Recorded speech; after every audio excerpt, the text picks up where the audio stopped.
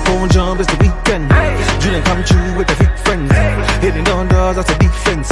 Rolling with all, that's not offense. It me change, you let me preaching. With a bull shaking to my maybe drop bands. Today on by and I say, today on by you the kid play, baby, tell me what you want. Julian, well I know you ain't fun. Ever since remember that we been knocking at the door. Y'all be moving paper, we be running up the school. Y'all before that building, we was sleeping on the floor. West side Africa, you know the shit ain't fun. I don't care what they say. We don't care. Driving all night long. I don't care what they say. We don't care. Poppin', baby. Come roll with me. All night long. As times relax, my mind's relaxed. I got now from who got next. Here's my number, just send a text. You got a man and she responds, nah. Okay, sure enough. I'ma let you go, don't wanna hold you up. I'ma call your phone when I put it up. Whoever let you go must be dumb as fuck. Wait far. Girl, you so fine, I pay for. Fly you first class to LA for. Body so blessed, I pray for.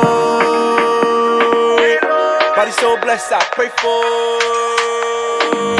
Cause I don't care what you say. I don't care what they say. We don't care. Driving all night long. I don't care what they say. We don't care. Driving all night long. Why did I kill it? Night long. It's the part where you get your ground, nigga. Make sure she focused, nigga. Make sure you focus, nigga. Let's go. 1, 2, 3, hit it. I don't care what they say. We don't care. Driving all night long. I don't care what they say. We don't care. Driving all night long. I don't care what they say. We don't care. Driving all night long. I don't care what they say. That's a hit for your ass, nigga. Hit for your ass, nigga. Prophet the One. Follow me on all Instagram sites, PROPHETTHEONE. That's Prophet the One in case you couldn't spell. But if you could, you already got it. Like Prophet like God, and then duh like duh, nigga. And then one like nigga, I'm the motherfucking one, nigga. Do you think you'll ever make it back to your guy? I don't know. Spent a lot of time going back and forth in my head about what might have been, and just as well. I know the feeling. I think that there are people in your life and they inspire art, you know, and you blow them up into these mythical characters and you give them all those magical qualities. And maybe they're just stepping stones to something bigger and better. I think I'ma go crazy if I write one more song about you. Ask if you love me, cause I just don't wanna doubt you. But when I'm going through it, it seems like a daily thing. I'm thinking through it, but what more could a baby change? They say if it's meant to be, then it's real. But what I'm supposed to do with all this time here left to kill, I can't build until my foundation is squared away. Can't love another true with you in my mind every day. It ain't fair, not to me, not to them neither. This shit is killing me, hunting me like the Grim Reaper. There you are around every corner I look down. Every story is about you in my book now. Holding on, cause I know this can't be no mistake. But fell with light over through yonder window break. It is the East Juliet, you're my son, and when I'm through, there won't be another one. Give me the words, the ones that's gonna bring you home. Give me the words, cause we ain't meant to be alone. Give me the words, open sesame into your heart. Now all you gotta do is take a minute and play the part. Give me the words, just tell me what I need to say. I said I love you, but that ain't gonna make you stay. So it's gotta be something bigger that's in the way. Just tell me what it is, don't leave me out here in the fray.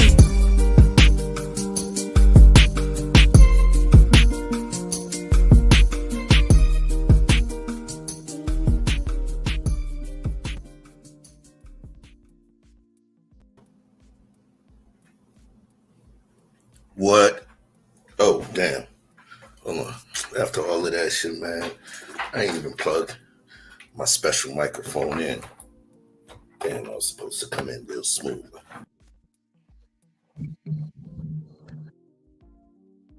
Lynch, wave your hands if you can hear me better now. Cool. Got the backstage crew. What's going on? Should I look ominous? Should I look ominous today? Nah, we're gonna chill today. What's good? What's good, y'all? It's your boy Chef Shoe Peasy in the spot for another installment of one of our shows. I definitely appreciate each and every one of you for coming through and spending some time with us tonight. This is an earlier session than we usually used to, but it's still gonna be fun. Schedule switching up a bit, so I have a little more prime time to play with. So we're gonna be giving you a little bit more, all right? So what's going on though? There's a lot going on. These streets are going crazy. All the streets going crazy. YouTube streets, streets, Washington, D.C. streets, them Roe versus Wade streets, and y'all saw the thumbnail. Apparently the Calabasas streets as well, But just to get my little emotional piece out, I want to send a special shout out to a young man I know and love. His name is Guyton Evan Erasmus. That's my little brother. My little brother, he went to Florida A&M University. He pledged Kappa Alpha Psi Fraternity Incorporated. Peace to the noobs that I know and love and respect. He went on to become an executive for Samsung in the Middle East. And then he went to create a company as he lived in Dubai. He moved to Dubai a few years back. And he created a company that was based around showing people from the U.S., giving them an opportunity to have the Dubai experience. He was friends with Nurse Red, aka Salt Bae, before y'all seen the videos with him sprinkling salt. He created, a business where artists, some celebrities, some rappers, some folks that had some bread that wanted to have that Dubai experience, he created a company to do that. At some point, he was arrested in Dubai for a small amount of marijuana that in the United States, it would cost you maybe less than $80. What costs you $5 in the US when it comes to the herb will cost you almost $600 in the United Arab Emirates. That's what happened to him. He wasn't a killer. He wasn't a thief. He wasn't any of those things. He got caught with some weed. He has his own accountability, and, you're accountable for what you do, and we understand about laws. But fuck that. That's my brother. I love him.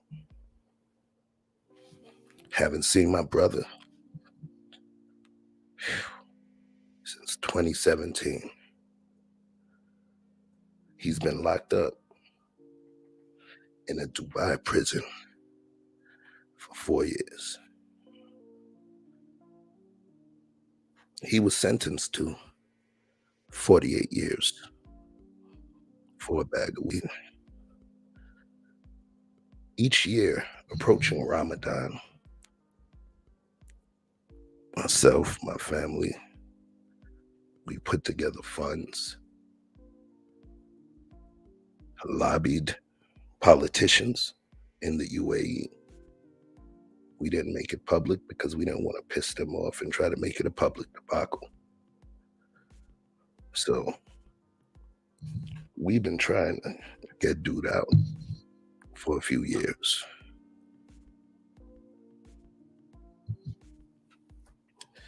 I expressed that to someone.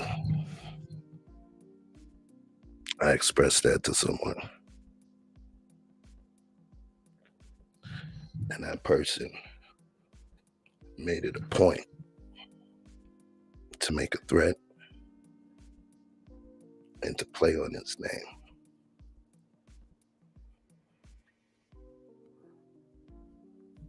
I'm not balanced.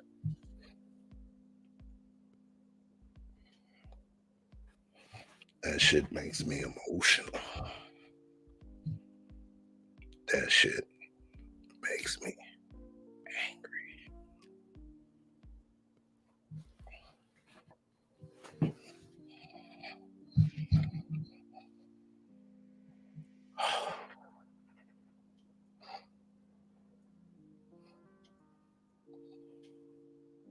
Yo, son. I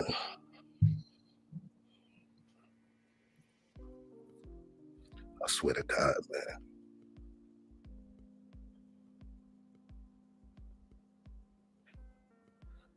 You got no clue. You got no clue. I want blood.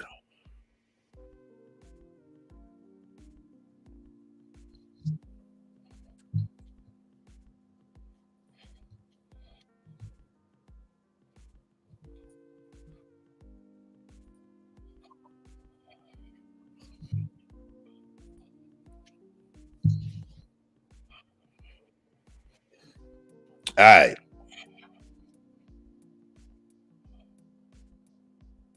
I ain't want to get that off. I tried with every fiber of my being not to let that off. But fuck that.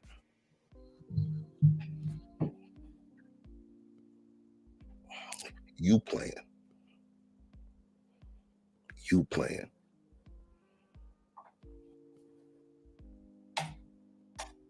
What up, y'all? We got you. No. We got you. Yeah, man. Yeah. Appreciate you. I appreciate you. So, listen, I'm gonna let you and Vic take this over real quick. All right.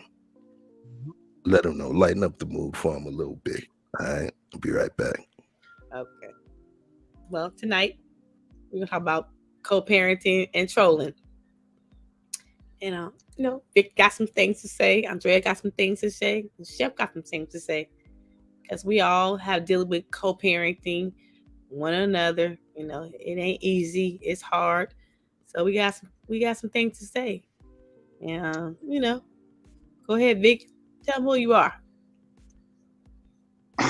Man, these people know who I am. They can't tell. You can see it right there at the bottom of the box, right there. This Victor Freeze Music. And put it like this: the song Chef played just a moment ago, after vibing, it's called "Give Me the Words." You can find a version of that on my page at Victor Freeze Music as well. This song ties into, if you saw the thumbnail behind it, episode we had about closure and what do we owe our exes. And it ties in very neatly and closely to what we're talking about tonight. And we're going to be looking at a case study. If you can't tell from the thumbnail, Kanye West and Kim Kardashian will be the start of said case study. What we're actually conversing is co-parent, because when we spoke about closure, that is someone being able to get over a relationship and move on. But when you have an eternal bond, like a child, living or dead, it bonds people in a way that a relationship never could. And when the relationship is long gone, those people still have a uniting factor that supersedes anything that they may create afterwards. So co-parenting is necessary and in a lot of cases mandatory. And the way we go about it determines a lot how the children are affected and how the people involved are affected. And it's kind of like what's my man? I'm a warrior. I'm a warrior, the booty warrior. Hey, listen. Fleece Johnson. Please, I likes you and I wants you. we can do this stuff our way. And that's where we at. The choice is yours. And sometimes people like it the hard way. So you gotta give them what they ask for. Real talk. Thank you. Pardon the earlier moment. I had to get that off. That's called a catharsis. You know what I'm saying? You let something off your chest. So I said what I said. I want to go to the love now. You know what I'm saying? So who we got up here? Of course, A1 Day One. You know she's showing up. All right. She keeps these streets centered. Love. My guy, Apex Alpha Simp, aka TD, Tristan Draper. Yep. What up, Andrea? My guy Tristan. Who else we got here? Oh yeah, a song by Victor Freeze about understanding how to let go and how to let God when it comes to relationships. Okay. That song was chosen because of one of the overarching points that I have, you know, that I feel in relation to the whole thing about co-parenting and trolling. You know, a lot of it has to do with our ability to disconnect. All right. So who else we got in here? I know. My man Rashawn Dave, critically drinking. Salute to you, fam. Salute. Come on. Your shit ain't moderated if she's not there. Peace to the other mods too, but you know what I'm saying. You know. So yeah, Gail at night, always on deck, holding the brother down. Appreciate you. Reza Neal, what's up? Thank you for the support. I appreciate you seeing you over here. I appreciate seeing you over here. Thank you. My guy, Mr. O is just living, aka the Pope of Houston. What up? My guy. Yo, it was good seeing you. It felt like visiting. It felt like kicking it with fam, yo. You know what I mean? I wish we got up earlier in that weekend too to do more. But look, I'm headed back. There's something special about that city. So you're gonna have to be the one to prove me wrong when I pull back up. Mika Marcel, what it do? I'll see you. So yeah, thank you. It's something that we still dealing with, Gail. You know, every Ramadan we try to do what we got to do to get them out. It didn't happen this Ramadan. You feel me? So, and Ramadan just ended, you know? But I appreciate you. We still trying to do what we got to do. Tawana, hey, what's going on, Tawana G? Feel like I miss you. I don't know. Where you been, yo? I wish you and hubby could have came through to Houston when you was in Dallas. I know it might have been a little weird, but shit, it would have been dope, man. Who else we got here? Before we get to the issue? There you go. Red lipstick. What's good? That's red lipstick. What's going on? Hey, red lipstick. Let me tell you. I got to get some permission from you because I literally want to do a little reaction to one of your broadcasts. We're going to talk about it.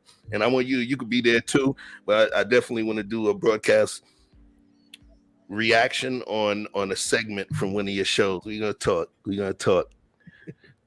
Haha. Asheville's finest. Gerald Grant, my guy. Executive for AT&T.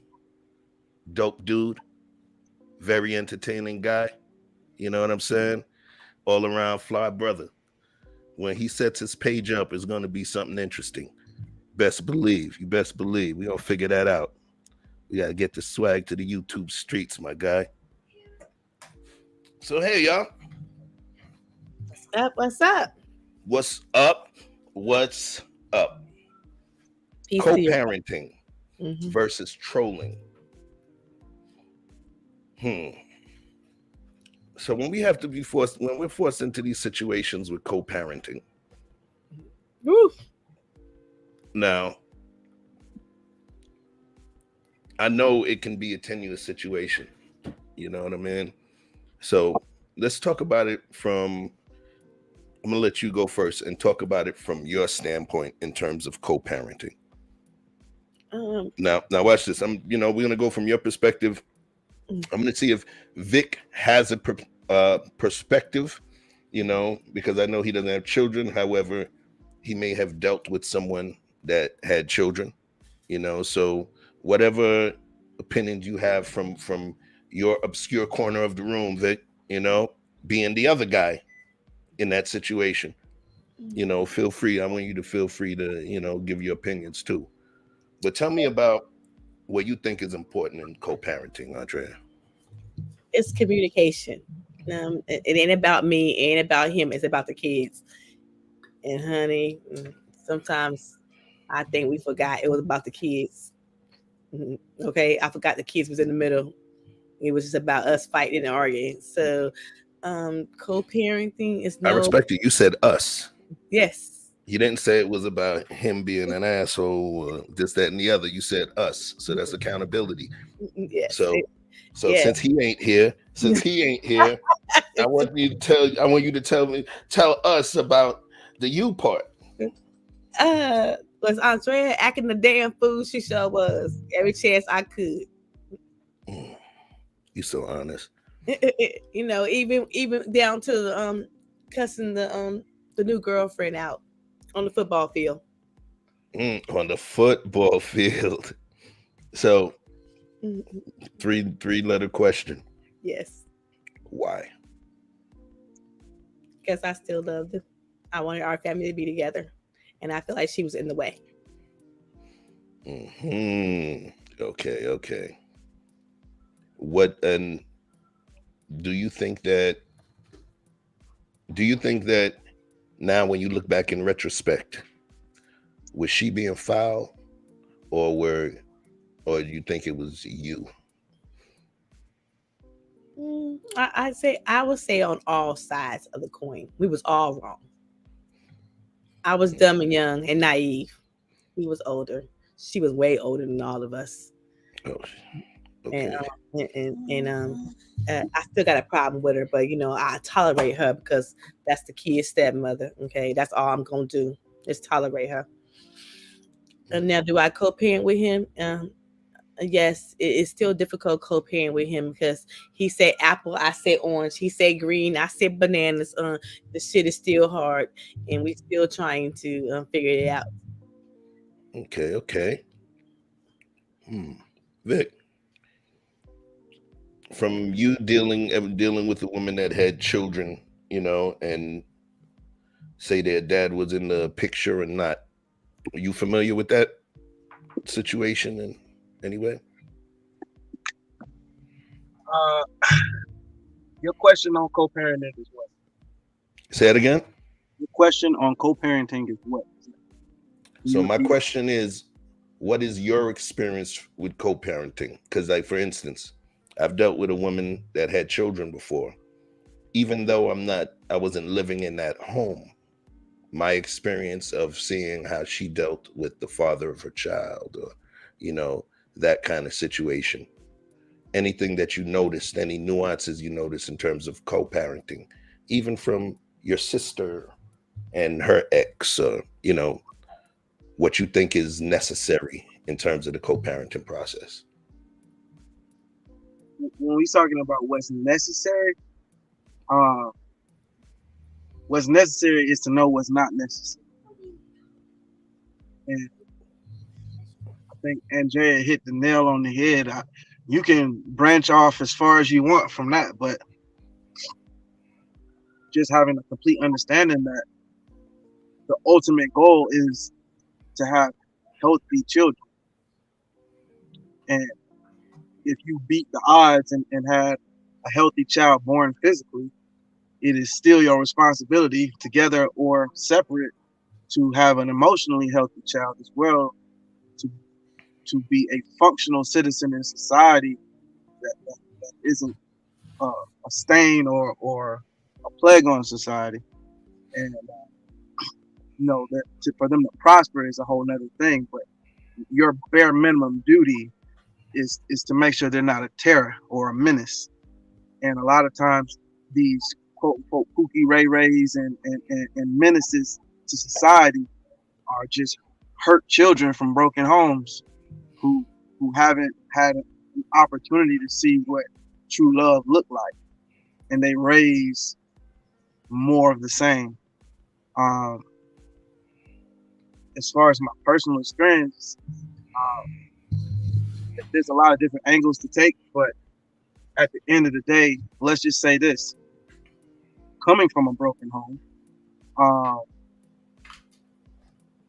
I know a lot of fathers go out of their way to buy their children's favor when possible. Sometimes that's all the only tool that they have. But the presence is essential, and you can buy all the toys and birthday and Christmases that you want, and it's never going to replace a pat on the back or seeing their missing parent in the stands or at the recital. And I think that's the point, is that the two parents have to be able to work together well enough that both parents can be present and active in that child's life, that no one's using that child as a weapon. All right. That's dope. You were cooking just now, and there was something that stood out to me just now when you were cooking, where you mentioned about the fathers that will do more or, spend money on their kids that they don't see as often. In many situations, there's fathers that are just unavailable, and they'll just send the bread. There's some fathers, I believe that there's some fathers that feel a high degree of guilt, even though, say, the mother is keeping the child away from the father or keeping the father away from the child. When that father gets an opportunity to be there, he's going to be less apt to want to be the disciplinarian because he misses his child. And sometimes some parents, I don't always believe that it's just trying to buy the love or just throwing money at it. Sometimes it's a father that may not feel in control of the situation. It's my personal opinion. I see you over there grinning like the Cheshire Cat, so come with it. What you gonna say? That's some bullshit? That's bullshit. Okay, that's some bullshit. Shut up, yo. Okay. You know what? I told my ex-husband this a long time ago. See, I don't like him playing Superman, okay? Because I have the kids, and when they go to your house, if they grounded at my house, they grounded at your house. Okay, so we gotta be on the even playing field. Okay, and so you can't be Superman and then I'm bad cop mama. Yeah, that's not fair though. That's Why? not fair. It's not. Why? Why is that fair? First things first. All right, I'll tell you this. First things first. When we look at it, you have little Johnny 7 days a week. You live in Sacramento. Me, Daddy, I live in Houston. You have little Johnny 7 days a week. and I'm only gonna have little Johnny for a month and a half in the summer. Mm-hmm. Little Johnny behaves when he come over to my spot. He's happy to see his daddy that he only sees a few times a year. How dare you tell me how to spend my money on my son? Because remember, he only has me for a fraction, which means that I feel as though there's a lot of makeup that I have to do. So now, in terms of the emotion, I'm gonna play it safe and speak for myself. Mm-hmm. When I, came down to Atlanta, my son was in New York, and for me, it was like, when I would go to New York, I would see him. But the long period of time would be when he would come spend summers with me in Atlanta. And we would do stuff together. We would go have fun, such and such. And then I remember one day his mom called me and was like, yeah, you need to tell him about cleaning his room and this and that, Mm-hmm. Now, if it's not some school shit, because I got in on them on some school shit, don't get it twisted. Mm-hmm. But what you doing at home, that's you at home. This is the opportunity for him to see his father as the hero in a shorter span of time. So when I look at it, I don't look at it as I'm usurping your position as a mom, or, I'm trying to make you look a certain way. The thing is, I'm trying to fight for that real estate in my child's heart. And it's nothing against you. Remember, there was somebody that said that men, we only like to spend money when we want some shit, we did some shit wrong, or we feel guilty. Right? Mm-hmm. It's truth to that. It's truth to that.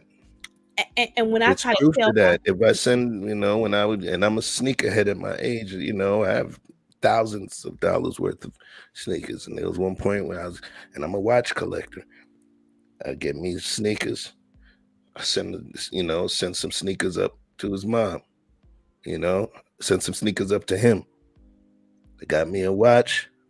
Sent him the new watch. And then there was one day when his mom hit me up. She was like, "Yo, why did you do that?" I said, "What? I'm a gamer." He was like, "Hey, Dad, can you you think you could get me a month of Xbox Live or 3 months of Xbox Live?" In the back of my mind, I'm like, "Yo, I'm a gamer." I went and bought him the whole year of Xbox Live Gold. His mom hit me up like, "Why would you do that? Why would you do that? I only like to get that shit once a month, so this, that, and the other." I'm like, "Yo, how the hell am I supposed to know?" My son asked me for some $10 shit, and I got him the $100 shit. But I'm not parenting my children out of guilt. I'm not guilty of anything. I'm their mama, and I'm not exactly. Okay, I'm not. The guilt is my burden, not yours. So yes, you ain't gonna feel it. Yes, I'm not parenting them out of guilt. And I try to tell my husband and my ex-husband, and you know what he told me? Stop watching Oprah, Gail, and Yana Van Zam. They ain't telling you the right truth. I was like, really? That's what he told me. Peace to Ayanla, she from Brooklyn. Peace, yeah. That's what he told me. I said, well, we don't need to parent our children out of guilt. He was like, Andrea, I don't want to hear this. I'm like, but this is what you're going to have. You're going to have monsters on your hand when you play hero. And they feel like that to this day. They feel like daddy is the hero. Daddy going to save everybody. So watch this. I'm going to be the me daddy. I'm going to speak for myself. Uh-huh. Sorry, Keisha. Look, my son's mom, everybody talk about, oh man, light-skinned Keisha, right? Light-skinned Keisha. Sorry, Keisha. It was always my dream for my son to come and live with me when he was 12 years old. Mm-hmm. Call it the Furious Styles and Trace Styles from Boys in the Hood. That was something that I wanted. Not to set him straight. That was something that I wanted, Things didn't work out like that. So to some degree, there's time where it's like, yo, and mind you, I support my son. Well, I supported my son. He's 22, but I support him well. no complaints. It's just like, yo, I just feel as though because of the not being there, each moment became more important. Each moment that I spent with him became much more important because it was not a whole lot of moments, you know. So it's a burden that I believe that we as parents put on ourselves, and I take full responsibility for it because I feel that it comes with a certain level of guilt. My guilt that one, not that I didn't make it work, but in terms of my decision making, but also not about what was me. The other part was about saying, look, motherfucker, you in the situation you in now. Now you got to make this thing happen. And it's a pressure that's on us. And I'll be honest, was I dumb, young, and stupid, doing stupid shit, cussing his ass out every chance I get? Yes, I was. Okay. But at the same time I mourned that relationship because I wanted a 2-parent home for my children. I dream about having a 4 kids, a dog, and a picket fence, and a husband and a wife. I wanted my kids to have a 2-parent home. My parents are still a 2-parent home. But at the same time I cannot be the bad cop and he be the good cop, and then the kids look like, oh, here gonna me, no mama. She always complain about something, and then when they daddy buying iPhones, daddy buying this, and daddy only lived 30 minutes away from us, so it ain't like he lived in another country. Okay, he lived 30 minutes away from us. Okay. And then and he had his own business. And when I complain about you being on the football field with your son, if you don't want the coaches cussing his ass out, why he ain't working? Get your behind out with them. You the daddy. Okay. I ain't gonna argue with that. It's 30 minutes. So in terms of, my dynamic with yours, it works a little differently. So do you believe he loves his kids? He loved them with every heart in his fiber. He would do anything for his kids. But throwing money at them does not fix the problem. Throwing money at them does not fix that my daughter has got some issues when it comes to men. It does not fix because why? She feels like she doesn't like the man her daddy is. So she ain't found the right man. Because is her daddy a protector? Yes, he is. Is he a provider? Yes, he is. But it's something why my daughter ain't dating the right man looking like her daddy. Ask him that question. I got a problem with that. Do you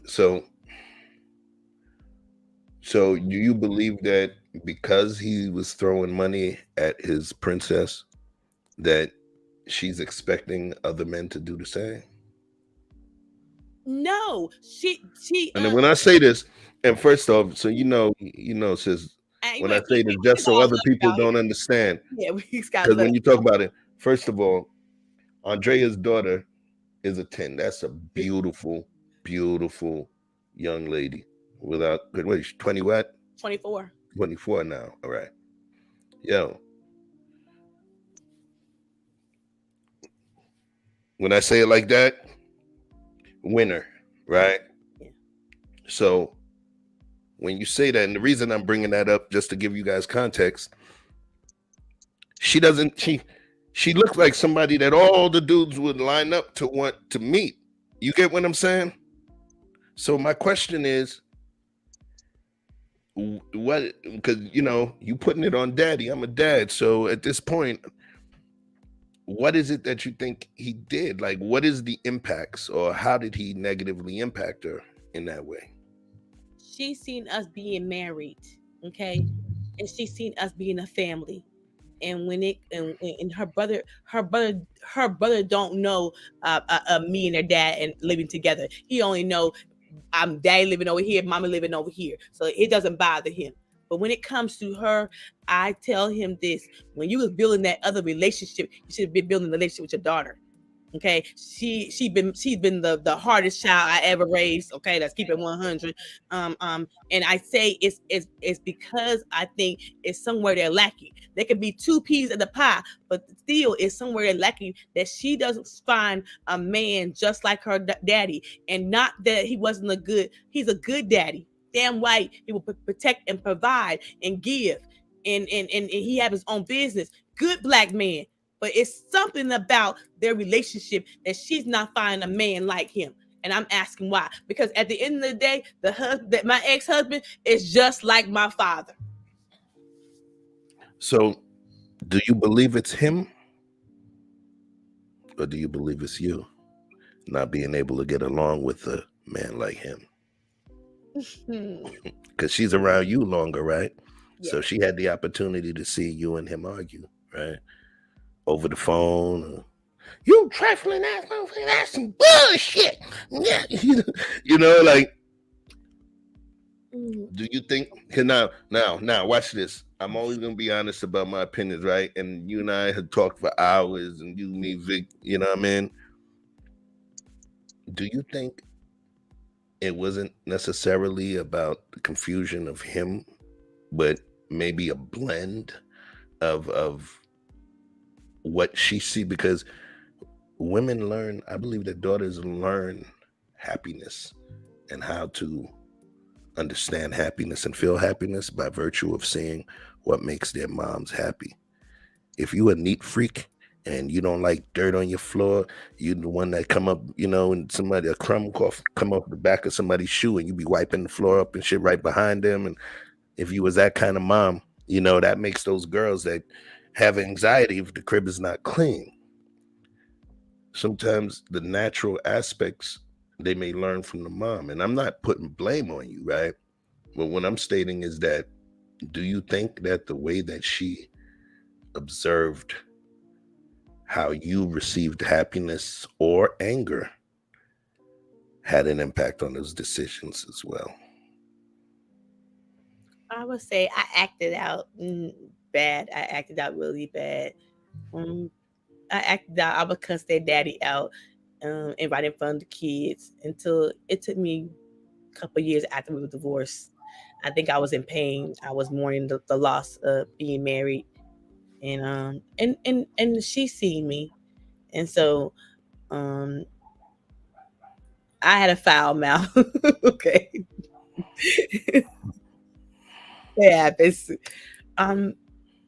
Yes, I play a part in it. Yes, I do. Yes, I do. Okay. Man, yeah, that's why I fuck with you. You honest as hell, man. Thank you. Real talk. Because you got people that be doubling and tripling down on some on some garbage. So how soon does it start? In terms of, you know, when I say how soon does it start? Well, I personally think drama. I think the mama and the daddy. Well, the drama starts when money, cars, and finances get involved, and when you say I'm gonna take all his shit and get him back. Okay, I was that scorned woman. Okay, I ain't gonna lie. When the minute he said he was going to Hawaii with the mistress, I was out getting my divorce attorney, get all the money he can from. So I think couples need to go. Parents need to go to therapy and learn how to communicate. Because I went to therapy, but it took me a minute to communicate right with him. And it ain't perfect. It ain't perfect, but it is what it is. The fact that, I gotta give you props. You actually went to therapy, so you went to seek out a reasoning. And I remember you talked about in one of the previous shows. Y'all gonna have to go look at some of my previous content to a lot. It was the first fatherhood sip, as a matter of fact. Sunday Fatherhood's Cognac Sip. Go to my page, Volume 1, Emotional Endurance. Andrea breaks down some heavy stuff, and that visit to the therapist. That show was the one that made her a part of this show, straight up. You know. Yes, real talk. I blamed him. I blamed him for that marriage, and what I didn't realize was in therapy, I told him I wanted out, and that's the day he moved out. And for years, I blamed him for hurting our family. And he just gave me what I wanted. And as I'm happy not being married to him, hell yeah, I'm happy. But did I give a good father? Hell yeah, I got a good father. Did I get a good provider for my children? You damn right. And he would do anything for my kids. He would do anything for me until I stopped cussing his ass out. I got you. Look what Eat, Work, and Travel said. What's up, Eat, Work, and Travel? Thank you for dropping by. Your avatar make me feel like I'm cheating. I'm an old lady. But anyway. Right. I do think co-parenting, the parents need to go to therapy and try to work out the issues. Because I'm not gonna lie, he had a new girlfriend. I said, don't bring my kids, don't bring no woman around my children. They young kids. And he was like, I'm grown, I can do what I want to. We divorced. I said, oh, okay. So the kids were with their dad. And I went out there because it was my weekend off, but I was going to watch the football game. Okay. And so I told the kids said, hey mom, how you doing? I said, y'all go out there and play on the field. And I cussed the girlfriend out. So we got some good stuff coming through real quick. So hi everyone, peace to the panel. Eat, Work, and Travel also said it's all hot air. I truly admire your honesty. Straight up and down, you know. And then there was a statement. She said, even though he's 30 minutes away, do you believe respect was lost because he wasn't in the home? Was respect lost because he wasn't in the home? Yes, because the kids, it seemed like when daddy spoke, the kids listened. And even when in my own home, mommy and daddy, yes. Even in my own home, when my daddy spoke, them kids, we didn't move. When daddy said something, we was like, okay, we ain't playing with daddy. So I missed that. I missed the kids didn't have that. And I told him that. Even when my daughter she was still in that Target, I told her she had this friend that I didn't like. I said, I don't trust your damn friend. She ain't no good. And I said, and I called her daddy. I said, she at Target stealing. Oh man. And I said, you better get down here in 30 minutes. That's what I do know. Oh, he got down there and gave it to her, okay? Hey. You better bring your ass to work. She ain't never did that again in her lifetime, okay? But the kids, I think the kids do lose respect. When the first time that my son ever bucked at me, I was like, who do you think you is? And then that's when he moved out. I was like, oh, you going to your daddy. It's time for you to, it's daddy gonna finish the job with you. Eat, Work, and Travel said, I was angry with my father when he left. I didn't know or understand why, but I was mad at him. Man, thank you for sharing. She said, he wasn't with me, so he wasn't my dad. You see that thought process? Mm-hmm. Even though my son didn't think like that, you know, his vibe was different. He didn't think like that. But that is the fear that I was talking about. That's the thing that if Eat, Work, and Travel was my daughter and I would have her for a whole summer, that's the thing that I would be having to fight through. That,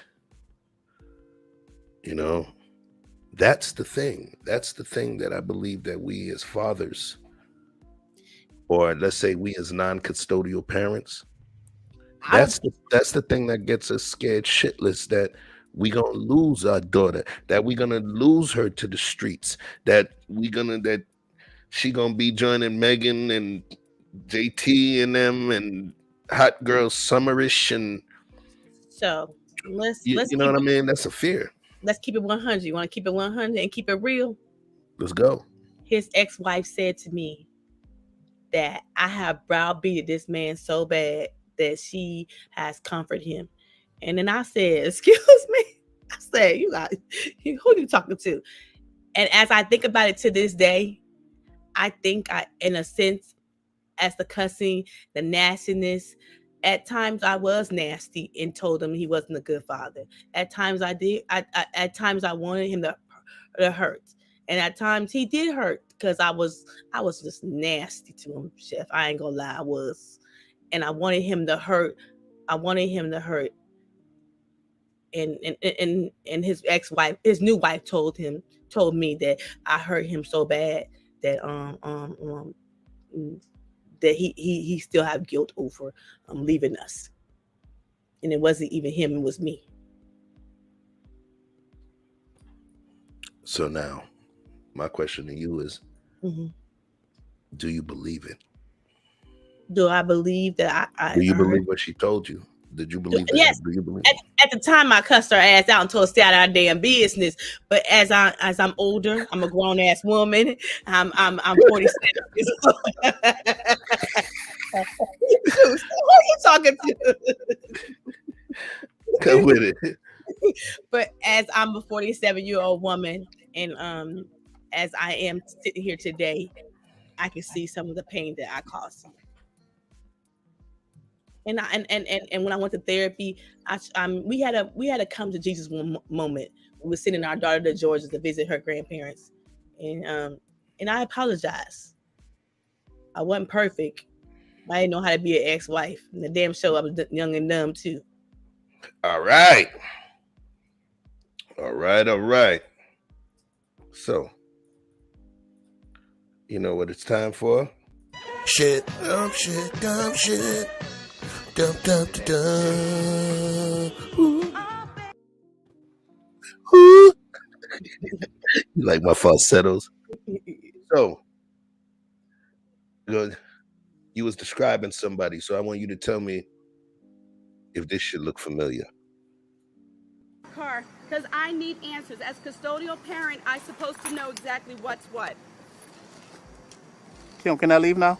Can you please tell me where you cut my children's hair? I gave authority. I gave my kids a haircut. You had no authority. Do you have my kids behind us? Did you consult Haircut. Kim, let me peel off. Did you consult with me? Can I leave now? Let's be a man for once. Can I leave? Did you consult with me? Ma, can you get the police because... Yeah, he's taking my photo because he won't tell me exactly what happened. He has no right to do that.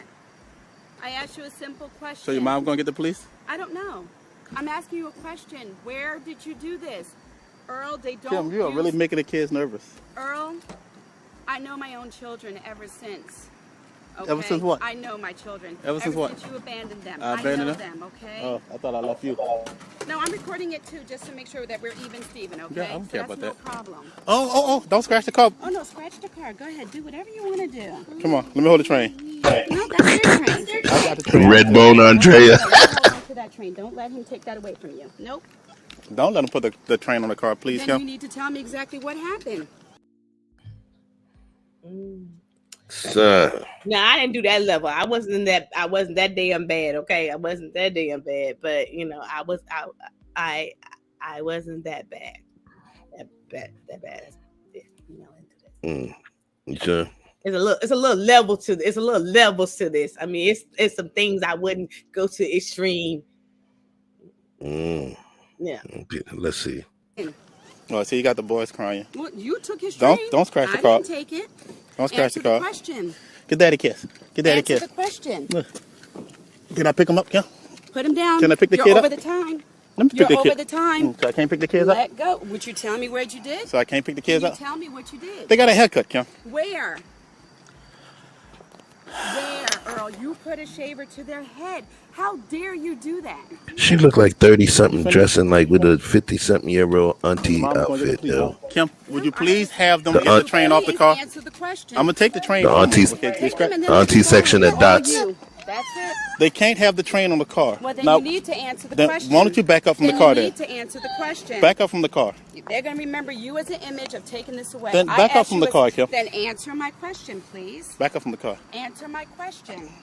Kim, you shouldn't be doing this in front of the kids. Would you please? Peace to Harrison family Girl, values. Who gave you the right to do that? Brooklyn's finest. Who gave you the right? Oh, I wish you let me leave, Kim. Who gave you the right? You were over an hour and a half late. Go ahead, get your turn, sweetie. Who gave you the right to shave their head? What? Don't I pay child support? And don't they my Child kids too? support has nothing to do. You are non-custodial with visitation. You have no rights whatsoever to do anything like this without consulting with me first. Oh, here come your mama. I know it's about to get worse.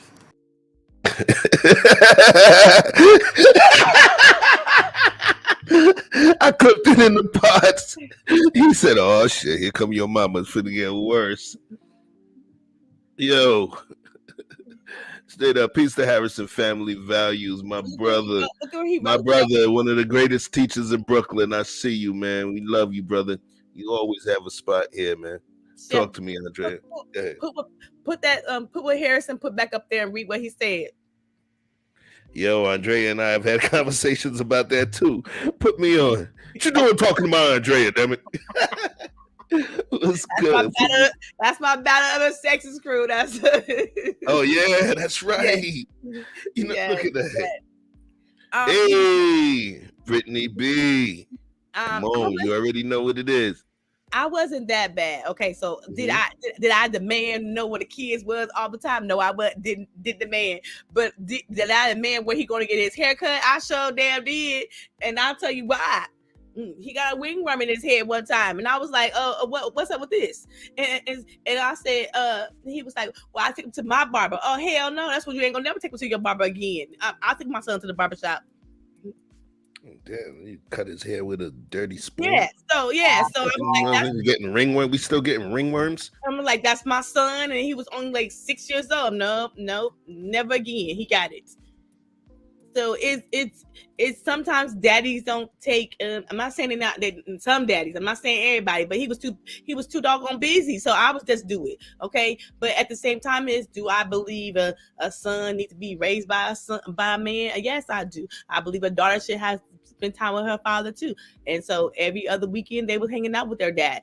And at the same time I had to literally act a damn fool to get my way for him to do some things. And I don't want to do that. I just feel like that's the only time he hear me, when I'm acting a fool. And so when I had to say about the football, when I told him the football coach is cussing our son out, and he was like, "I don't like that, Andrea." Well, honey, I'm a woman. Well, I'm gonna tell the football coach, "Don't be cussing my son out. You're being too hard on him. The daddy should be there.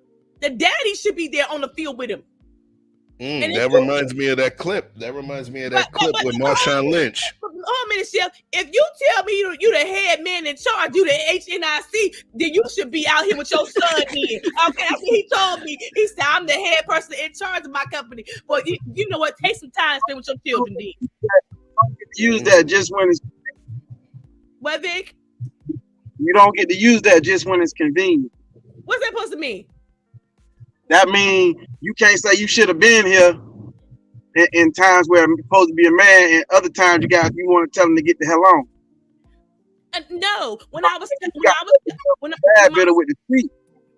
That is the price. No, it's actually gambling your child's development, in my opinion.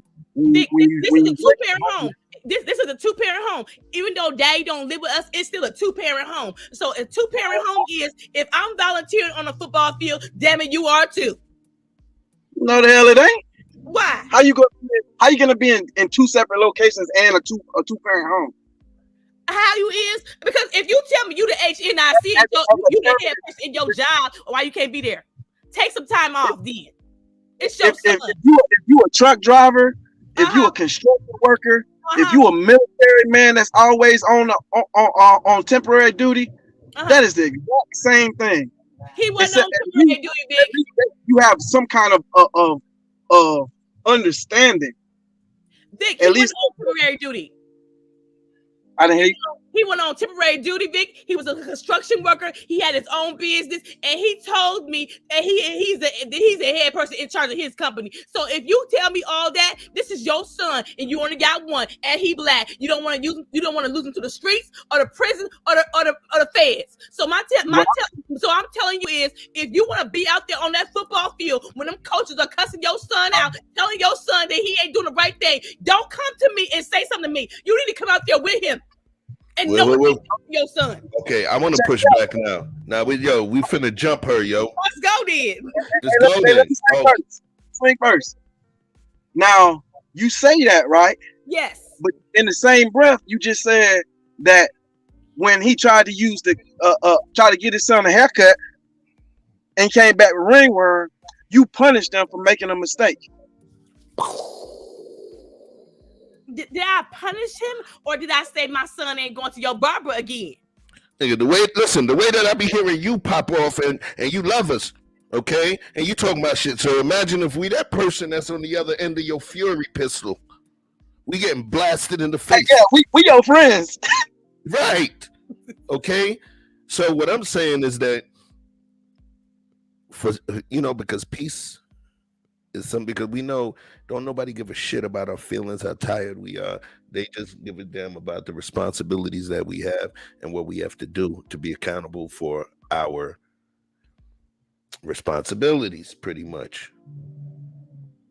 Peace and comfort is the things that's the fuel that allows us to go further. We build all the rest, but all we need is peace and comfort.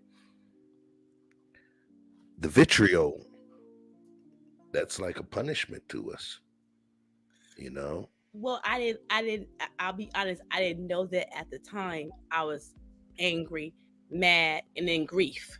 And so did I act out in ways that when I look back and think about it and we talk about it, it's funny to us now, but it wasn't funny to me. And I feel like he was antagonizing me. I feel like he was doing shit that I told him don't do. And I feel like when it comes to my kids, I will lay my life down with my kids. And I didn't want my kids, because they had a single mom, to lose them to the streets, teen pregnancy, because when a daddy's not in the house, that shit can happen. So it was flying through my head all the time. I got one black son. I don't want to lose him to the streets, the prison, and none of that. So I put him in football. I did everything to try to keep him away from that. And so if as a father is, I know you out there making money, but at the same time is we the parents. And if you don't want these coaches out here talking to your son any kind of way, you got to come out here. I'm a woman. What I'm gonna say to nothing about my son, football coach? Yeah, it's I agree. And even Harrison I'm gonna call you HFV said, but telling the dad to obey you about getting his son haircut, it's not right. Now we're not finished with that particular clip, but it was something that you mentioned, and I always go back. Y'all ladies say y'all want to do that listens. One thing I noticed then, I listened so well that later on that shit pisses y'all off. Because then I was like, oh, you're gonna be giving me my words back? I'm just saying, I listen, right? So watch this. Multiple times, one of the things, including today, you stated that in order, because his dad was not around or as available as you would have liked him to be, you put your son in activities, you put him in football. You even mentioned something about your brothers making sure that you had a male figure that was there, positive male figure that was there and present in his life, right? Yeah. Sometimes, and you remember, you were also annoyed at the fact that your father, you felt like he was a softie when he did get them and just was throwing stuff at them. So he's good cop and you bad cop, right? Yes. That means that little man needed a bad cop, right? Mm-hmm. When the coach screamed at little man, and I'm sure your punk ass screamed at little man too, right? He screamed at him, and then you screamed at Pops to come down here, right? So hold on 1 second. I'm gonna give you a more public version of what you were talking about. All right, we're gonna watch this real quick. Fair use, fair use, fair use.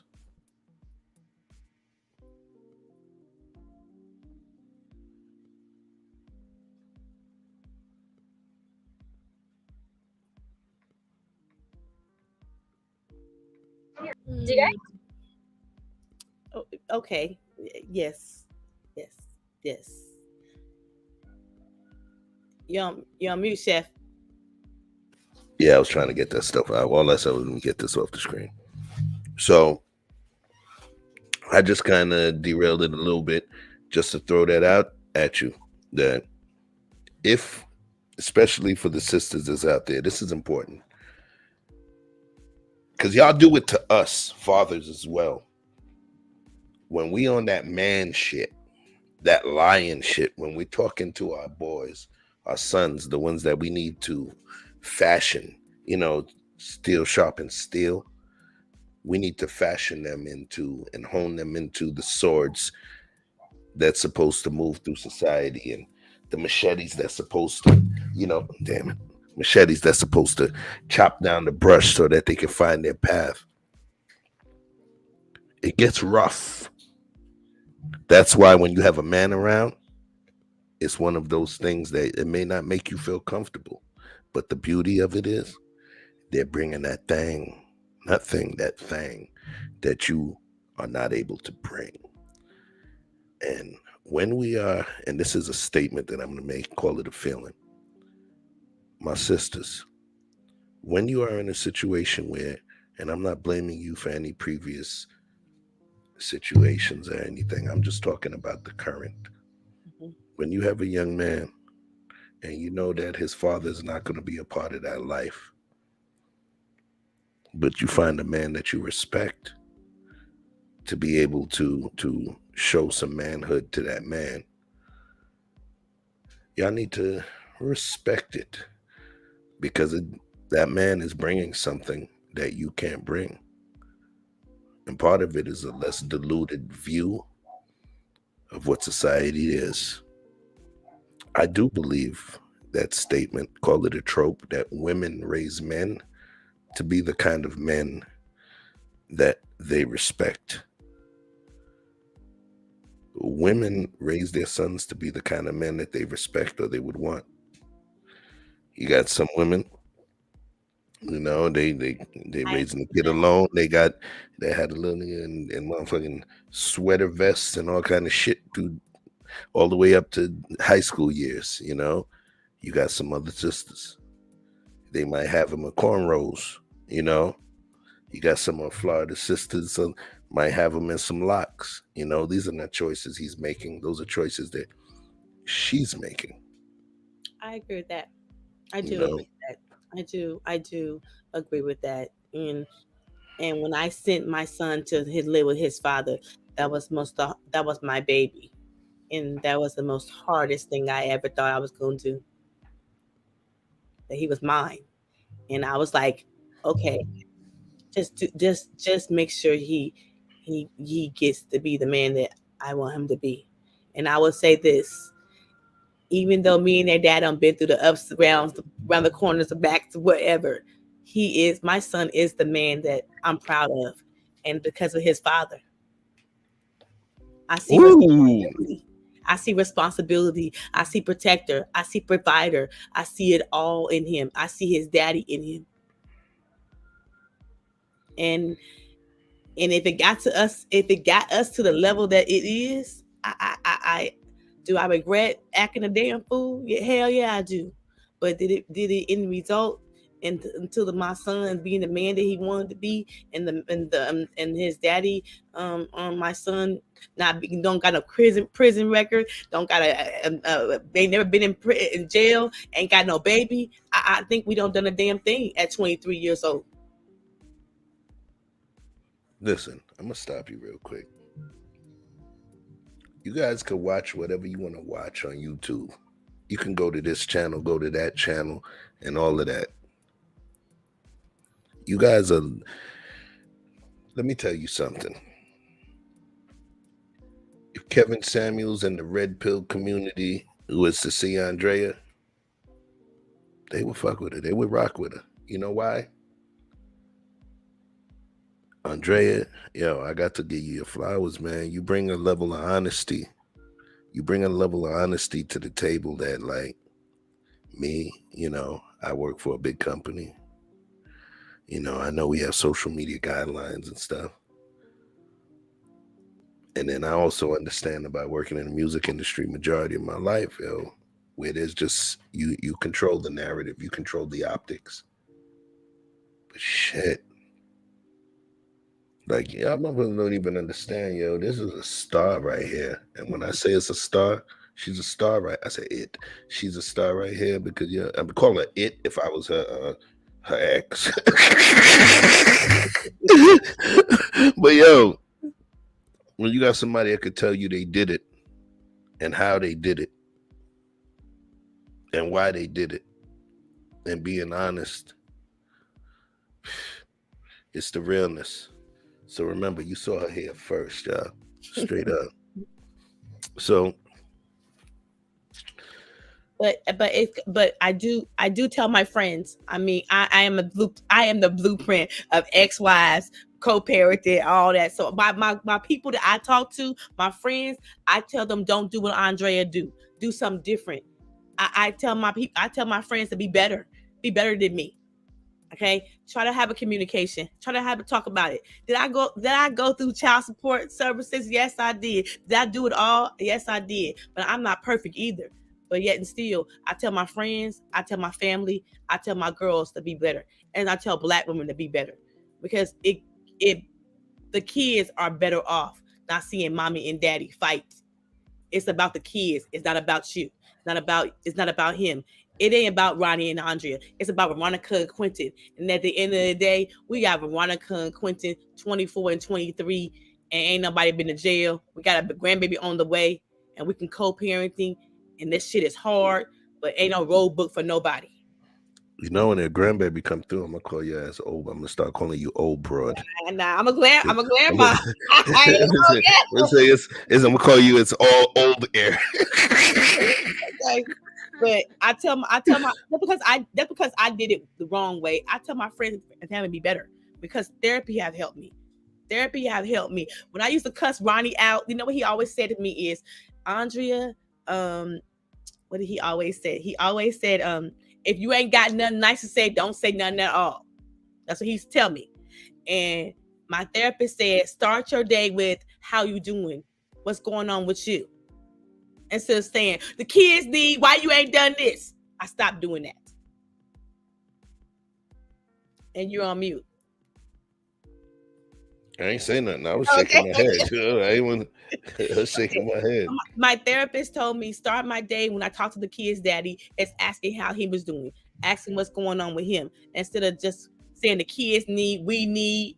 And don't get me wrong, Ronnie Lynch took care of Andrea Lynch too. Y'all might think he didn't, but that brother still took care of me, even though I was cussing his ass out. So he wasn't. I'm not saying he wasn't. He wasn't a good husband for me. I just realized that I didn't want that. That's the difference, and it's okay. So pretty much you were a Scud missile, and he was a soldier that didn't have his helmet on at the time. No, I think the problem is he was ready for marriage, and I wasn't. Yo, man, I might have to take this one down and put this on the Patreon. Yo, we're not used to seeing this kind of honesty from the sisters on YouTube right here. Not all in. Yes. Yo, I can say that he was ready for marriage and children. And Andrea Lynch was like, "I'm my mama and daddy house. It's time to party." We got some kids. Yeah, so yes, that's deep. That's deep. Yes. So let's go. We're gonna go back, and we're gonna go back to the red bone, aka light skin Andrea. Whatsoever to do anything like this without consulting with me first. Oh, here comes your mama. I know it's about to get worse. Kim, you see? Here comes her mom. Let him scratch up I'm the car. sorry. I need to know what you did. I'm gonna give it back. Daddy gonna give it back. You can't scratch up the car, okay? Okay? Come on. Give Daddy a kiss. Give Daddy a kiss. Give the car back. Let me give him a kiss, Kim. Let him go. Okay, give it the car. Give it. Okay. Give him the train. Come get Daddy a kiss. Get the train. Here, go over here. Take him. Give me the train. Yo, she dressed like an old woman, yo. I don't understand that fucking outfit. She in her 30s, bro. I don't know. She dressed like a mom. Where's my stuff? Is it that bag that you gave me? Oh, you did give me coat, huh? Yes, I did give you coats, girl, and I gave you hats, and I gave you food. Okay, back up so I can open the trunk. Go right ahead. Come on, baby. I'm sorry, what'd you say? What? It works. Does the battery doesn't work? Well, you gotta turn it on. Get the coats, Earl. When she back up. Oh, Mom. Get the coat, Earl. You can go get the coats. I don't want you behind me, Kim, because... I really don't care about you, Earl. You know what? The coats are in the suitcase. No, let it videotape. Her and her mom dressed the same, yo. In the suitcase. Stop the phone. It's already videotaped. It's okay. If my picture gets on the internet, don't worry about it. and you think it's funny. You can do a You civil see, suit. that's why you're such a coward, Earl. Say that again, Miss Woods. These are the 3-year-olds, not you. Okay. Call it a Miss Woods. That's respect. That's enough. That's okay. When Can you I have? hold Wait, me can on I the have phone my children's coats, to please? introduce yourself, Why you not? were I gotta get saying my that you coats. were respectable. I am. Oh, Kim, did you ever find my mom's obituary? Can you? You never gave it to me. But can I have my coats, please? He's deflecting so that he could calm them down. Oh, they must have been in that suitcase.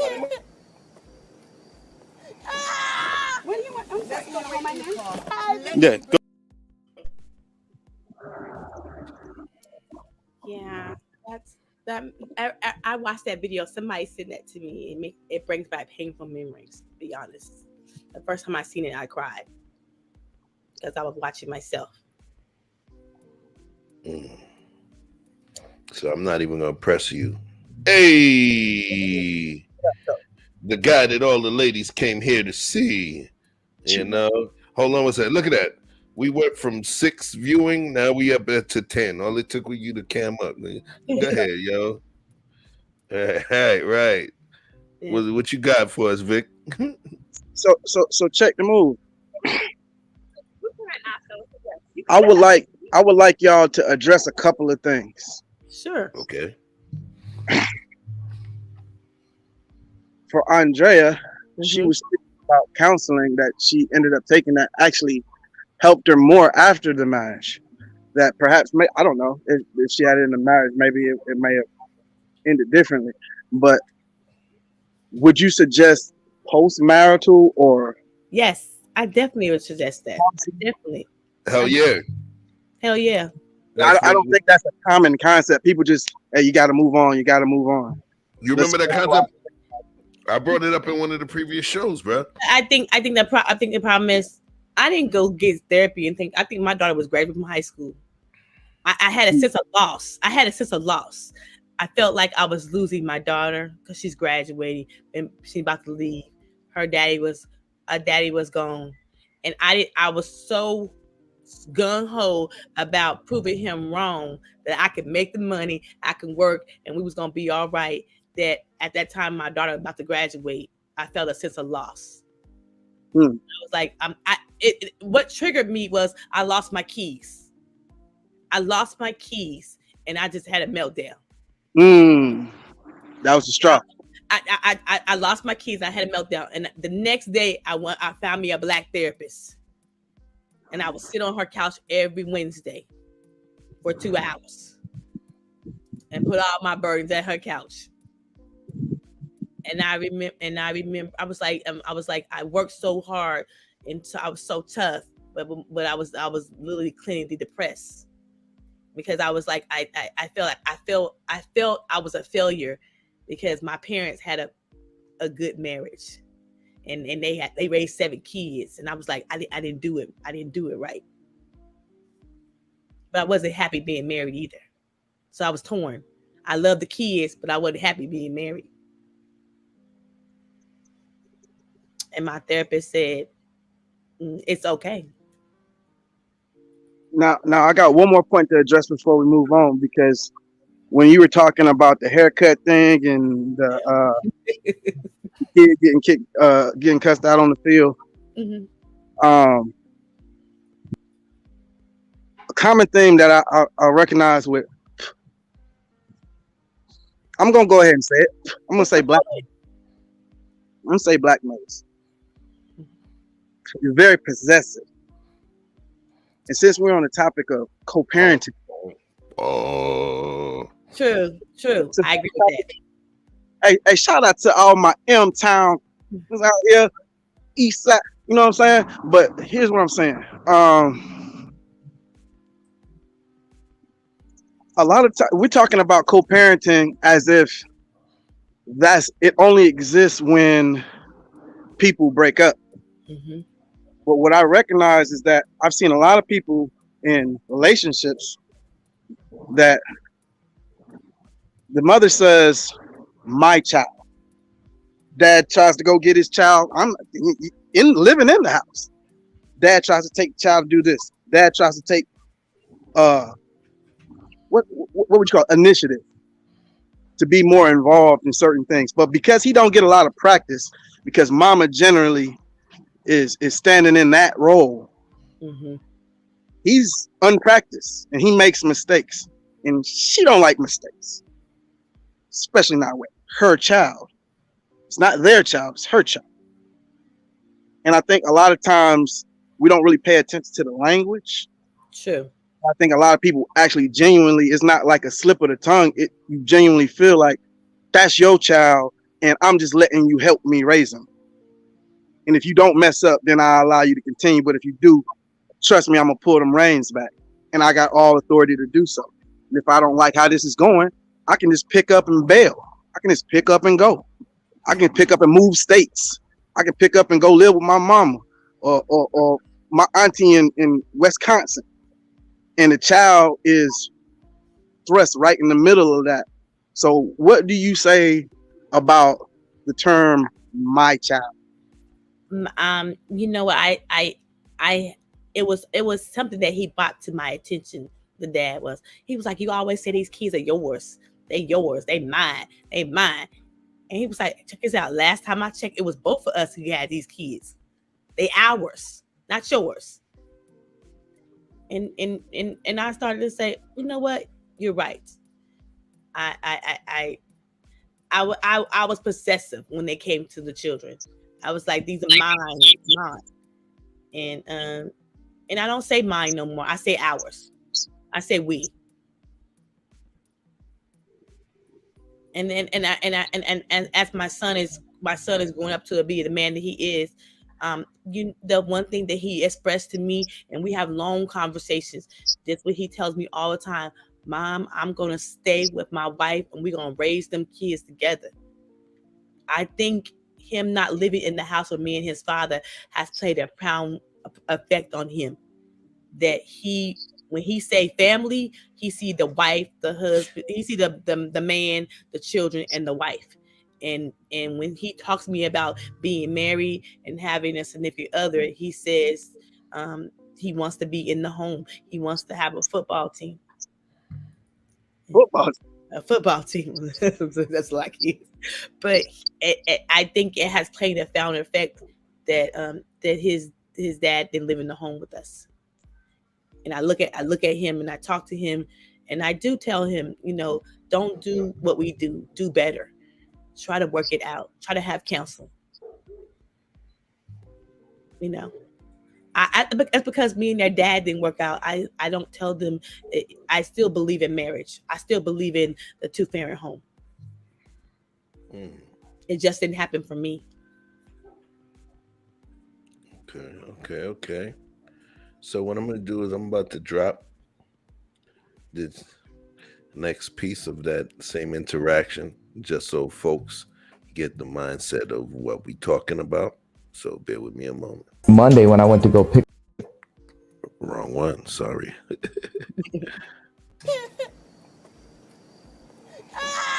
What do you want? I'm sorry, you want my hand? Yeah, go wait in the car. Right there. He's trying to do something for the court date. No, these are my coats. That's so typical. It's nothing new. Oh, there you Don't go. say another word to him. He's not even worth it. I know. But don't you ever touch my children like that again without consulting me. I am custodial. I'm gonna give him a haircut next time. In the judgment of the divorce, you do not touch their hair. I am I'm just telling you, if they custodial need a like haircut, it's I'll give it to 'em. a badge. If they need a haircut, I give it to them. Like that shit is a badge. You do not cut them. Yeah, send me the bill. Earl, you should have been more conscious about them being sick with the fever instead of trying to give them a haircut. Kim. He's videotaping that. I know, so am I. I'm doing the same thing, Mom. I'm going to crack him on his head. Miss Woods, back up. Behave yourself. Back up, Miss Woods. Behave yourself. He's a waste of space. Behave yourself. Get out the car, y'all scared. What is your name, honey? Look close. What's your name? Huh? Hold on, Miss Woods. Ronnie? What's your mommy's name? What's your name? What's your mommy's name? What's your mommy's name? Let the car go.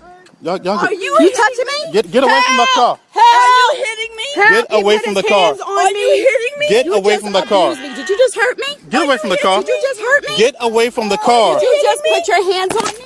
Are you hitting me? Get away from the car. Taking pictures. Put your You're hands doing on this me? on purpose. Get Did away you from the put car. your hands on me? Let's go. You put your hands on me? I'm gonna have a physical. Go ahead. Right. Go ahead. I'm about to walk back in the police station myself. Let's go. You put your hands on me. Leaving a child in the car. So typical. Come on. So whose kid was in the car seat? My kid or her kid? They have 3 car seats. In the 3 front car seat? seats. No, I just put that in the front In seat. the front seat? Go get a life, Miss Woods. In the He front just seat? put it in the front Go seat. get a life.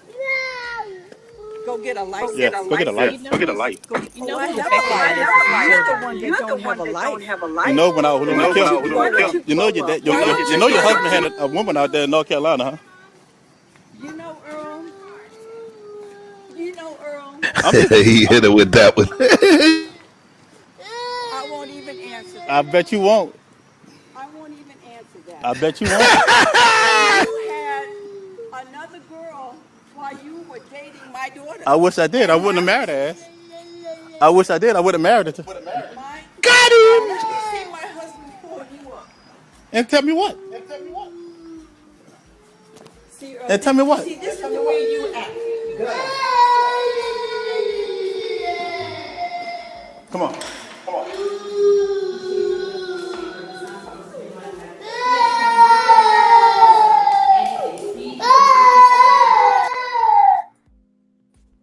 You know who's affected in this all? It ain't about the mom and the dad. It's them children in that cry.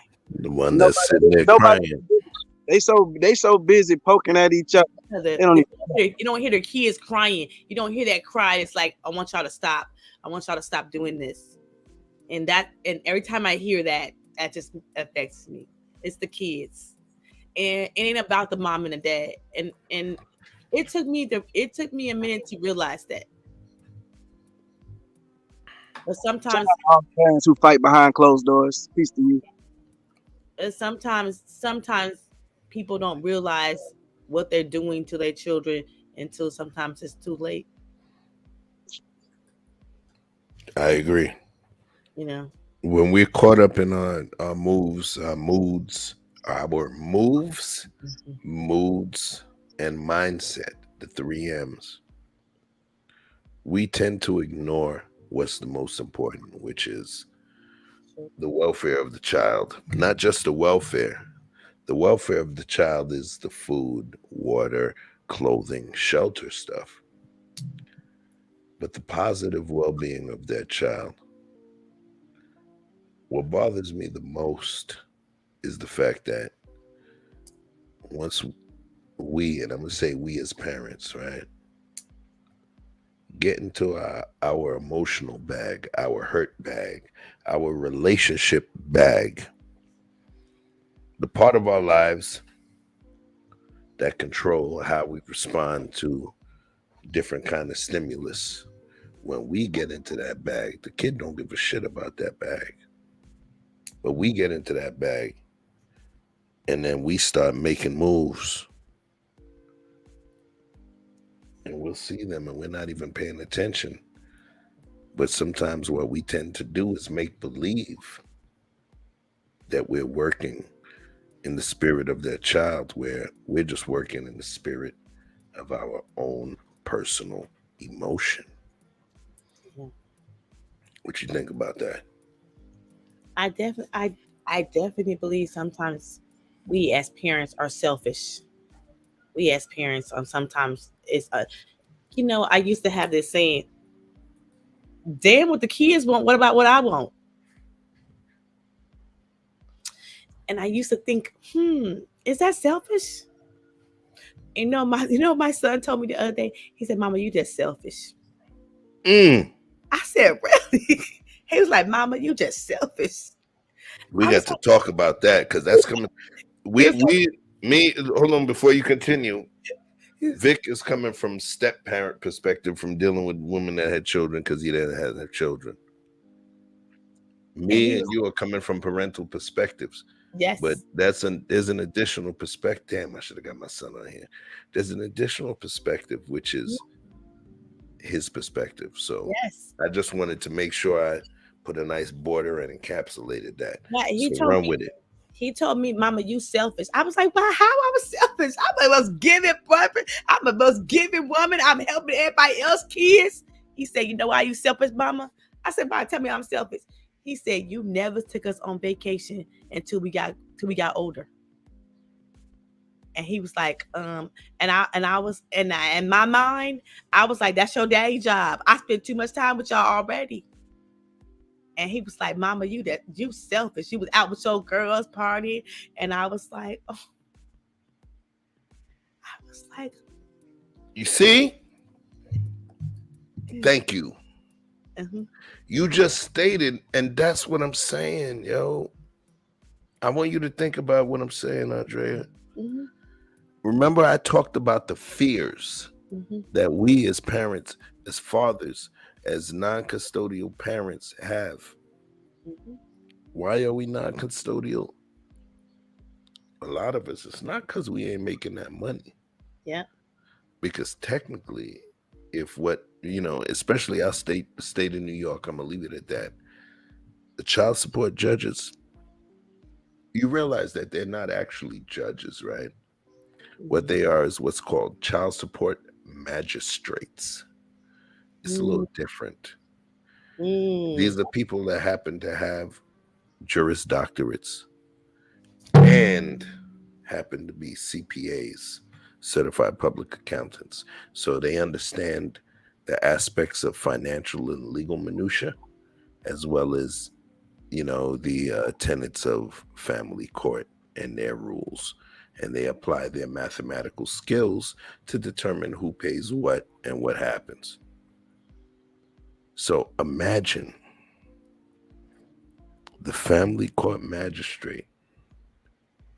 Imagine when you have somebody, because you have the magistrates and then you have the actual judges. Imagine having a dude who's a fucking accountant who just does numbers, uses his specific get your punk ass off. Let me put my shit up in here. I don't like that. Hold on. Move me up to the front. Thank you. Okay. Right. Thank you. Vic is out there. He's outside, so he dropped off. But in New York, you got two types of judges. You have the family court judges that will end up determining child support. And then you have the other ones that are child support magistrates, where they're just accountants that just move decimal points and numbers. Accountants are not going to, in my personal opinion, be able to have as much leeway, understanding, as well as depth of knowledge to be able to fairly determine things outside of the plus sign and the minus sign. They do math, they're accountants.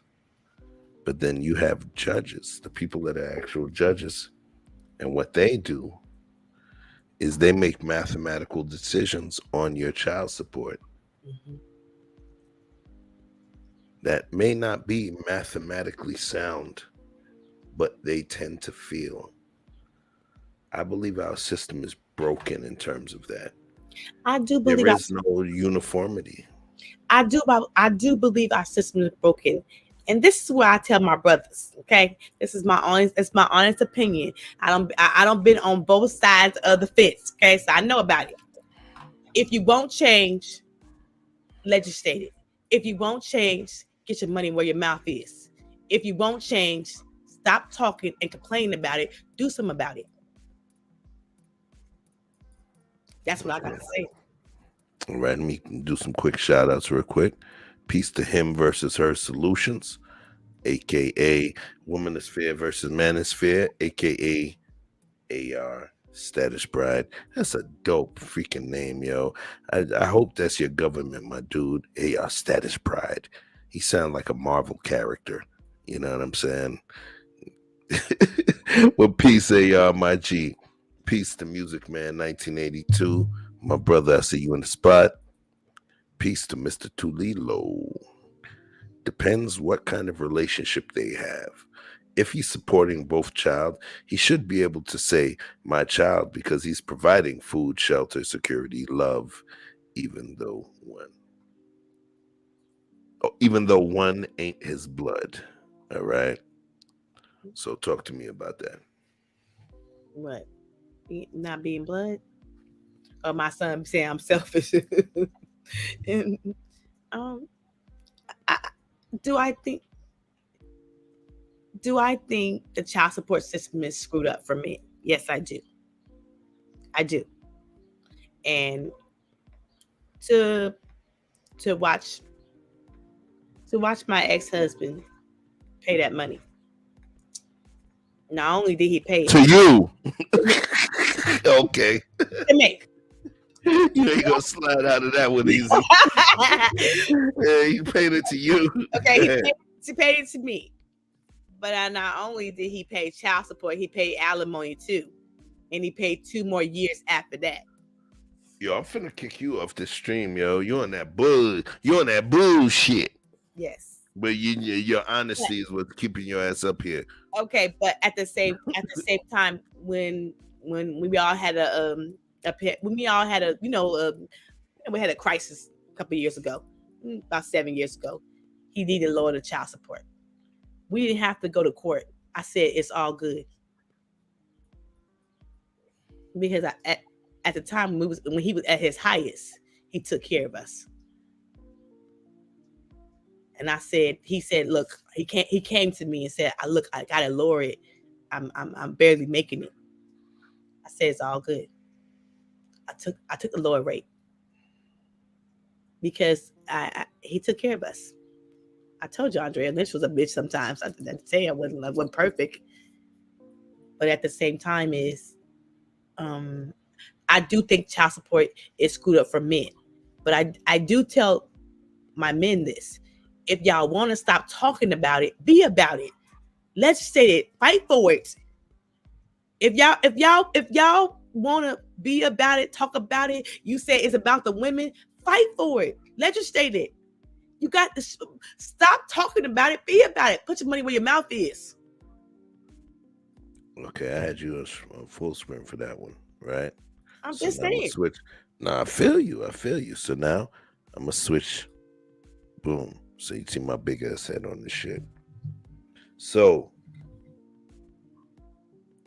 if you want to be you got to be about it. Is pretty much what you were saying. Okay. Because women know the system. Women know how to play the system. So if I just took the time, because a scorned woman got time on her hands. When you got time on your hands, what you doing? Researching. What you doing? You find the best attorney. What you doing? You find the best how to get somebody back. Ain't that right? So when we got time on our hands, when you got time to do research, when you got time, because you out playing, you out kicking it with your partners. Oh, I got time. If you want to be about it, like we about it. Instead of talking about it, complaining about it, be about it. Stop talking, legislate it. Say I'm done with this. I want better for my kids. So you saying, watch this. So you saying we got to go to the white man instead of going directly to our black sisters? See what I'm talking about? We don't listen all the time. We don't listen all the time. Sometimes the roadblock there. Hold on 1 second. Wait, let me stop. Cause I love you. I care about you, and I care for your safety. You see the shit you just said? You got a whole lot of these sisters that's ready to take you out because you revealing some stuff they don't reveal. I'm a 47-year-old woman. I ain't got nothing to prove, baby. I'm 47 with grown kids. What you talking about? and raising two more kids. Please. I'm 47 years old. We don't listen all the time. We a little, my friend tell me all the time I'm hard-headed. If I'm hard-headed, you damn right I am. Okay. That's why I rock with you though. You hard-headed, but you can admit when you was hard-headed. So yes. I'll give you that. So, Vic, before we go and drop something else, what you got? I think it was it's all well said. Now when you say a man gotta go get it, he gotta go try to match you one and out slick you. No, I'm just saying is if this is a thing. If you understand, sometimes we study, we master it, and we know the system. So if you know the system, what everybody say, if you know the system, you know how to play in the system. So what I'm saying to men is, if y'all want to start complaining about it, be about it. Legislate this stuff. Come on, y'all got power too, but you're not using your power. You just complain about it all the time. You hear about black men ain't paying their child support. Okay, but what the sisters are doing? They down in the courthouse filing paperwork. So, question: when you was giving that nigga the grief, yes. were you sending him the information for him to go and lobby against your punk ass when you was doing the shit you was doing? Were you providing him with all of that information? I was making sure while he was in Hawaii, I was getting the best information by a sister who was helping me out, a good black attorney. He was in Hawaii with who? The mistress, okay? So I got time on my hands. So what I'm saying is, my brothers. That's why we respect her honesty.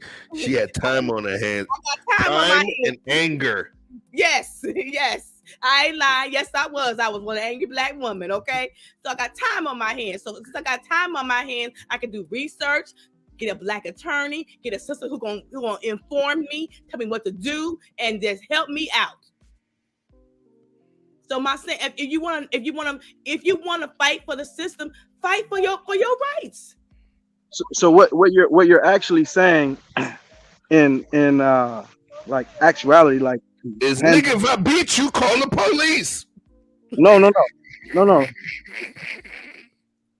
What I'm getting at is that you're saying change the laws on the books. Yes. But here's the key, right? Mm-hmm. Those laws, first of all, everybody know it's not easily to get laws overturned. Especially ones that favor women that were put in place. Anything that would be considered a protected class, a minority class, anything like that, to get it overturned because it was put there for a reason, because someone was abusing it. And the other side, that's that pendulum swing that we talk about all the time. You create a counterbalance, and what's going on is that it's swaying too far to the other side. But you're petitioning men to go, basically black men that in general, who are having the bulk of these issues. I mean, men in general are having custody issues. But I mean, unless it was just a groundswell of men moving together to go make that. Now, if you want to have a he too, I don't know who's gonna organize he too part 2. But I can't see any individual man having the success that you're referring to. So you're talking about movement, which is going to take generations. By the time that child in question will never see the results of whatever his father was able to pull off, if he was able to pull it off. Okay, so here's where I'm going with, right? Because here's another perspective. Okay. That I don't think we addressed. Okay. I don't know if anybody's ever had to talk somebody out of killing their baby mother, deleting. But I've had to do that for multiple people multiple times. And I know that the people that I was talking down, they were very much so serious about the things that they were saying, because they were at their wits' end. Not because they were violent people, but they were way too passionate about the subject and the subject matter to let it go. But they were completely, as they felt, out of options. And the only thing left to do after the law told them to basically kiss their ass, the woman is in control. The only thing you can do is prove that she's unfit. And if you can't prove that she's unfit, the measure of proving that a woman is unfit to even get co-parenting, co-custody is so high that, I mean, even in the sense that, now, Chef, correct me if I'm wrong. If your lady chose to pick up your child and move to another state with or without your knowledge. Is that legal? Okay, so I Wait. He asked me. Okay, well, you go ahead now. I will tell. I So- will make my own point. You go ahead. So let me say this. No, it's not. No, it's not. In terms of the legality of the situation, if the mother of your child lives in the same state as you and your child was born within that same state, they actually have to get concurrence from you or an agreement for you to leave that state with the child. And that's a fact. What it is that in terms of our community, there's such an abhorred avoidance of the legal process and legal minutia and the police and all of this stuff that we tend to ignore the rights that we have.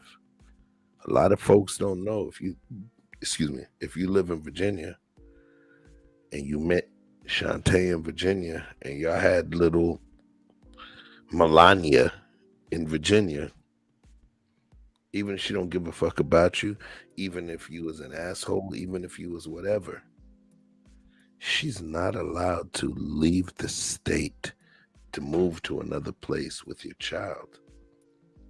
But the thing is, part of our culture is so stoked in avoiding the man and avoiding legal minutia and avoiding the aspects of this whole system that we have, we actually also ignore the opportunities that can potentially benefit us. So, no. So you're saying that's right? I didn't say it's right. What I'm saying is legally, we can stop it and we can shut it down. But as some folks say, we don't utilize the legal system because of all of the different things that have been, the tropes and all of the different things that's been put upon us. And this is where I think parents fail, because when I got divorced, my ex-husband put that in place. That he was gonna move to Georgia. I was like, oh, my dead body taking my kids. So it was in place that we could not move until the kids was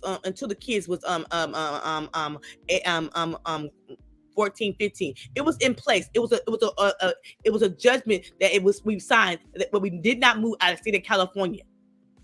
And so I'm saying is, I'm gonna say is, educate yourself, men and women. Stop talking about, don't act like you don't research and do it what's best for you. And so I'm just saying is, I didn't know the law. I didn't know the law until I got divorced. But I did start learning some shit. I did start, my attorney start putting me up on game. And what I'm saying is, if you got time to go to the damn club, you got time to go to the sporting arena with your partners drinking cigars and cognac. You got time to go to the You court. drinking cigars? You know niggas that drink cigars? I'm just saying. I'm just saying. Dude, you got time. So if you got time to do that, you got time to go to the courthouse. You got time to read a book. You got time. So I'm gonna tell y'all a quick story. Go ahead, Vic. Before I tell this story.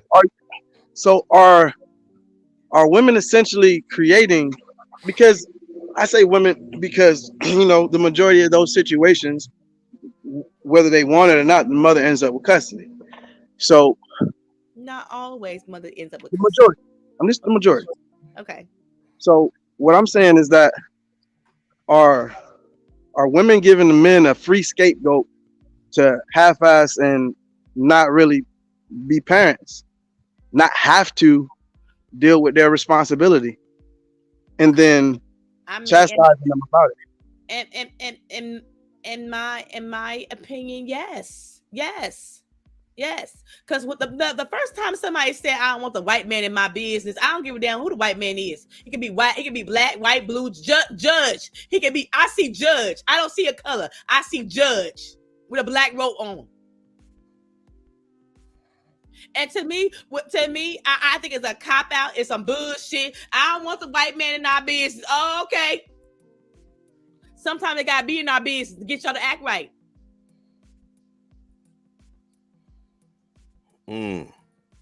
So, and I don't have millions of conversations with my girlfriend. I just had my girlfriend said today, she live in Florida, and she said her ex-husband went to court and they got 50-50.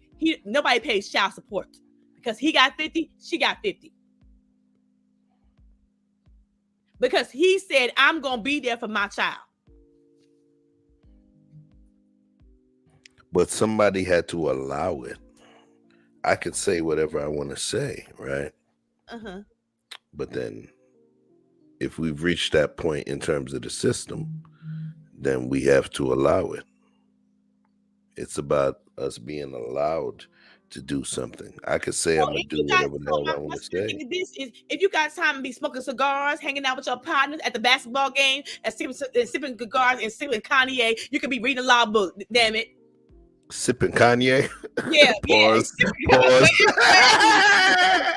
Whatever you sipping, Kanye, law book did. Yeah, he a law book did. Damn it. Cognac. He's sipping Kanye. If you got time to do that, you got time to do some things. Be proactive. Be proactive. Don't be mad. This is somebody told me. Don't be mad because the game got you.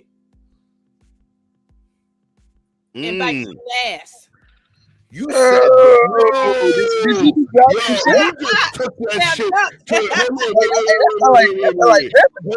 Hold on. The way you sounded, you was like, don't be mad because the game got you. It's the equivalent of me being bros with Victor Freeze, and then I go and I bag up his chick and I say, yo, nigga, don't be mad because the game got you. Yo, bitch shows me. I mean, so is it about just a situation, or is it about each individual actor in the situation? It's each individual actor. It's each individual. It's every situation. So this month, I hear men all the time. I got brothers, I got cousins, I got all this. They all up in my damn ear talking too much. Okay, so I be telling them this is why men understand basketball and football terminology. Okay, they understand that very well. So don't be mad if the game got you. Okay. Like that. All right. Okay. Don't game is rigged. Right. Stayed off. You know what I'm saying? I'm like, shit, I'm trying to look for my Kevlar. I've been doing gun videos. I'm like, yo, where my vest at? Okay, they over there flopping and shit. For real. So, okay. So here's what we're going to do. Because I know Red Pillars like some of the stuff that I've been playing and they want to use it. So I got to be like NBC, CBS, ABC, and them, Fox. I got to be balanced, right? Yes. So we can be the assholes too. So I'm going to give y'all a shot.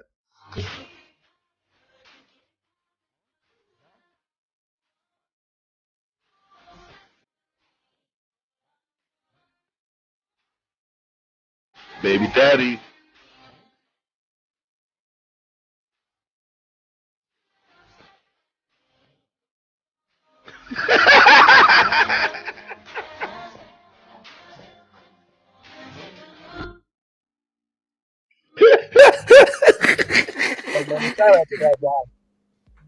How many niggas you done pissed off like that, Andre, when they came and pulled your battery out of your shit?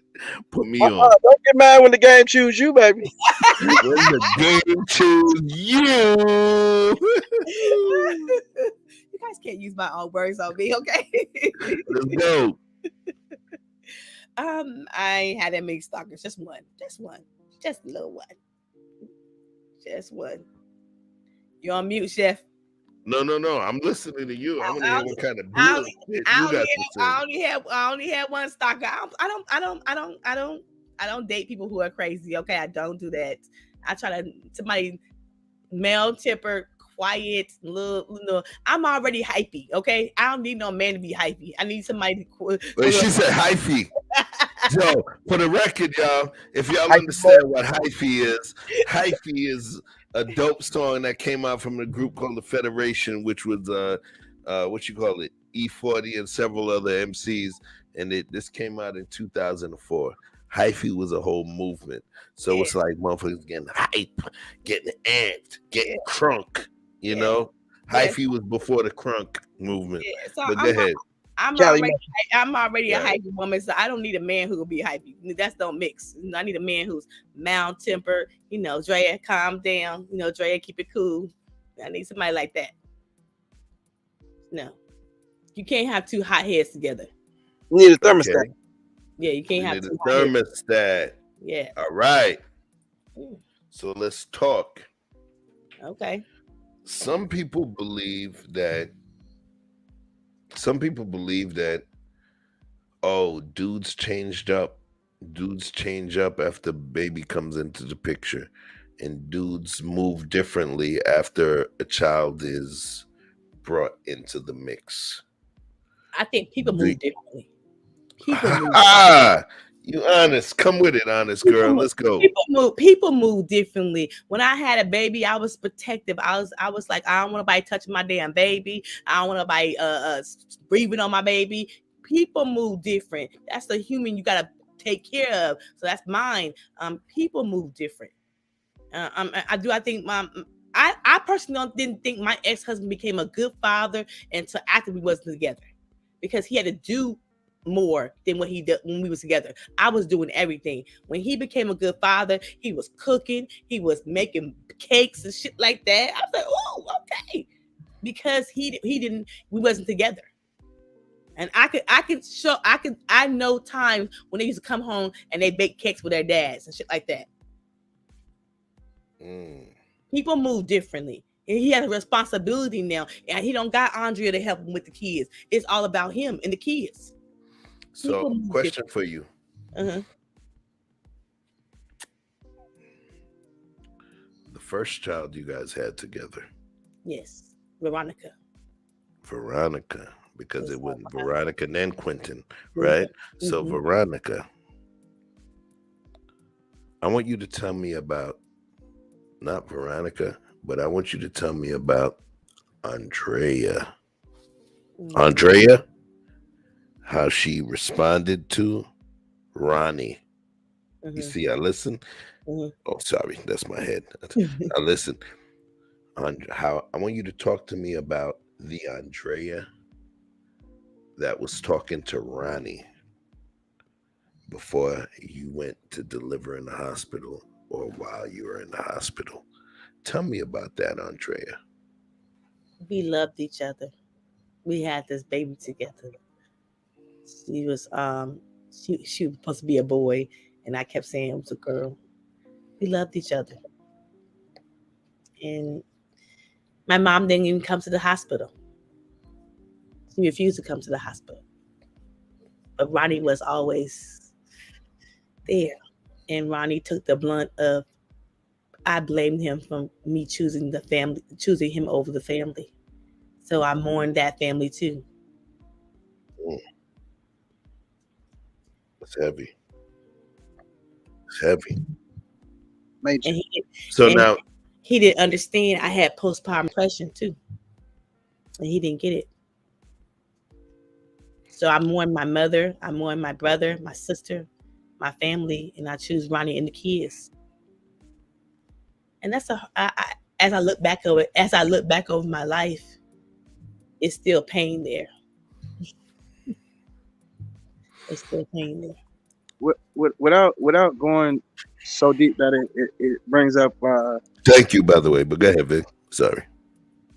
Without it bringing up anything that you don't want to talk about, can you just give us a little insight on when you say postpartum depression? We're familiar with the term.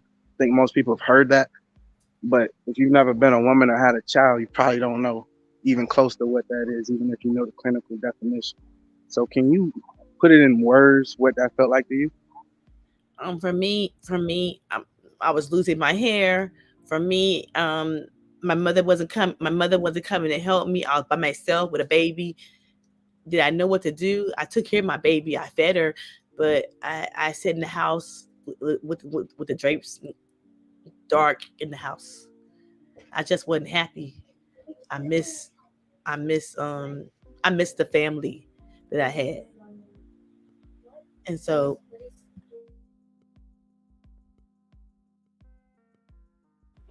I miss the families. So the postpartum depression, Ronnie was like coming home like, why the house ain't been clean? Why you ain't doing nothing? Just sitting in this house all day. And we argued about it. He didn't understand. He was like, what can I do? It was nothing he can do. I had to find my way out of it. And I was dead against medicine, because you always hear the old people saying, if people take medicine, you're crazy, cuckoo for the Cocoa Puffs. And so I was like, I'm not taking no medicine. The question is, too, was it the fact that he didn't know, or was it the fact that you weren't communicating how you felt? I wasn't communicating. I wasn't as vocal as I am today. And I look at Veronica, and she's more vocal than I ever was. Our kids always end up coming out better than us. Yeah. You know? Yeah. Oh, Vic buying us some shit. Look, our children always come out better than us, right? Yeah. You look at, you look at, what's his name? Golf dude, Tiger Woods pops. You see pictures when Tiger Woods pops was a semi-pro golfer, and you saw him with Tiger at 3 years old. Yeah. You think about Joseph Jellybean Bryant, Kobe's dad.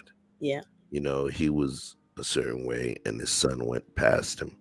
There's a ton of stories we can use where the child is going to end up being in a better place than the parent. You know, that's natural progression. That's literally one of the tenets of evolution. And as I look back and as I think back, it was times that Ronnie begged me to do better. It was times he was like, he asked, and I just wasn't feeling it. I was like, I don't like you. I don't like these kids. I don't know who I am anymore. And I think as women, when you get married and have kids, you lose who you are. And I told him this when he moved out. I don't know who I am, but I'm your wife and the mother of your children. I don't know who Andrea is no more. Who is she anymore? Was that his issue or yours? That was mine. That was mine. That was mine. Because I was like, I'm the wife. I'm your wife. I'm the mother of your children, but I don't know me. I'm going to throw this before we go back to another clip. I want to kind of throw something back and say this. Yes. We, as men, forget all of that red pill stuff. This is even before the pills. We as men, we are held to a high standard in terms of the relationship. The same way with the child support and the divorce court and the alimony and all of that stuff.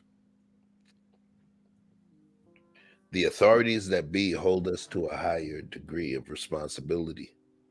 And we take L's when things don't work out. Yeah. And to this day, you know what? I will say this. I'm damn proud of him. I'm proud of him. I'm proud of him. He is on vacation. He's doing the damn thing.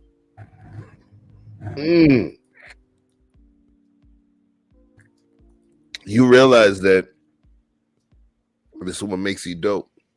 In terms of everything that you were saying and your feelings, you're still able to elicit a level of pride in terms of the moves that he chose to make. So now, before we start moving to another area, my question is, have you told him this in the midst of all the other shit you brought to him? Come with it. Have I told Ronnie Lynch? Well, this is my confession right here because he don't know this. No, I have not told Ronnie I'm proud of him, because he probably wouldn't think I'm telling the truth. He probably was like, Andrea's on that bullshit now, but she won't. But I am proud of him. What you want? Why you trolling? I am proud of him. I am. You're on mute, Chef. I tell you what, though. I'm proud of him. I'm proud of him because he took that L with Andrea Lynch and he helped raise these kids, and he took that L and done the damn thing. So I am proud of him in every way. So yeah, it is what it is. He's still the person he is. I had to go. Okay. Does that feel like a relief, or does it feel like when your parents drag you over and say apologize? How does that feel to say that? I'm at closure. I'm at peace and at closure. That's important. Yes. We about to have a grandbaby. I'm at closure, and he's happy. He's happy. Are you happy that he's happy? Hell yeah. Yeah, I'm happy that he's happy. I think that's the key right there. Because I'm happy all the things that he wanted, all the things that he wanted to do in his life to be successful. He made it happen. Good, bad, or indifference. And he always he inspired me to do the shit I do too. Okay. And pardon me, y'all, if you see me dropped off the screen, if you know what a coughing fit is, I was having a coughing fit and I ain't want to do that shit on camera. So I'm at closure. I'm at closure and I'm at peace. And I'm happy that he was able to do. I mean, Andrea Lynch gave him a hell. I ain't gonna lie, I gave him a man hell. But I'm happy that he's happy and he accomplished it, and he have done the things that he wanted to do in life. Good, bad, or indifference. That's I mean, the thing is, what's so crazy to me is that it's not almost admirable, it's totally admirable, because what you're voicing at this point is, even though I'm not with this dude, he's doing the right thing and he's moving himself to a positive direction, and you supporting that direction, it almost feels as though you believe that would be a better thing for your children as well. Oh yes. So I want you to talk about that. I don't want you to just be the one, I'm going to give you the opportunity to not just be honest and show these people you gave this nigga hell. I want you to be able to show them that you pray and worry for him. Yes. Me and Ryan been through the test of times. We grew up in the church together. So when I say we left the church together, we left the church together. Oh yeah, that's right. They was in the same church, y'all. The same church. And so Ryan left home at 16. He came back home. So when he came back home, I was like, oh, he fine now. I'm gonna shoot my shot to him. Okay. The prodigal son returned to come and spank that ass, huh? Yeah, I see you. So I always admired him. He had a go-getter spirit that you couldn't shake. He wouldn't stop, and he have taught me in business himself. So even though Andrea Lynch was bad with money, Ryan Lynch was good with money. Okay.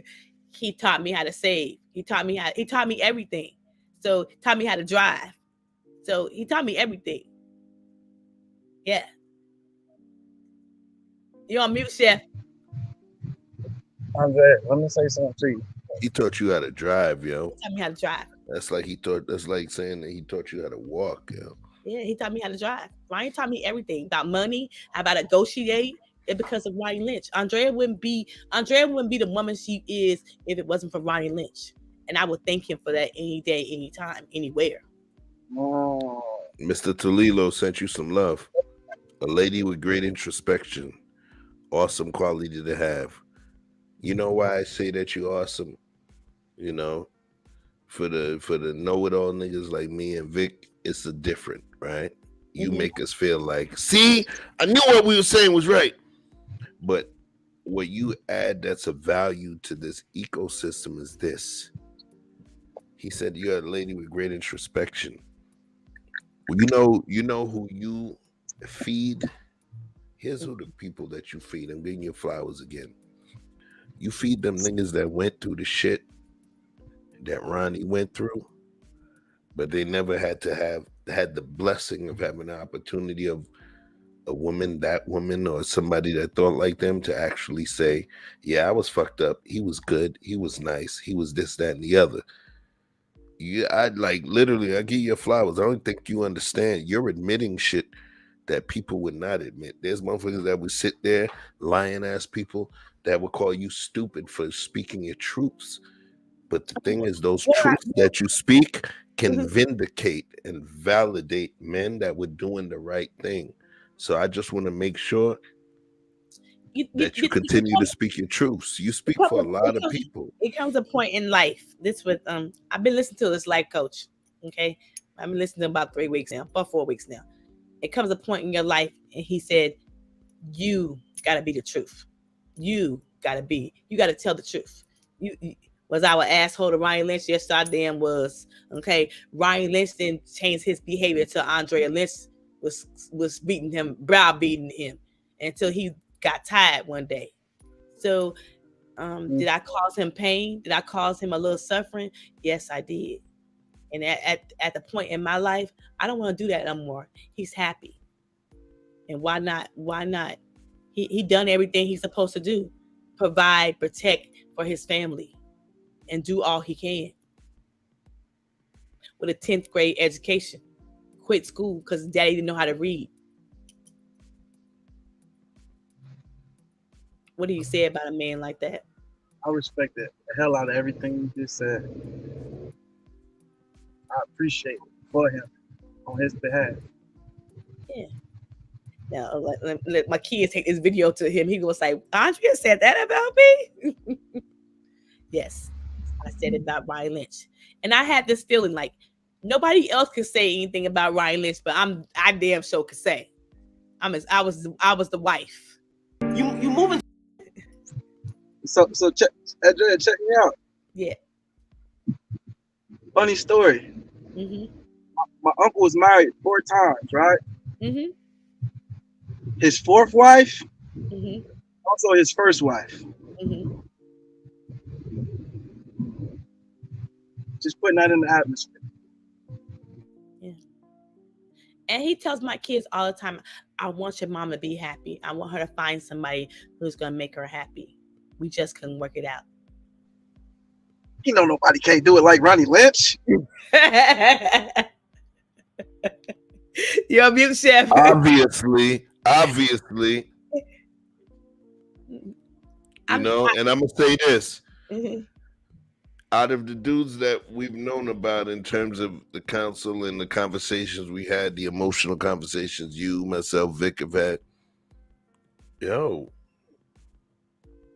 I think the nobody. best person that I can see that was in your life, best during, after, was Lynch. Yeah. Hey, let it form organically, chef. Oh, my bad. But you know, one of my girlfriends asked me that. I'm comparing every man I meet to Ronnie Lynch.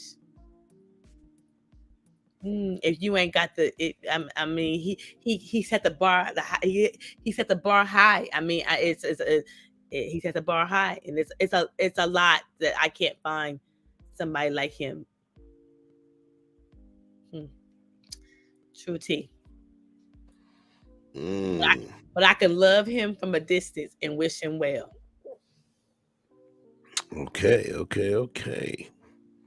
I'm feeling where you're coming from. And that's what Veronica is starting to understand as being a parent. Because she does have long talks with her dad. She does spend every Tuesday. He does drive up every Tuesday from Lodi and have lunch with his children. So now here's where I give here's where I give some, I don't want to say coaching, but recommendation. This is what's important. I never want to see you, especially I rock with you. I never want to see you as a person that will be sharing best practices and all of this good information with the YouTube streets and a few hundred people that watch this and eventually a few thousand people that will eventually see this. Here's what's important. You love your daughter. I don't want you to be in a situation where you're sharing best practices with all of these people, but you don't share it with your daughter. One of the things that takes place is that you're not going to share some of the mistakes you've made because it's what I call parental pride. You don't want to show them your mistakes because you're a parent and you want to make sure they know that you're right, so they trust your judgment. You know, one of the biggest issues that I had with my mom was she used to tell me, listen, don't tell your son, you know, my son, she used to be like, don't tell him about when you went through this. Don't tell him about that because you don't want him to think that it's okay and blah, blah, blah. And I listened to that. But the thing is, how can I not tell somebody about the jungle or the wilderness that I went through, somebody that I love that comes from me, and not tell him about the creatures and the obstacles that I had to go through while passing through that wilderness, you know? Well, Veronica Lynch, let's be honest and tell the truth. It was a couple years I was depressed. And we ain't gonna talk about that. Let's tell the truth about some stuff. If you want to keep it 100, you're gonna keep it 100 tonight. It was some years that I was depressed and stayed in bed. And Veronica Lynch was the one who's taking care of her brother.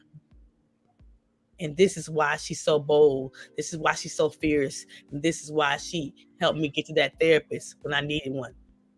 She looked it up. She found a therapist for me, told me where to go. That's Veronica Lynch. So she know every mistake that I made. She took care of her brother for almost 2 years. I just laid in that bed. I paid the bills, but I didn't want to get out of bed. She cleaned, she cooked, she helped him do his homework and put him to bed. Question. Sorry, go ahead. No, you go ahead. As I look at her now, as going to be a mama in the next couple of months, I feel bad. It makes me sad because I went through that depression and she had to pick me up. And she had to help me raise my son. And then at this point, she feels like she his mother too. And so what do you say? How do you make up that time? How do you forgive yourself? How do you be better people? So I'm not sad. I'm not sad that I went through that depression, but I see my daughter went through a lot trying to take care of a household, grocery shop. Her dad don't even know this happened. Only people know it's just me, my son, and my daughter. I'm not ashamed of it, but I see it made her grow up a little fast. I see she got that mouth that sometimes from the South, I'll be like, damn, where she get it from? But she know the mistake. I'm sorry. She know the mistakes that I have made. She know the mistakes I have made, but she forgave me. We had a conversation. Okay. Tell that nigga stop calling when I'm on the phone with your ass. I'm online. I'm calling back. Oh shit! I'm calling back. Okay, I'm gonna send it to you. Okay. Check your man now. I'm your side. Look, tell that nigga Ronnie I'm working on his behalf right now. Okay, chill out. So Veronica, we all had a conversation, me and the kids, because it was something that my friend Erica said. If the kids can't be honest with you, who's gonna be honest with you? And they want me to be better better parents to my little kids, and they see me more happier than I ever have. I'm not in the depressed mode no more like I used to. But it was Veronica who saved us. It was Veronica who took the family over and took it on her shoulders. She wasn't even 14. So now I don't want to go too far deep into that. We're gonna do that one on a different show, right? Mm-hmm. About mommy issues, daddy issues, right? Mm-hmm. But if what you're saying is the truth, yes, it's the truth. Then in the beginning, we can't really put everything on Mr. Ronnie, because at some point you gave up the keys and said, Veronica, take the wheel for some grown-ass adults. Mm-hmm. Which means that, and she was able to help point you into the, into the direction of therapy and all of that. So if you want to look at it from the grander scheme, I'm not putting you as a negative person. Whatever it was that you did, you raised her right, to the extent where even when mama wasn't right, she was able to buck up and point mama in the right direction that she needed, which means that you actually... She is my ride or die. I would say that when I need her, she comes through for me all the time. But at the same time, I feel like sometimes, I'm not saying her childhood was robbed, but I'm saying sometimes I feel like she a little too grown now. How about that?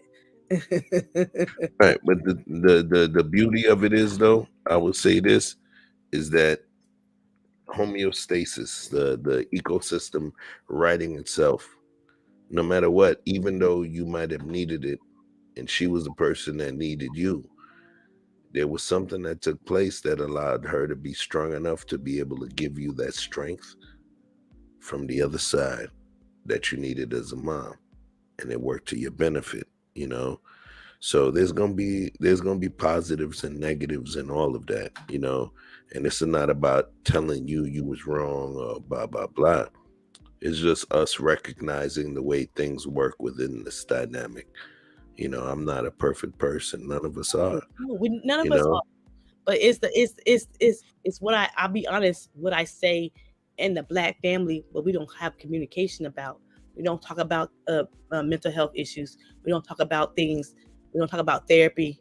We don't say that therapy is okay. What we say is, something wrong with your head? What's wrong with your head? You going to see a therapist? We don't talk about stuff like that. And it's okay to go sit on the couch. Look, I seen my therapist for 3 years. 3 years I seen her every Wednesday. I sit on that couch and put all my burdens down to her. And when I left, I was happy as a horse. I'll see you next week and tell you what happened the next week. And so sometimes you need that. And then she gave me the tools that I can help my own friends. She gave me the tools. And when I get in tight situations, I call her up and say, look, I need help with this. Help me figure out how I'm gonna move better in this situation. Okay. So we finna take you all the way back. Way back. We digging in the crates. We finna show you. I want you to talk about the early Andrea and what it looked like. All right, here we go, y'all. It starts early. I'm asking, is my baby, you her mom? Yeah, I'm her mom. Is it a birthday party or something? No. Oh, why you got pink hair? Because I wear pink hair. Why you worrying about my hair? That's rude. Why did you get pregnant by my son when he told you to get up? Why you didn't have protection? We planned this baby. Control? What? We planned this baby. He wanted it out, or you want to go in? He wanted it. You being real rude. Why you being rude? So why would I let you come in? You being rude like that. Why did you not get off my son when He wanted the baby. Don't talk to my daughter like that. My son is in college. He played football. He don't want you. What? He clearly only wanted him. Whatever. I guess he got good. Right. And I'm just trying to find out how much it's gonna cost for you to abort the baby. She's not getting no abortion. Why not? Because we don't believe in abortions. I got 7 kids. We don't do abortions around here, baby. Yes, we don't do abortions. She keeping her baby. One. She keeping her baby. So you trapped my son because He trapped me. I left him. He didn't want to leave me. Where was you at the strip club? Nah, I want to know what makes you think I work at a strip club. We don't So I do got my own abortions shit. here. I got 7 party. kids. I'm not a clown. I do events. I decorate. My hair is just pink because it was Valentine's Day. Where was you at when they was here?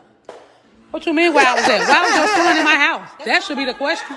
I'm trying to figure that out. Where your son If at? he's no college boy, why he was here? He ain't no college boy. He ain't no college boy. Because He's a street boy. He for the streets. You raised somebody that's for the streets, baby. Yes, you did. With my daughter keeping her baby. Well, okay, that's good. So he can pay that child support when his baby get here.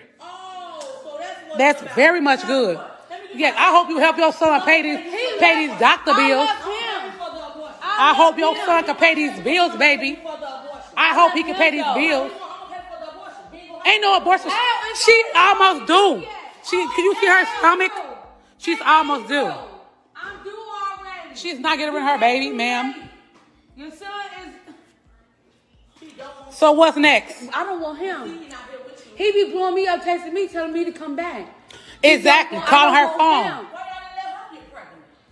She got a baby already. She got a baby already. And we all left them because they ain't nothing. They ain't nothing. How much is it going to cost me to let you? It's gonna cost you a whipping. It's gonna cost you a whipping if you don't get off my doorstep. That's what it's gonna cost you. Disrespecting me and my daughter like that. It's gonna cost you a kicking if you don't get off this porch. You disturbing my neighbors already as it is. Right. Get off my doorstep. Get off my doorstep. You dressed like a popsicle. Don't worry about my wig. You look like you need a wig. That colorful dress. Rainbow bright. Right. Bye. Girl, bye.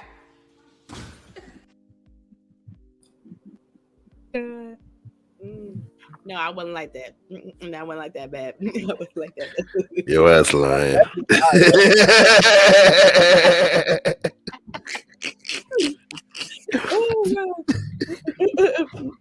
Ain't no clown. Pink, because it's happy time. Red Lipstick Vibes. These Red ladies, Lipstick Vibes said she all the way pregnant. It's too late, sis. Too late. It's too late. Okay, she all the way pregnant. How much it gonna cost me? I'm like, oh my God. Yeah, about to cost you an ass whooping. Okay. I hope you got ass whooping insurance. You're about to pay a deductible. Right. Evan Gabriel, aka Evan Gabriel, aka Biggs. He said, "Hell no, she did not say she has 7 kids." Yes, Chef. Can I ask you a question? Of course. Since we're gonna be honest and true, how did you feel when your son didn't come and live with you? How did I feel? It wasn't that he didn't come and live with me. Mm-hmm. It was more so that Keisha, there was something that she used to do that used to bother the hell out of me. And I didn't know it happened until me and her happened to be on the phone, and then my son was there, and it was something that he did, and she said some shit to him, and it's like, keep talking that shit, I'm gonna send you to go live with your father. I went off. And she thought I was going to like, yo, what the hell happened? I went off because it's like, the fuck you talking about my living with me like it's some kind of goddamn punishment. You understand what I'm saying? You watch Boys in the Hood. Yes. The best thing that was able to happen to Trey Styles was to go and live with Furious, his dad. Yes. And that's for real. And that's that's the part that I think Black women, I'm gonna say this here, you can get mad what you want, I don't give a damn because I'm grown, okay? Black women, when it comes to your son, I'm not saying we can raise men, we can raise Black men, I'm just keeping it 100, but I do say this, it is something about a son spending time with his daddy, coming home from work, going fishing, hanging out, shooting guns when he lives with his father. You could be mad all you want to, but I'll tell you this, My son is 23 years old. We ain't got no criminal record, no babies. I think I did the right thing and letting him go live with his daddy at 11 years old. I don't regret it one bit.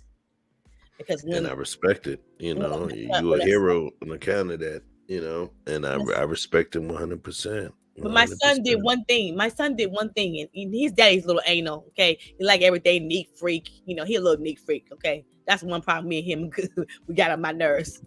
But when it comes to his house, my son had a party while his daddy was out of town. Ooh. And yes, and they live in the Caucasian neighborhood. Okay, I ain't gonna lie, they do. They do. And they had all the little kids at the party. They drinking, they smoking.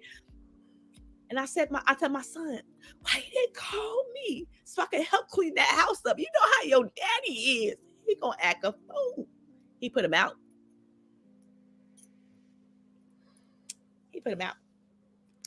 So I was like, I'm gonna take this hit because it was my fault. I should have been. How old was Quentin at the time? Quentin was 17. Oh shit! Okay. Daddy was out of town. See, I was supposed to go down there and pick him up. I didn't feel like driving all that damn way that way. And so I was like, I'm coming. Oh, you did that shit. It always come back to you. I guess we red pill tonight, y'all, because this shit all come back to her. I didn't feel like driving down there that Friday night. So I was like, I'll pick you up Saturday morning. Okay, all right. So and he ended up having a porn party on Friday night. Go figure. He puts it on Facebook and Instagram. Oh my God! No, that's the first time my ex-husband said, "Oh, he ain't coming back here." He was like, "He moving to Georgia." I said, "You lost your mind now." He ain't moving to Georgia. So I said, "Look at here." I said, "Look at here." For a week, I had to drive him back and forth. Okay, for a week, 30 minutes away. I had to give at 5:30 in the morning. I was mad. I was one angry black sister. So I said, check this out, my brother, my ex-husband. He need to come back home. He was like, he ain't coming back home, Andrea. He ain't coming back home. I said, the deal that we made, the deal as two parents. I graduate one, you graduate one. I got her graduate, you gonna graduate here. He was like, my wife said he ain't coming back home. What she say again? The last time I checked, it's just you and me and these kids. Now she extra. She extra, okay? She extra.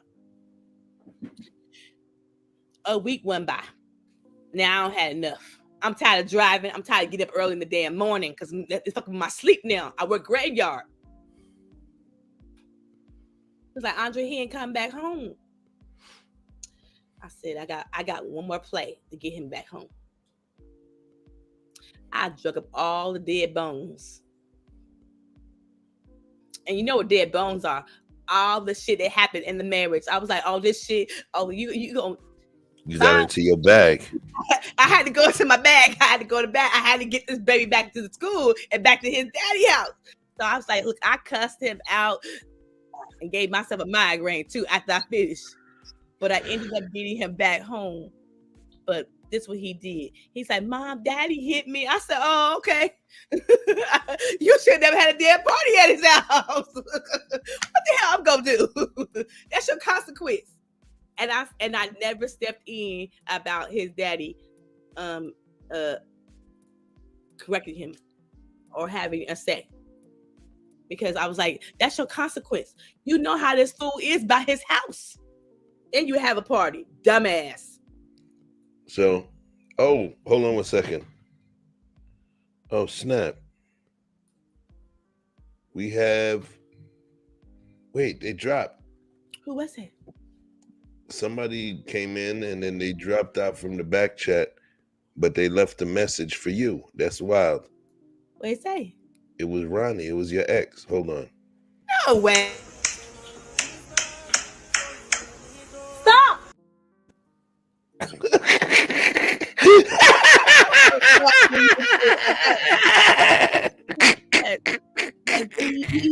He had that party. He told me to send that to you. He had that party. Oh my God. That's the first time I see my ex-husband mad at my son. And my son was like, Mom, I'm never gonna do that again. Dad was so mad with us.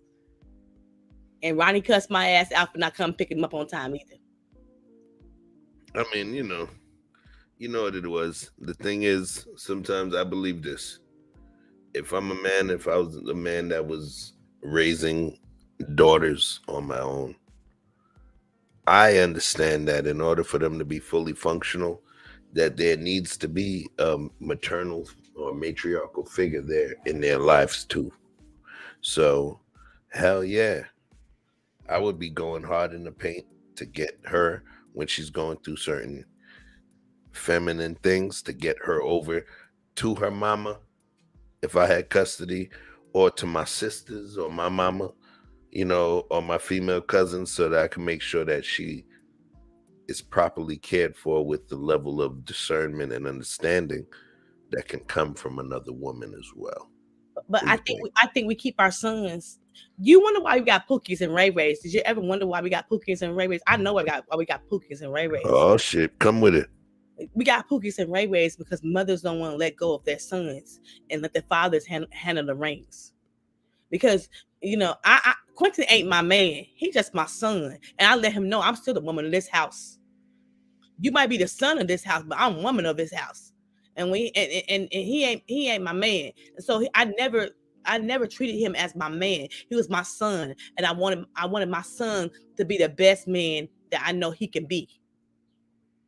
And I think Black women, my sisters, sometimes we want our sons to be the man we don't have in our life. And I didn't use Quentin as a crutch. Now I let him know, look, we was wrestling around.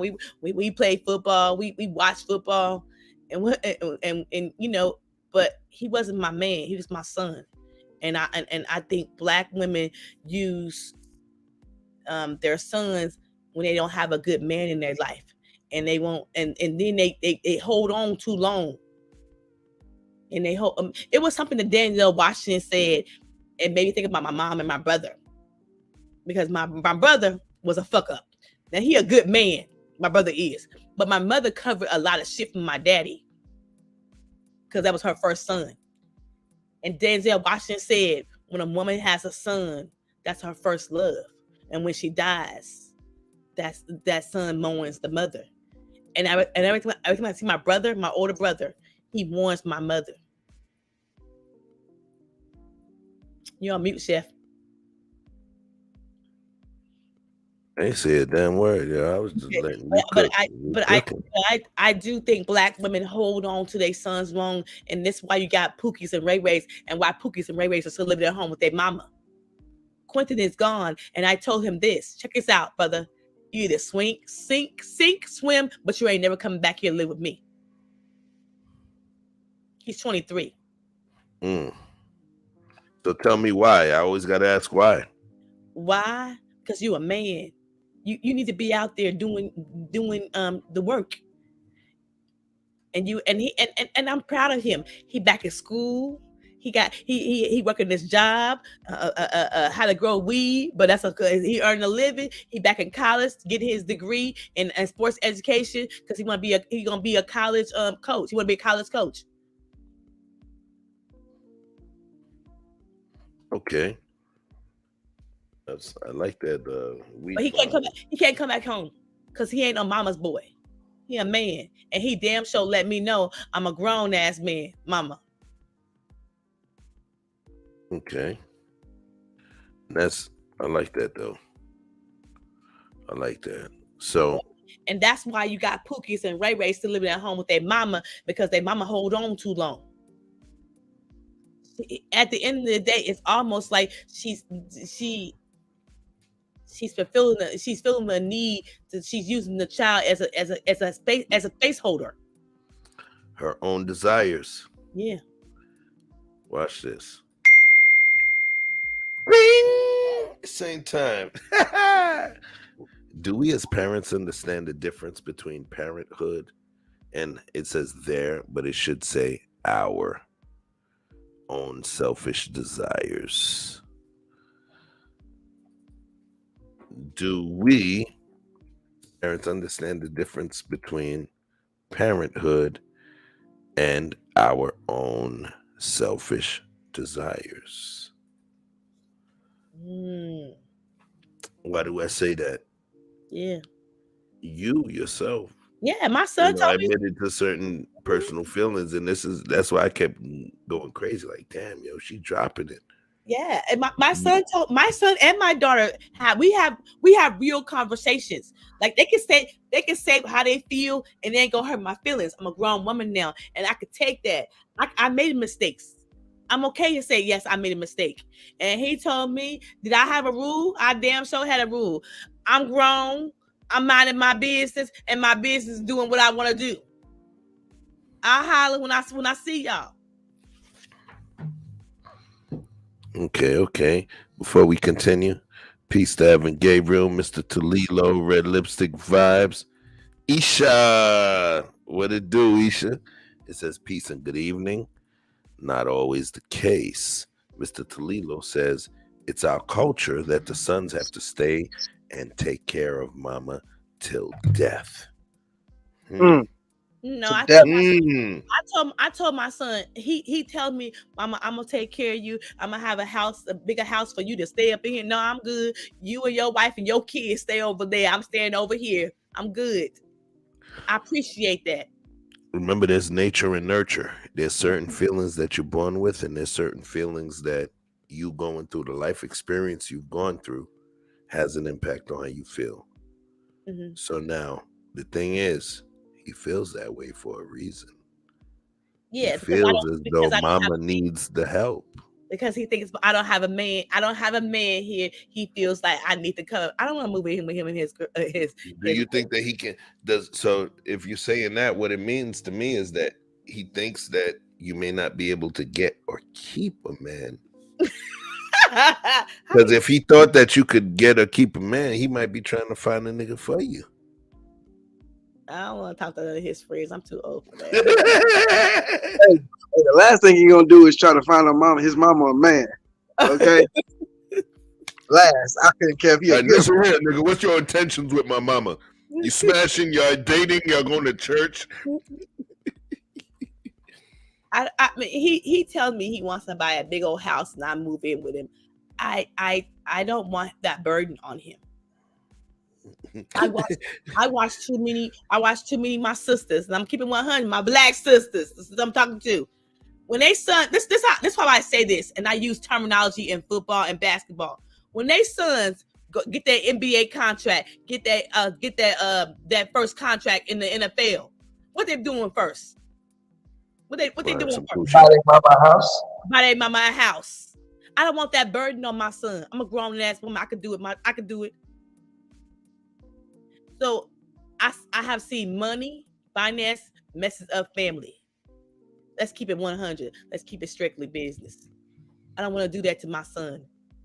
Did I have dreams and goals that he was going to the NFL? I sure did. I had that house in Georgia I was going to get. I had that 20 Range Rovers I was going to have. But when he tore that ACL, I was like, oh, it's time to do something different. All right, son. Let me tell you about accounting. Okay. But see, when he tore that ACL, it had to have that surgery for a year. No, it's time to do something different. Evan Gabriel said, growing weed. Is he selling it to the kids he's coaching?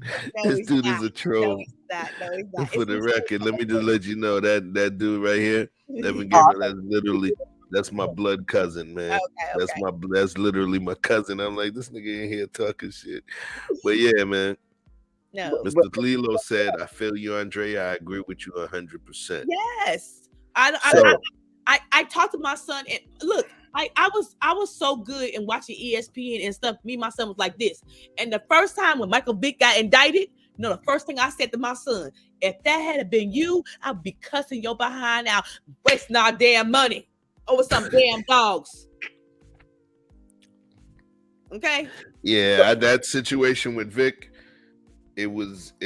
I believe that it was more than the dogs. I do too. Let me just say this: if I have 8-figure contract, Like, I don't even want to see a fucking dog in my For fucking real. mega mansion. For real. Okay, For real. I'm not worried about cleaning shit, fighting dogs. I got an 8-figure contract. Don't do my We have to remember that the kennel. We got to remember that the kennel and everything that was set up as a business entity that he set up for his family to be able to continue. Michael Vick is not a goddamn dog fighter. He's a freaking NFL quarterback, and that was not his business. He set it up in his name. It was his money. It was his money. That's not what I'm talking about. That's not what I'm talking about. Andrea, watch this. Okay. Watch this. Okay. You, my little bow-legged, cross-eyed cousin, okay, that happened to live in somewhere in town. Victor Freeze is my cousin who's the accountant. All right. Brittany B is my cousin who is the chef. I'm going to support her in her chef work. Maybe get her a restaurant. Maybe help her with her catering shit. Vic, maybe send him to school so he can go get his doctorate in accounting, or help him set up an office. Right? You, I'm gonna help you set up whatever, your dog fighting shit, or your kennel. I don't do none of that shit. I'm supporting my people. But the thing is, hold on, in order to make it work, if I put the shit in Vic's name, in Andrea's name, in Brittany B's name, it's not going to be as profitable, and they're not going to be able to generate as much income, loan stuff, and tax abatement, blah, blah, blah, blah, blah, as if it's connected to me, Chef Michael Vick. The whole point is they talked about it. All of the stuff was going on at the kennel. He wasn't even there. He wasn't even there. I get it. I understand. So, and that's the key. But what's why I taught my son. You were still associated with all that stuff with wrapping around you. All that stuff got your name on it. All that stuff is you trying to help everybody and their mama. And this is where I say, my son don't got Bobby no house. I don't need that 20s. Is it big enough so he can go up there?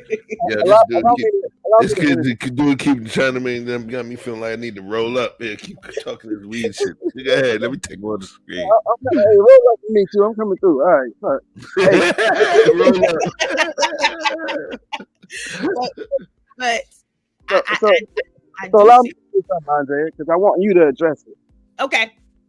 And it's directly revolving what you just said about not wanting your son to be burdened that way. Yes. Let's say it like this. Let's just say you were financially well-to-do as far as taking care of yourself now. Yes. There's more that happens the older you get. Right. And what's going to happen is at some point you may not be able to care for yourself. True. So in those cases, generally, the healthier person in the relationship cares for the less healthier person in the relationship. True. If there is no other person, then we're looking at family members, or we're looking at a paid live-in caregiver, right, which can be very, very expensive. But let's just say all of that is taken care of financially. You set yourself up, you got it. There's a burden on a son's spirit, especially a son of a single mother or a broken household who's watched his mother go through that struggle of not necessarily having a mate and being lonely, because money can't replace the feeling of loneliness. My grandfather left my grandmother all the money in the world to make sure she was taken care of long after his death. But the one thing she always wanted is somebody to come sit right there by that bed. Just talk with her for a little while. And Are you saying that's what he fears, and he says why he want to take care of me? He got to make sure, because that whether it has been his role or he feels obligated that it's gonna be his role, because men plan for these things years in advance. So we foresee these things coming, and we try to make. That's why he can say, you know what, Mom, I'm gonna get this house. Mom, I'm gonna get this and put you in it. He already envisioning it. That is what a man does. Vision. And now he's trying to manifest that. But you actually telling him not to is like short circuiting the system. He like, why wouldn't you want that? And now every time his old lady tell him, boy, I bet you won't move your mom in here. And they had that argument, and you basically arguing against it. It's like it's causing a dilemma inside of him. So I think, you know what I mean. So Yo, go ahead. Tag me in, son. Tag me in on this one. Andrea. Yes. If you did the right thing and you raised an intentional young man that understands the nature of taking care, everything you said about Ronnie's pops, everything you said was he was doing the right thing in terms of provider. You may not feel the same as protector, but provider definitely. That was passed on to his son. He saw the way that your son, Quentin, saw the way that Pops was able to provide, even not being there. So what I'm saying to you is, don't look at it as a negative thing. What you did was the right thing. He recognizes that a woman needs protection and provision. And he's looking at you as the initial base where he provides his protection and provision, because you're the one that gave him life and breath and all of these things. So what I'm saying to you is not saying you doing the wrong shit. I'm saying buck up and recognize the benefit of what you did, because if he understands that, it may sound fucked up when I say this, he may be an awesome parent to his children in the house that he lives with, but God forbid he picked the wrong woman and he has to be a non-custodial parent. He learned, according to you, he learned from a great non-custodial parent. And the fact that he could think about those responsibilities that he has on this planet as a man and a father of children, and still include his mother within that dynamic. You raising a good son. You raising a good son. So when I say this to you, I don't want you to take some of the things that you do as a mistake. It's not necessarily mistakes. There's things that we do that move the ball in a certain direction. You get what I'm saying? But the fact that you come into the table knowing that your little man is walking in, understanding, being a provider, even though if I'm not there, that's a beautiful thing, you know.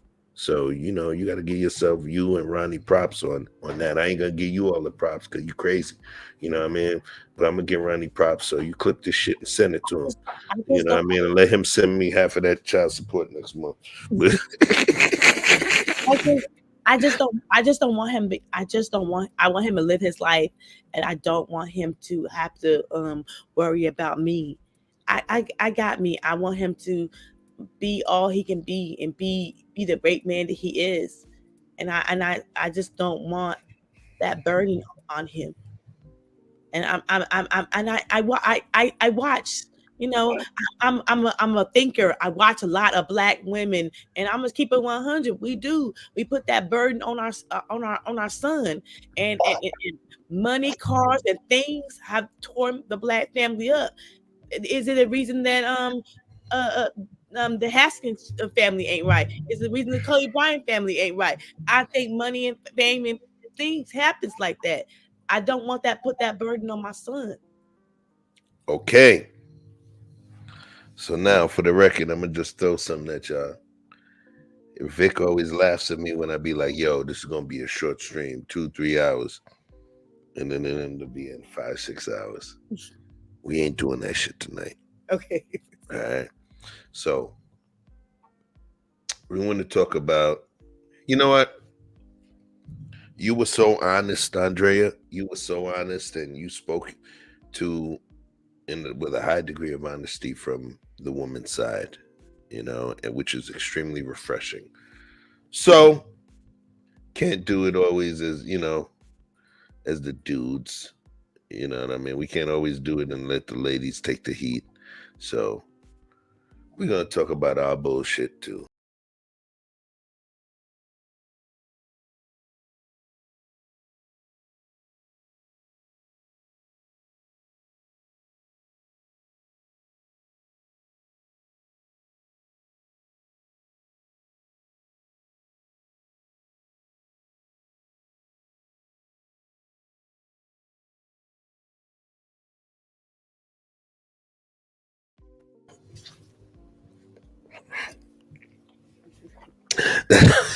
That's the way white people do baby daddy drama. They're gonna start pulling out your battery and your distributor cap and all of that.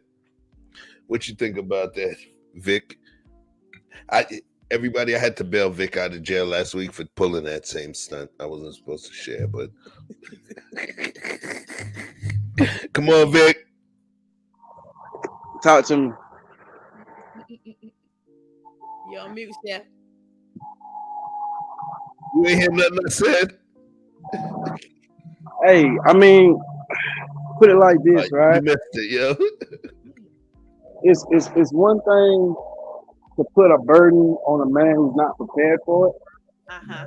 But it's another thing to take You away. ain't see the video, nigga. You ain't see the video. I just played the whole video, bro. You played the video already, Chef. Oh, okay. Mm-hmm. It's one thing to put a burden on a son, but it's what? So when a person it's almost like you taking that away, the ability for that person to be that hero for you. Now, if you were fully prepared and you don't need it, then that's gracious of you to allow him to go about his business and whatnot. But if you are not,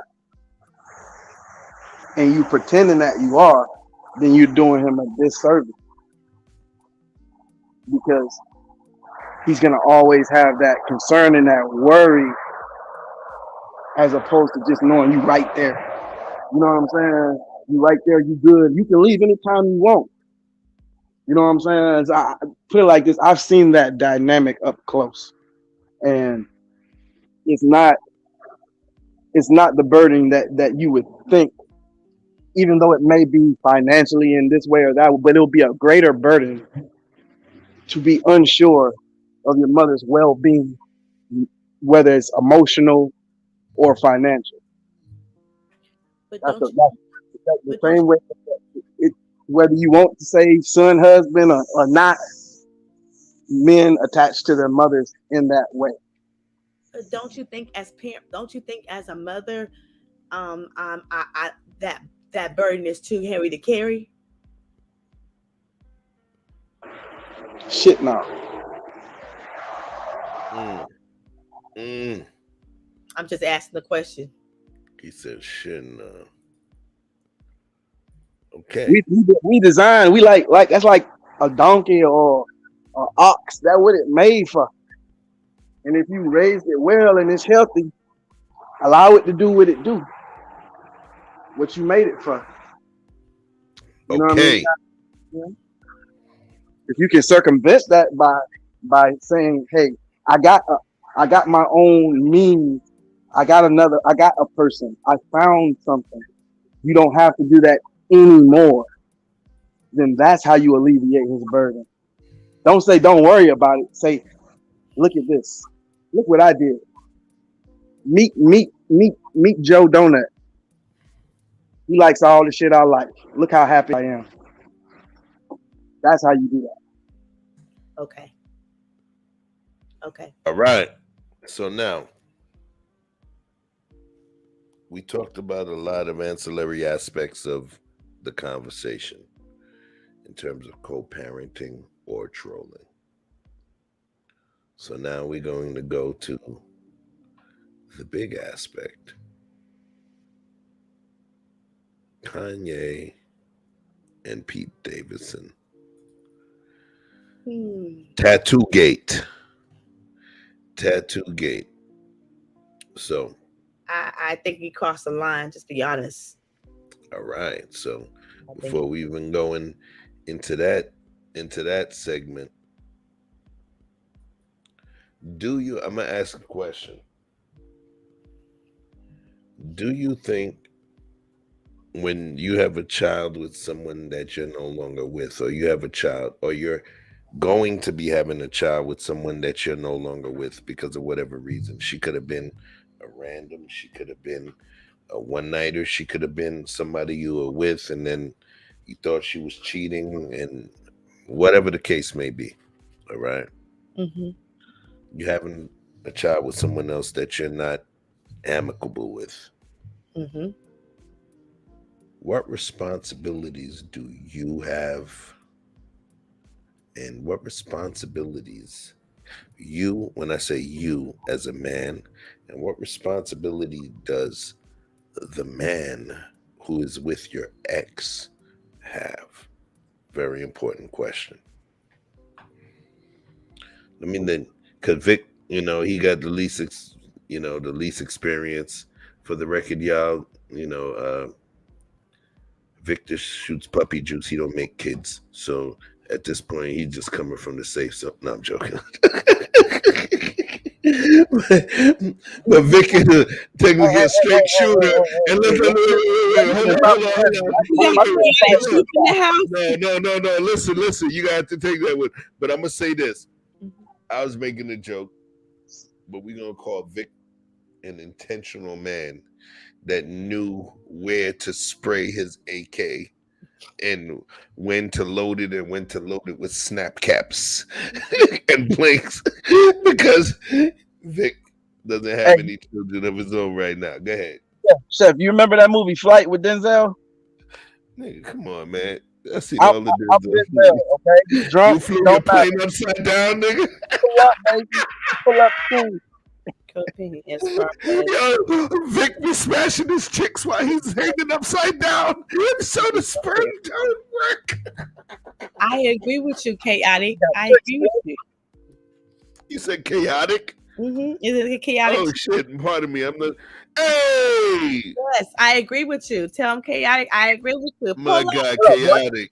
Tell him brother. Okay. But children need both parents. Absolutely. As a matter of fact, chaotic, my dude, I'm about to send you the link to IG if you want to pull up, because we actually did not get to the main topic. We didn't get to the main topic. But look, and I agree with what he's saying. Yeah, me too. I agree with him. I think it makes a lot of sense. Do I think personally, I think Kim is antagonizing Kanye. Okay. Personally, I think she's antagonizing the man. I feel like at the end of the day, Pete Wentz is a sidebar. He the side chick, sidebar. He the side whatever. At the end of the day, Kanye and Kim are still family because them kids connect them together. Period. And you violate, the code as co-parenting when you trying to antagonize the parent, the other person. And so to me, Kim is antagonizing Kanye to act a damn fool. Okay. So because ain't no way hell. Go ahead. I'm sorry. Ain't no way hell. Okay. I don't care who Ryan Lynch is married to. I wish somebody would put Veronica Quinton on their arm, leg, whatever. They're mine. Now I got them on my back because they mine. Ours. Mine, ours, they ours. And they only belong to me and him. You got to bring context for the sake of the viewers who may not know what's going on. Please. When you say the context, talk to me. To what? What she's talking about. Say it again. We have not addressed what she's talking about. Go ahead and talk about it, man. Okay, well, You- you got I'm Pete. saying just Pete tell Davidson. people what's going on as opposed to just reacting to it. Tell them what's going on. He got So- the, go ahead. go ahead. I'm sorry. He got the kids initials on his neck. Okay, that's just crossing all kind of lines. Okay, you know the man got mental health issues. You know the man sometimes ain't rap tight. You know he love his kids, and it's one thing you don't play about a black man and they children. Okay, so she know this about him, and it's a thing. You want to have black children with black men. Okay, you want to have black children with a black man. We understand the code. You don't do that. So why you ain't understanding the code, Kim? Oh shit! She said the magic word code. There go- Code. Why you ain't understanding the code? You got 4 kids with a black man. He ain't rap tight, but you antagonizing him. What stanza of the code did she break? The code is these are our kids. These are our kids, not Pete and Kim. Me and Kim and Kanye. These are our 4 kids. The code is mama and daddy. Your sidebar, your side chick, your side people is just who they are. Stay on the sideline and keep talking. But we are family. Tell me something. Okay. I was under the understanding, because you know I don't keep up with that shit. Uh-huh. I was under the understanding that her and Pete had a relationship before. This is like some kind of a rekindling as opposed to something that's brand new. They're non-factor right there. That's a non-factor, Vic. Okay, that's a non-factor. The factor is the man got the kids on his neck. That's Kanye's kids. If anybody got kids on neck, it's Kanye and Kim and whoever else is belonging to them. Well, see, I was asking because if that man has a relationship with those children to some degree, and he loves those children genuinely, just take Kim and Kanye, take the names off of the situation, and just say if there's a stepfather or someone who's helping with the children, I respect all that. I respect that. Love and genuinely love your children. Does he have where does the line drawn? The line drawn is you ain't been with this man for not even a year yet. So what's going on? What's really talking about? What we really talking about? You ain't been with him a year yet. You just got divorced. So how long they gotta be together before it's okay? But before you get a tattoo, I say give you 4-5 years. So how about that? Stay in the business with kids 5 years and then holler at me. Okay. Okay. That shows that you're gonna be a factor in their life. If you're the side piece, the side chick, wherever you want to be, if you're gonna be out there like a year, you don't need number one, you don't need to be involved with the kids. Period. You there with their mama. Period. Fuck that tattoo. What influence are you having on my children? What kind of conversations are you having? That's why Kanye acting a fool. To me, the man did a noble thing. He bought a house down the street. I wish we could have done that. You got $1 billion. You do what the fuck You ain't a billionaire. Yeah, I wish we could have done that. Bought a house down the street so the kids can be comfortable in the same neighborhood with the same friends. He's doing all he can as a co-parenting, and then she antagonizing with this bullshit. Okay, so now, damn it, we're gonna talk. Remember, we've been on 3 hours, 13 minutes, and 45 seconds. Mm-hmm. Always real men. You was the OG of honesty. You were the expert within the dynamic that we're talking about. You were the most honest motherfucker on this shit, Andrea. And that's why, so you hold the weight. Let's talk. So she is antagonizing the man with the bullshit. There's more to it. There's more to it. He got a house down the street. He keep the kids comfortable in their own neighborhood and their own function and everything. He's being a good father, but yet still you fighting and arguing with him. Yet still he can't go to the child. He don't even know what his child's birthday party is. What kind of mama is you? Okay, so let's talk real quick. Pete Davidson. You know we got rabbit holes in this thing here. Mm-hmm. Pete Davidson. Mm-hmm. People talk about him like he's a lame, right? Mm-hmm. Like he's some weird dude, corny dude, this, that, and the other. Mm-hmm. Mm-hmm.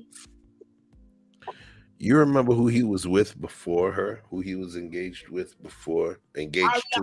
Ariana Grande. Yeah, the little girl. Mm-hmm. I know who she is. That little girl, one of the biggest pop stars. Yes. Okay. So he's not just some regular ass motherfucker. Yes, It's like if I was the dude where they was like, oh yeah, he smashed Beyonce and Rihanna. There's a difference. There's a difference, and I think you understand. Kim don't even have to dance, sing, or shake her motherfucking ass to make Rihanna money. Neither do her little sisters, right? True.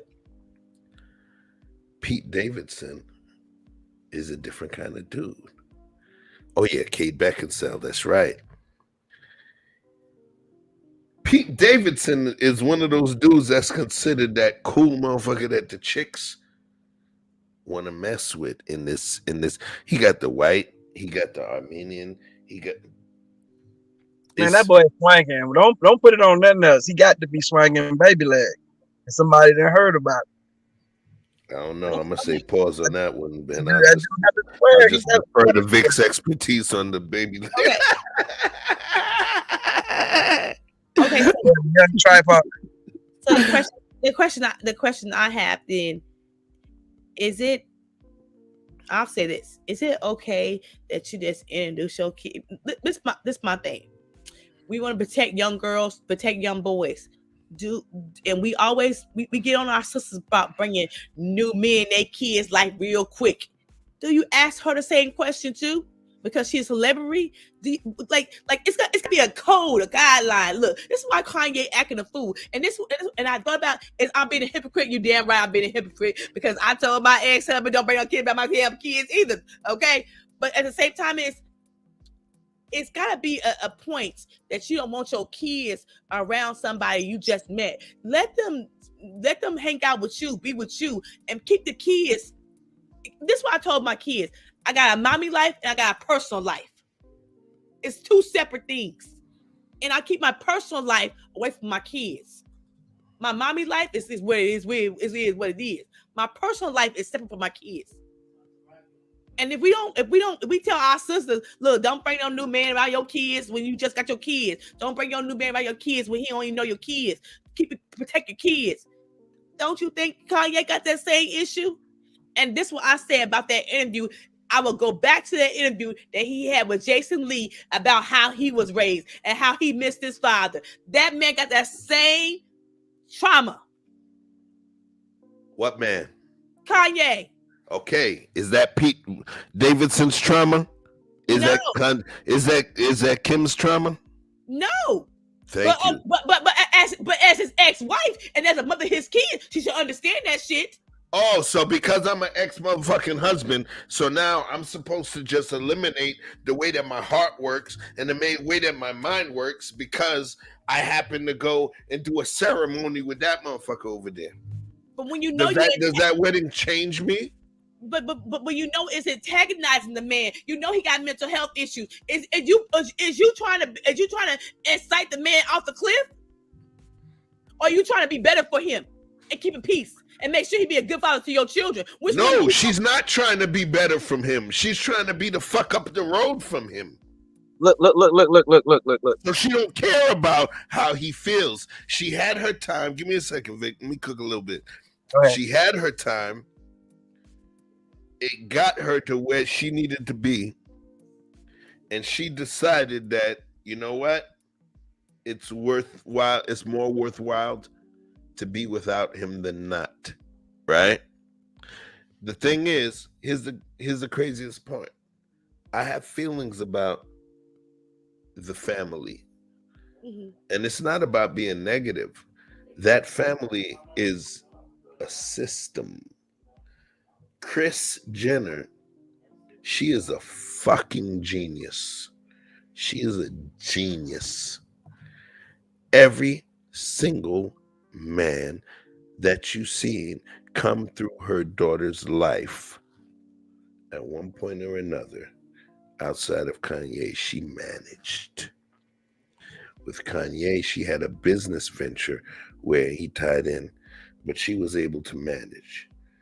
Imagine if you had multiple sons, Andrea, and you were just that powerful motherfucker, and you had enough wherewithal to be able to help the dudes that were going to be the ones that took your daughter into the future.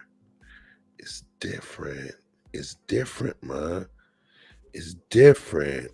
But okay. Do you understand how many people that were managed that dealt with it? You talking about Scott Disick? You talking about Lamar? You talking? It's like these are powerful. This lady is powerful as hell. But at the same time, don't she got an obligation to have healthy, mentally, physically healthy children, and they father be the same way? Because we're gonna say again. Black brother wasn't there to help raise his children where he at. But when you antagonizing the man, when you know he got mental health issue, is that fair to him?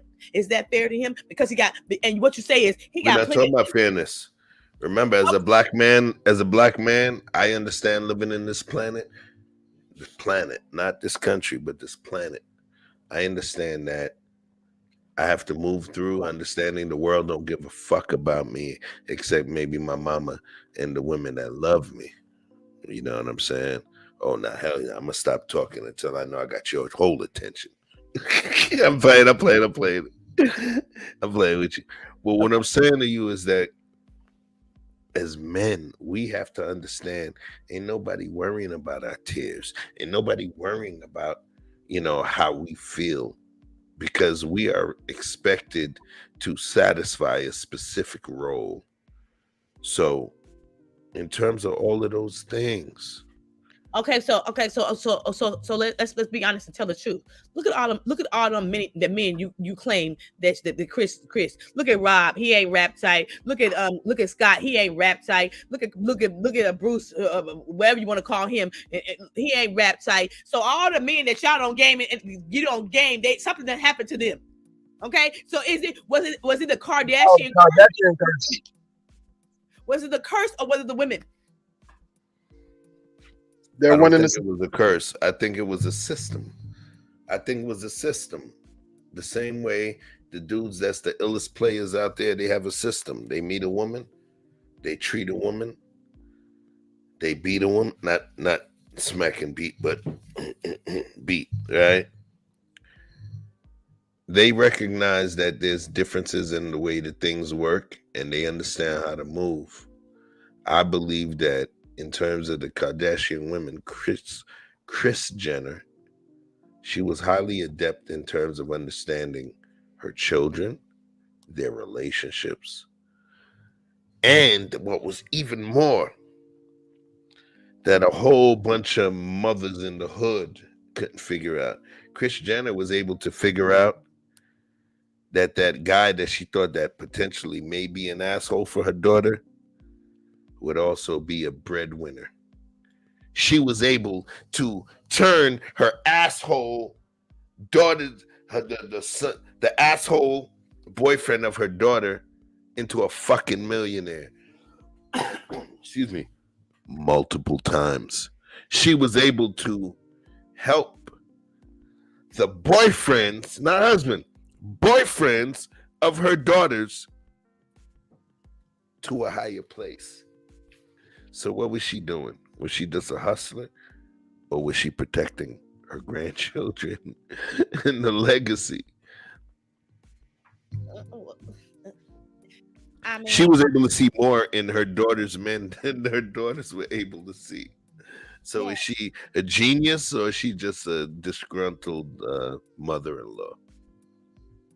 I say she a hustler. She gonna find where the money is, where the money resides. So it's Kris Jenner is where the money resides. She's finding where the money resides. I get that. I understand that. But at the same time, are we gonna say North and Psalm and Chicago and Saint? I will say this, You mark my word, and I say I book it. Somebody gonna need some mental health issues because Kanye ain't rap tight, and when it comes to his kids, it's important to him. And I'm just saying, it's one thing you could do to a black man, but when it comes to their kids, that's important to them. That's their legacy. And to me, it's a respect game here. It's a respect. I respect you as the co-parent. I respect you as the co-parent. It's a respect game, and she don't got a respect game for the man. And then you wonder why he acting out. You wonder why he on social media, why he can't see his child. Then you wonder, and then after he gets on social media, because let me tell you something. When he got on social media, I was mad with him. I ain't gonna lie, he got on my damn nerve. I said that's rich people problem. But when he got on social media, what'd you say? Why he got on my nerve? I said, why did he got on your nerves? Yeah. I said, this is why I said all of a sudden he got a black man really problem, a child support and a baby mama drama. And now he want everybody to come to his rescue. But where you been, Kanye? They been complaining about that. Black men First of all, uh-huh. Let me clear this and take a sip while I say this shit. Okay. The nigga don't got no fucking child support problem. He's the fucking richest rapper that ever lived. I know that. More than Jay-Z. I know that, but I'm saying he's he's the richest rapper ever. But he champion saying fathers need to be in their children's life. He champion. Where you been, brother? My brother's been talking about this forever. Where are you been? Now you going through this problem. You want us to rally with you. You should have been rallying with us. Where you been? Child custody.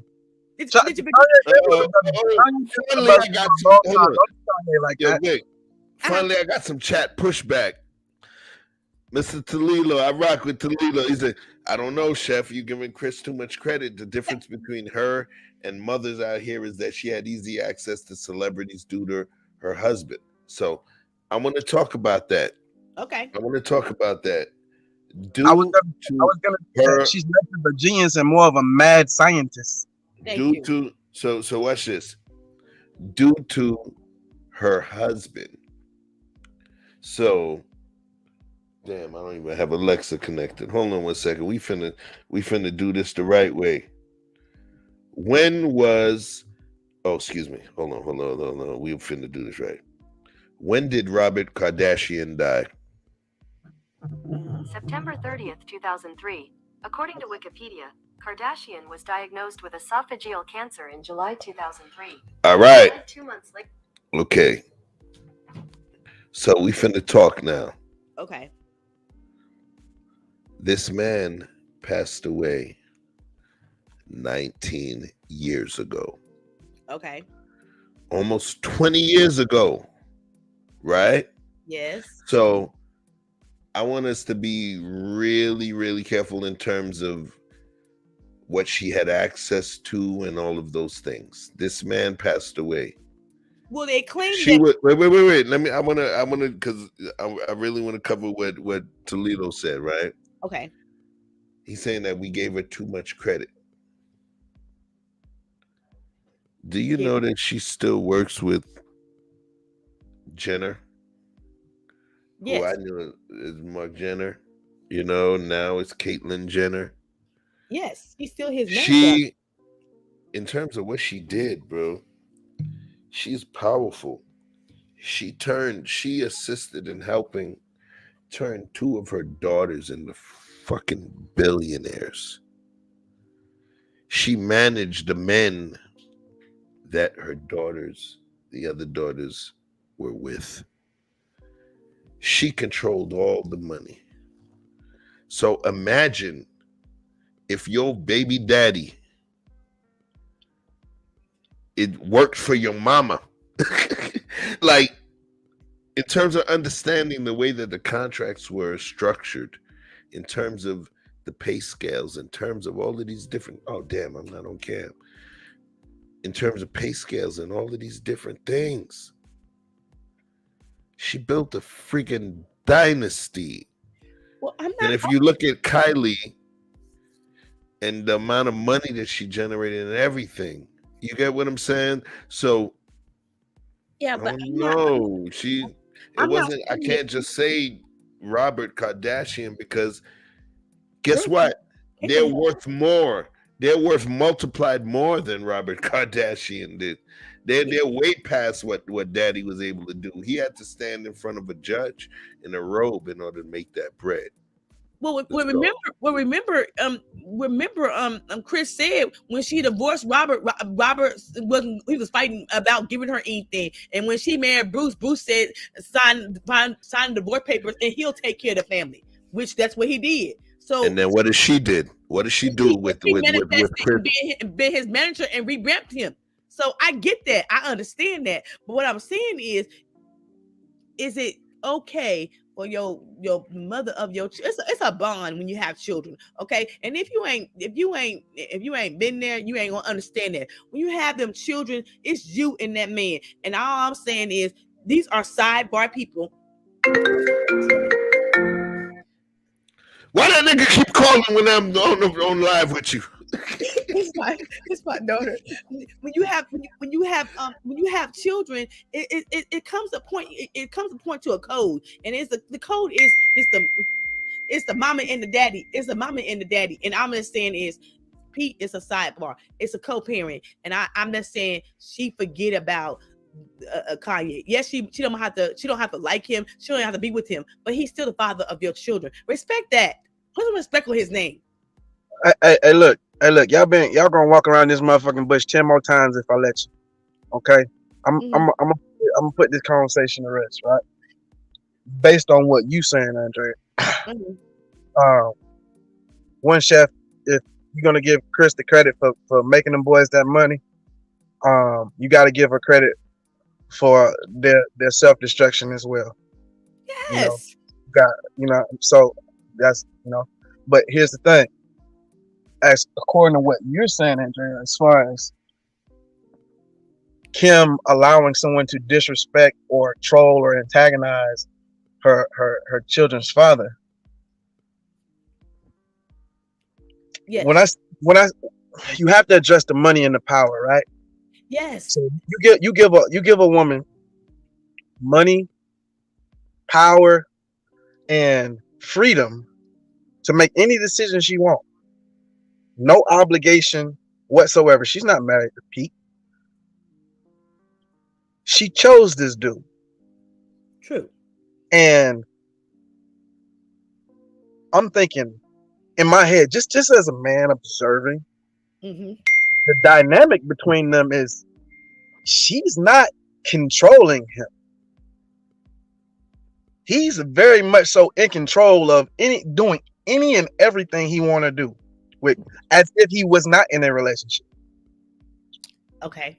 And when I see women and men in that dynamic, I know that man has something over that woman.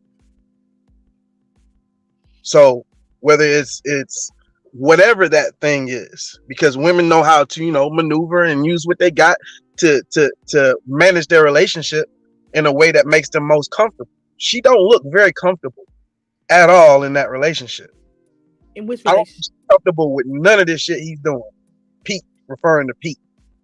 I don't think she's comfortable with any of that thing that you say is going off code. But so here's the question. Why? Wait. So you think that she's not doing? I just want to make sure you talking about in her relationship with Pete Davidson. Correct. So I don't think as it is juxtaposed against what you call it, Kanye. Like, not juxtaposed to get anything, just standing alone. If there was no Kanye, she looks uncomfortable in that relationship based on how he's moving, almost embarrassing her, and wouldn't care about her brand, her image, publicizing certain things, so on and so forth. And that's why I say with reckless abandon. So the question would be, why would somebody who's media trained, billionaire, whose mother is a dog, if nothing else, who would allow that, even if her daughter didn't have the nuts to stand up and say, hey, all right, bro, you doing too much. So the only thing that I can say is that I've seen that same look, and I'm telling you, young baby leg got something going on. He got her brain twist up. She know that shit ain't right. But he got to answer because he's not just the guy who's standing in Kanye's place to antagonize. She's not using him to troll Kanye. That's not what's going on. So you think that he's just laying down certified dick on her? He got her. She in the bag. That's what you believe? He can listen. He could take real advantage of his situation and basically destroy her life right now, and she would allow it. And that supersedes money in a bank account. Well, that supersedes as being a parent, because at the end of the day, them kids are gonna always be there, and the Kanye is gonna always be them kids' daddy. Pete can go, the side people can go, the end people can go, but them 4 kids and Kim and Kanye gonna always be tied together. Mark my words. Mark my words. If you want a good dad for your kids, so don't get on to me. I want to call her out. I want to be her publicist. I want to tell her, don't say I care about him. I care about his mental health. I care about his kids. I want him to be a good father to his kids, and then you're antagonizing him with some bullshit. But you care about the man. Okay. Yo, you know what's so ill? I think every episode that we had with Andrea on there, she talk about some bullshit. For the record, we're gonna be coming out with a little segment each week called "That's Some Bullshit." And it's going to be Andrea rants straight up and down. She does her thing. I'm just saying, I want to be a reporter on her, in her face, because I want to ask her some questions. I got questions, Kim. You want to say you love a black man? We got 4 black children. You love them? You love their daddy? Why you antagonizing him? Why you doing this shit to him? You know he don't like this. You know he don't like his daughter on TikTok, and you put it on TikTok. You know how he feel about his kids, but you care about the kids. You want your kids to be healthy? They're gonna be on somebody's couch in a minute. Woo! Keep going, Andrea. Don't stop on the kind of I'm just saying. She said she love her kids. She want her kids' daddy to be healthy. But do you know this is gonna irritate him? You know this is gonna bother him? Some other man got his kids on this neck. I wish somebody would. She gonna cut it out. Can y'all see? Can you guys see the screenshot? You better not get one. Can you see the screenshot? Say it again. Can you zoom in at all? I'm on the Zoom right now. Hold on. Here we go. You see it? Mm-hmm. KNSOP. It don't matter. It's disrespectful. Talk to me about that. It's disrespectful. It's disrespectful. Them Kanye kids. Respect that. He the daddy. Them his seeds. Them his legacy. Last time I checked, they ain't Kardashian. Their last name is West. Respect that. Okay. What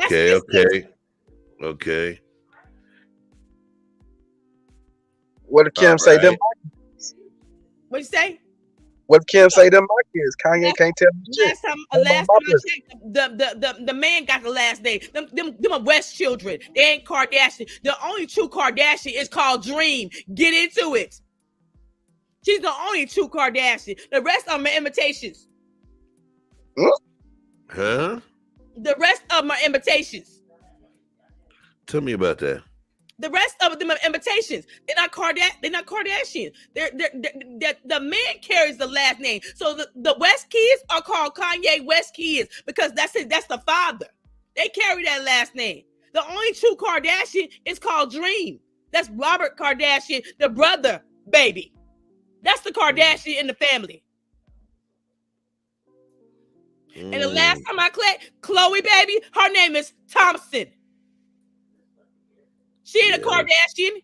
She a Thompson. I agree. Learn your education, my sisters. Shoot. Them Kardashians over there act like they don't know that. They don't know that. Them kids are called West. Kanye daddy is their daddy. And if she cared about him and co-parenting, she wouldn't have this bullshit around his kids.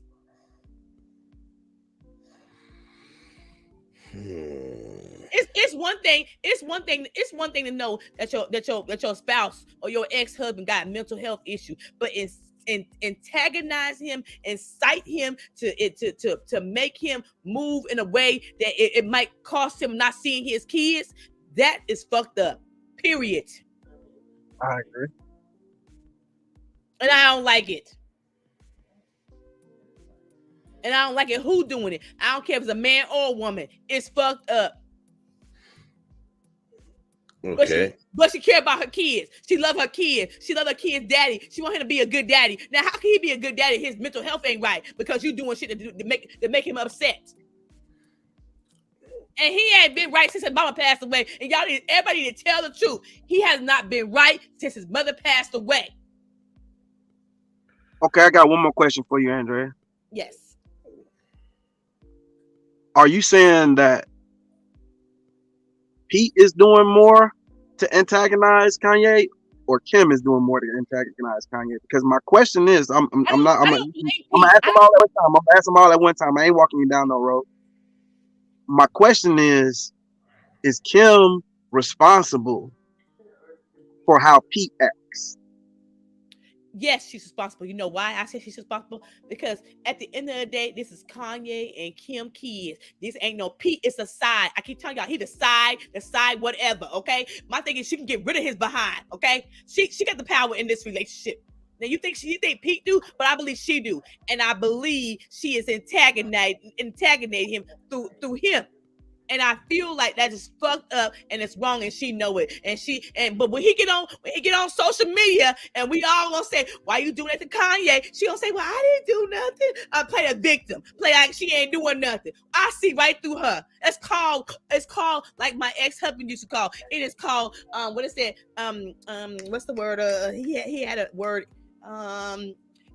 Aggressive. It's called passive aggressive. Yes, she's doing passive aggressive behavior. But wait, what about all the black people she got out of jail though? And so, all right, I'm gonna give you a cookie for that. Okay, we help black folks. Give you a cookie for that shit. Okay, I'm gonna give you a cookie for it. All right, we help black people get out of jail. So let's talk this real quick. Okay, we're about to drop this thing real quick. You see, KNSCP.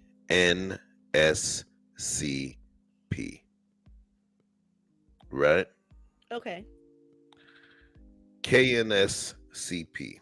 Y'all know what that stands for? That stands for Kim, North, Saint, Chicago, and Psalm, PSALM. So that's KNSCP. That stands for Kim and the 4 children. So my question is this. All right, hold on 1 second.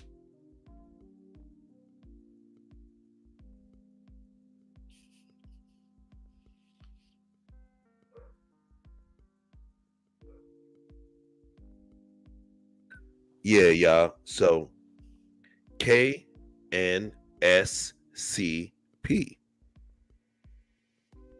So now let's talk about it. Do you think that he did that as a dagger? It's an important question. Do you think he did it as a dagger, or that he was trolling Kanye? It's very important. So yes or no from Andrea, yes or no from Vic. I ain't gonna say he was trolling the man, but I think he was throwing a dig at the man. You believe he was throwing a dig? Okay, I'll take that. How about you, Vic? Standalone, no, but comparing it to all the other shit that he's been doing is very damning. I would say I lean more towards yes. Okay. So you believe that it's trolling? I believe that he definitely had that in his mind when he did it. Yeah. Okay. So, thank you. So my question to you is this. Because you say you believe he had it in his mind when he did it. Have you ever seen Pete Davidson? Yeah, I seen him. I seen him on magazines. I seen him on SNL one time, but he don't interest in me. He a little boring to me. I'm gonna be honest. So let me show y'all a quick picture. Just a quick picture. Can you guys see it? Yeah. Let me full screen that shit for y'all, just so make sure we on the right spot.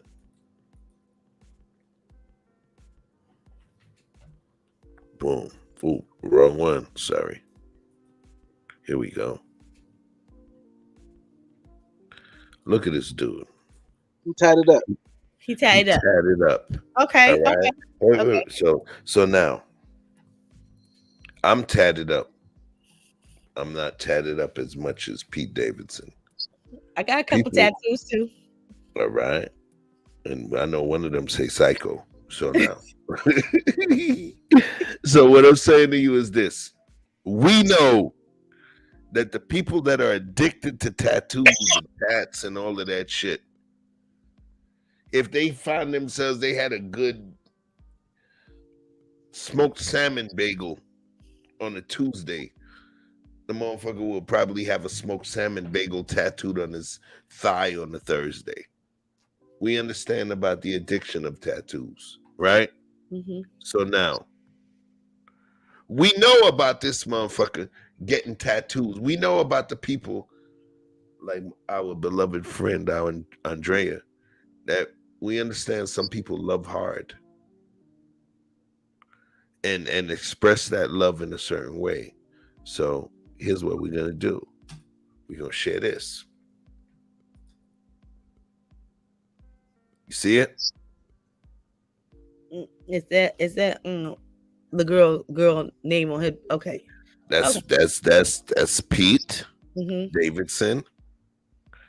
This is Ariana Grande on the right side. Mile Tendresse.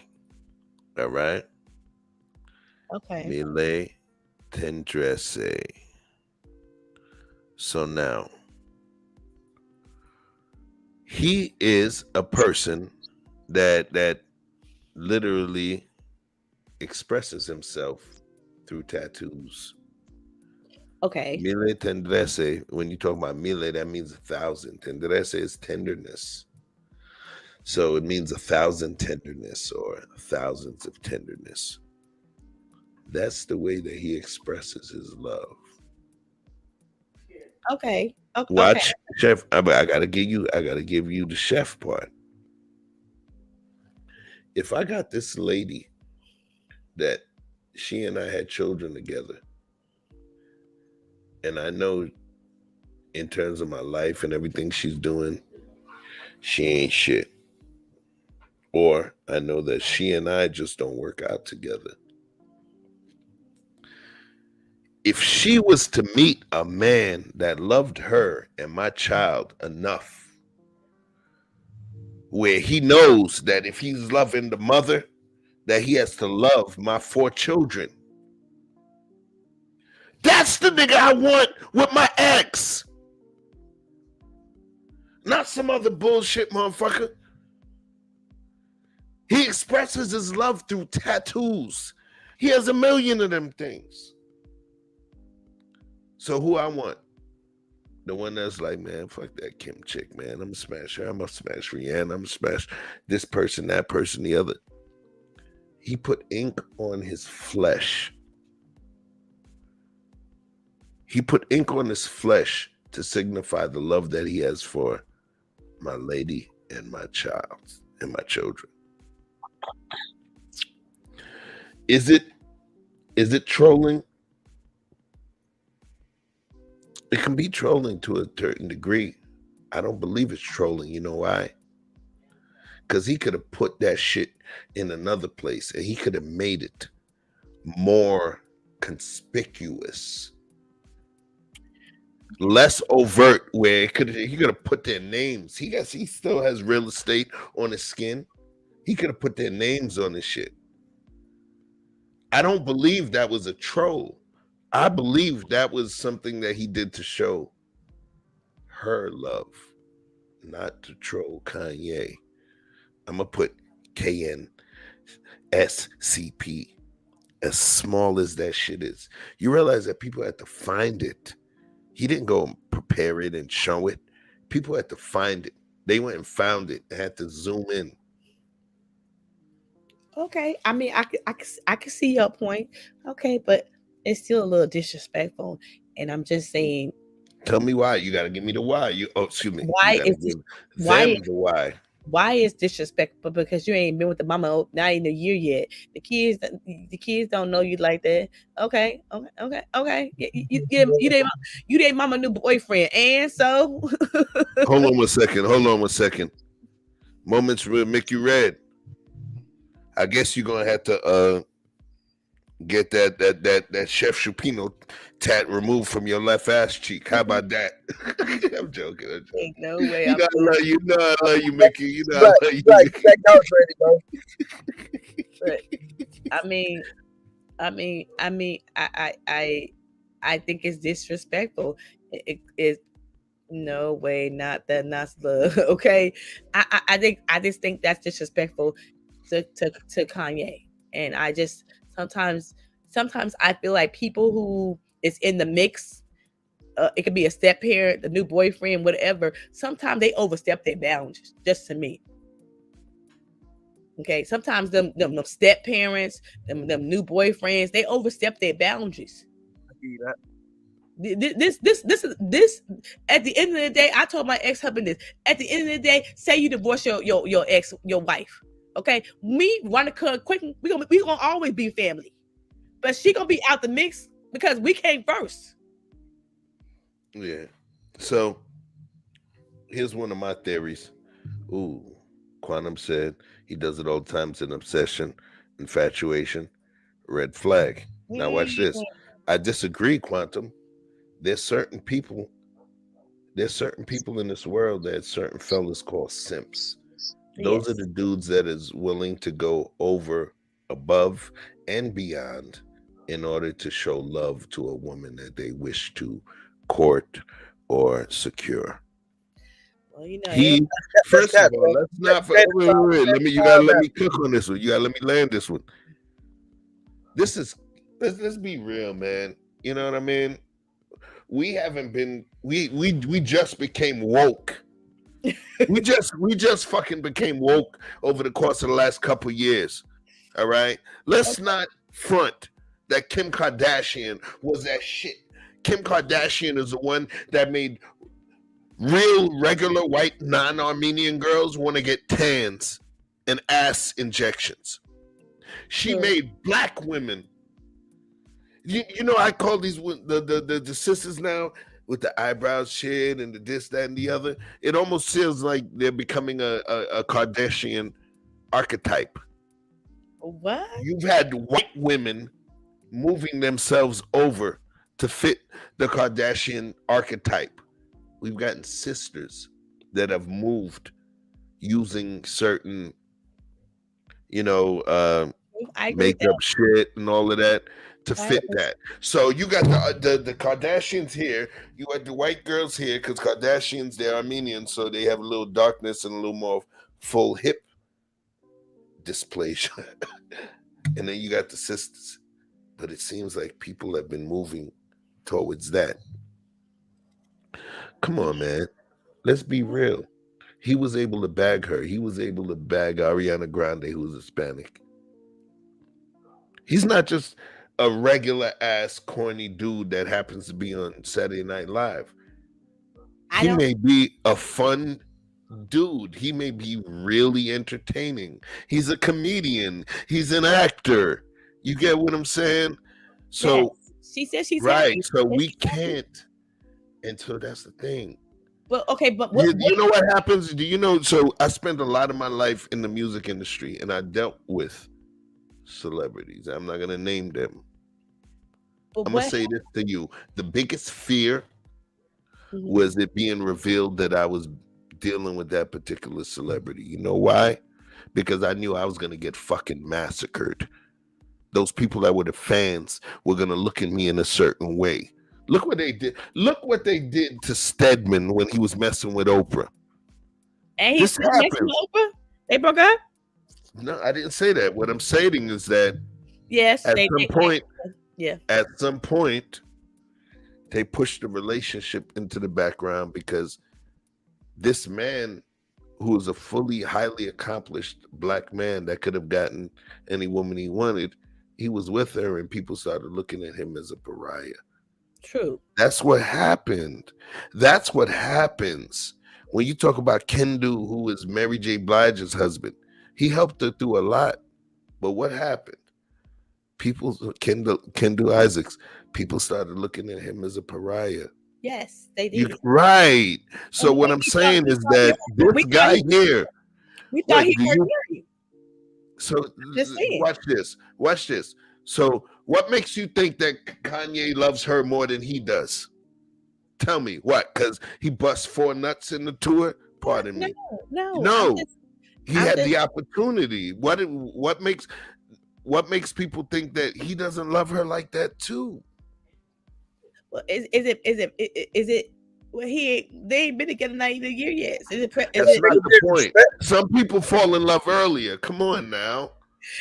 Okay. We got motherfuckers on the internet right now. No, I ain't gonna do that.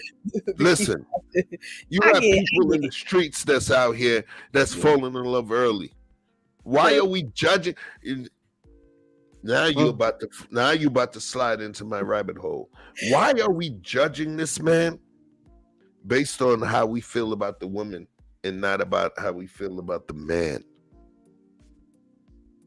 Let me respond to that, Chef, and then. Go ahead, Big. Get it, Big. Make it good, nigga. Come on. Hey, so I made my statements about the dynamic. That's why I said you can't put him in no simp category because she's not dragging him around like Rihanna drags her little dudes around, like Sierra's dragging Russell Wilson around, like these women of power. She's dragging him around, in my opinion. But I mean, if you like getting dragged around, then that's your business. But all I'm saying is that you can tell the power dynamic when a woman is in control of the relationship. And there's a difference when a man is in control of the relationship and he's being responsible about it and making sure that she's taking. But there's another thing, they call it like gorilla pimping or just going hard, like stepping on a hoe. You know what I'm saying? That's Pete come with this, like, I'm doing a book. I ain't even considering this. You know what I'm saying? I'm doing whatever. And the reason that I somewhat hedged my bet when you asked the question, yes or no, if it was trolling, which is why I said in a vacuum, I can see it. Okay, clearly he's a tattoo guy. They don't really need a fucking reason to get a tattoo. So cool. He gets one. It's not that big a deal. People make a bigger deal out of it. No problem. But when the police do this thing, when they have probable cause, to establish probable cause, you need 3 reasonable suspicions.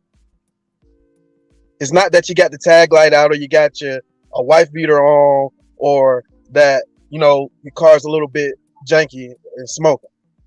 It's the combination of all those 3. It's the fact that there's is 4 people in the car as well.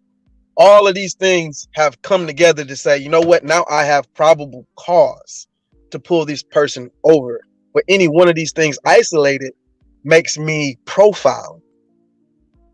So what I'm saying is I'm not profiling this man.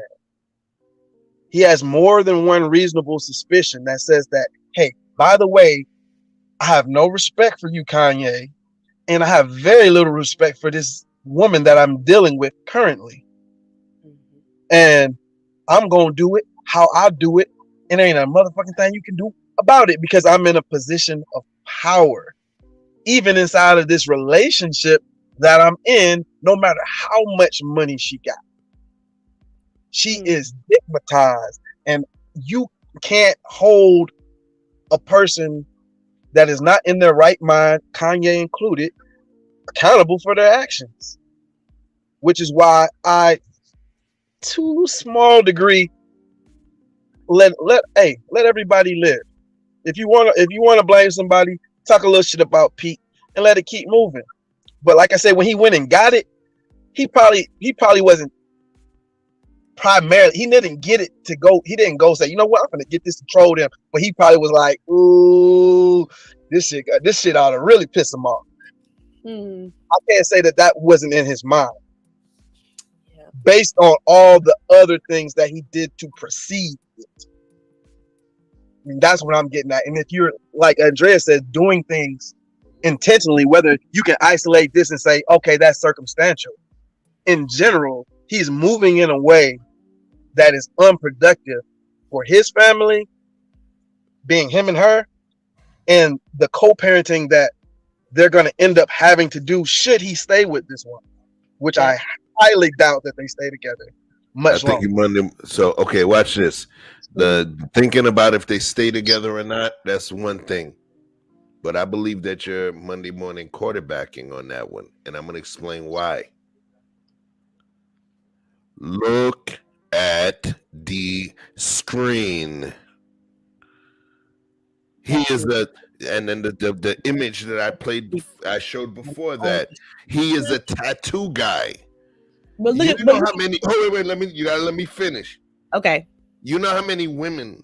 I'm an executive for a big company. You know how many women is sitting there with a motherfucking tattoo that say Jelly Roll? I'm sorry, that say Jelly Roll, and it's a nigga that she was with 14 years ago. Okay. Okay, and she got kids, 2 kids by a whole nother dude who she married to. All right. So what I'm saying to you is that let's not make believe we don't know about people that go and get tattoos in the moment. Let's not make believe that there's certain times that we feel so emotionally inclined to make a move. There's niggas out there that will be loving the chick so much they'll purposely bust a nut in there. You get what I'm saying? And that chick, hold on one second, y'all. And that chick will not be with them in the future, where you can still see that tattoo crystal clear. So what I'm stating is that we are making assumptions that he was trolling, doing this and that. The last person he was with, the person he was with before that, he got tats all over his shit. So when we talk about creepy, he could have made it more conspicuous. He could have put their names. He still had real estate on his arm, on his body, the way he could have put all of their names in there. But all he put, and here's the beauty, here's the illest part of it. He didn't make it public. She didn't make it public.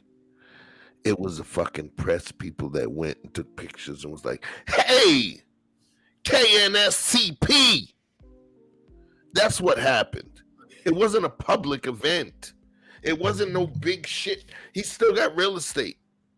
It wasn't no big shit that he put on them. It was a gesture. To me, it was a gesture that he made to her. And especially in this day and age where we talk about this red pill shit and all of that other stuff, he was letting her know, and to me, yo, baby, I understand you're a package deal. He's dealing with a woman that got 4 kids. 4 kids. It ain't like she got plenty of money to get some nannies and run around that house. That's not what I'm saying. He's dealing with a woman that got 4 kids. I know. So right. So imagine you got 4 kids. And me, I got 4 kids. I do got 4 kids. I mean, yeah, that's right. Well, what I'm saying is that, and I'm some dude, and I'm dealing with you, and I love you so much, and I come to you one day, and I show you the tattoo say A But basically, all of the kids there, and it's very inconspicuous. But you know. You feel me? Yeah, I know.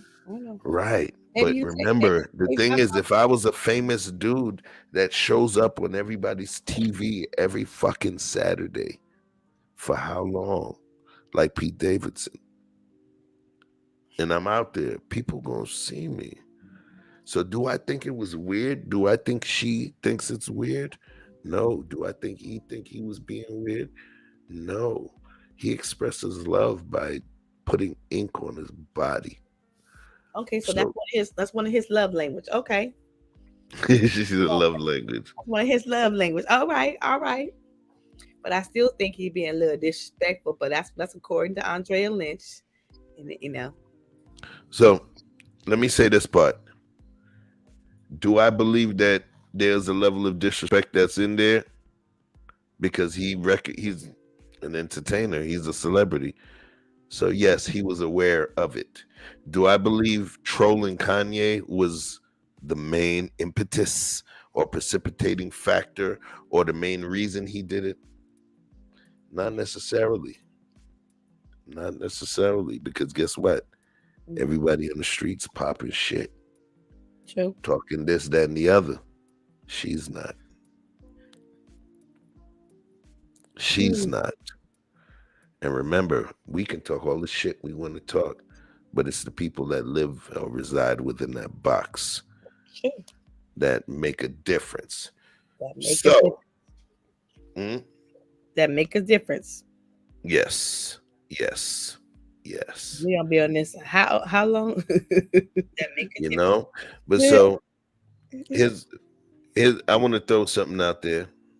You know what I mean? I'm gonna throw a piece out there on how, because a lot of people were bringing up certain vibes about trolling and this, that, and the other, and it seemed like it exhibited a bit of, or it spoke to a bit of the jealousy aspect, right? So I'm gonna give y'all a little taste real quick. This is how it starts off early.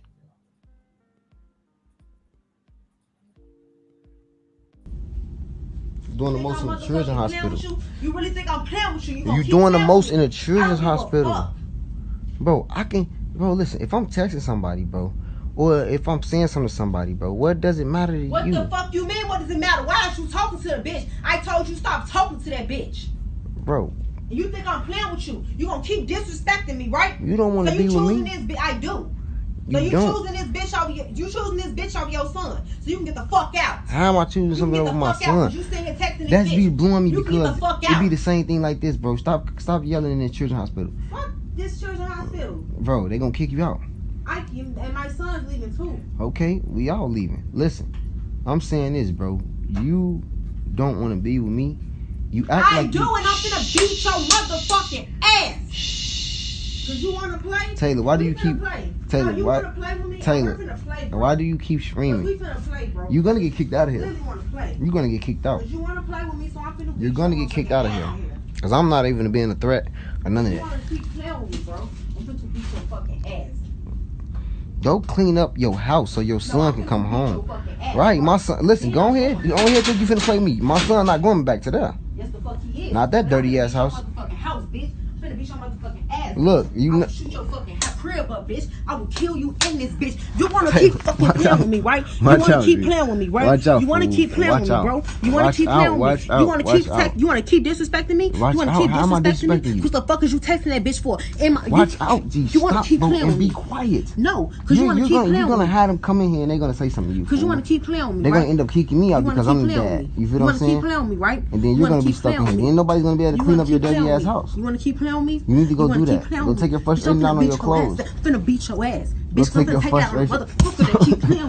Stop hitting me. Cause you think I'm playing with you. Stop hitting me. You think I'm playing with you, so I'm finna show you who the motherfucker. Stop hitting me, man. Around this bitch. Get up, bitch. Stop hitting me, man. Get up. Taylor. Get up. You wanna fight somebody? Cause I'm finna show you. I'm finna tell you. You wanna fight somebody? Finna show you. You wanna fight somebody? You wanna keep playing with me? Some yes. You wanna fight somebody? Beat your ass. All right. You wanna keep motherfucking. I will let the girl know you wanna fight her. Tell that bitch to come up here right now. Nah, why would I let her come up here and Tell that fight bitch at come a up right fucking now. hospital? Tell that bitch come up here right now. We can go pull up on beat her. your ass. Let's go. Come on, get Let's up. go. Come on, move, Let's move, go. move. Get up. Move. Let's go. I'm finna get up and call her. Let's go. I'm finna call and tell her Let's to pull go. up on you and she wanna fight you. And when she beat your ass, you gonna be mad at me. Shit, I ain't getting my ass beat. All right, come on, let me go. Let's go. Let me go Get so I the can fuck get up up. now, bitch. Let me go. Come on, let's go.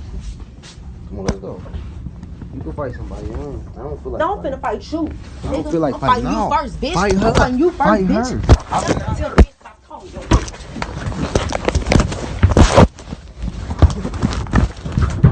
Stop playing. I ain't gotta stop playing. Stop playing, bro. I won't. Stop playing. I won't. Stop playing. I won't. Yeah. At the children's hospital. The children's hospital where the child is at the children's hospital in the NICU unit. You can't take black folks anywhere. I'm at the children's hospital. Don't blame that on black folks. You can't take that. Wait, say that again, Vic. I said, don't blame that on black folks. You can't take that bitch. No. At the children's hospital. Yo, at the children's hospital. So watch this. Here's the illest part. Like, yo, that's a strong chick. She's scary as hell. She just delivered a child. And they say when women deliver a child, that's one of the closest points to death that they reach in terms of that connection. Yo, she was a beast. He's a hoe. She dug him the hell out. Honey, ain't no way for I'll be fighting at the children's hospital. My baby in the NICU unit. Now I'm good. We'll talk after we get up out of here. Cause this. You put that woman with a different man, she don't act like that. And that's what women be talking about when they say, well, if I'm around the right man, I don't really act like this.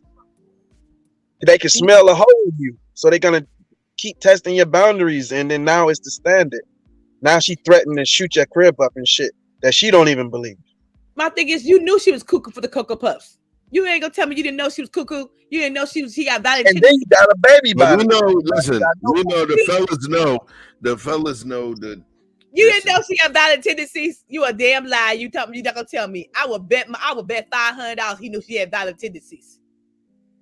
CCGEM. CCGEM. CCGEM. Okay. Commander Enforcement Marine. CCGEM. Real niggas know what I'm talking about.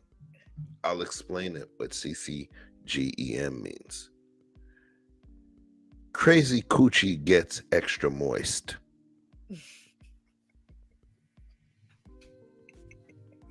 I sense no deception. Y'all know what I'm talking about.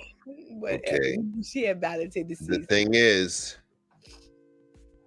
the dudes understand that level of crazy, but then they understand that level of friction. We can't ring it in. We're not ringing it in.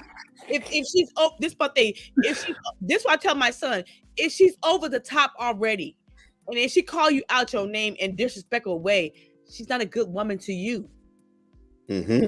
Yeah, I agree. When she cross the line and call you a bitch ass nigga, when she cross the line and call you out your name and cross your manhood, she's not a good woman because she's gonna test your manhood consistently. She got violent tendency. Get out, my son. Yeah, but you talking like a grown ass woman that's 40-something years old. You ain't talking like a man that's 20 years old and he need to get them rocks off and he understands the essence of moisture and tightness.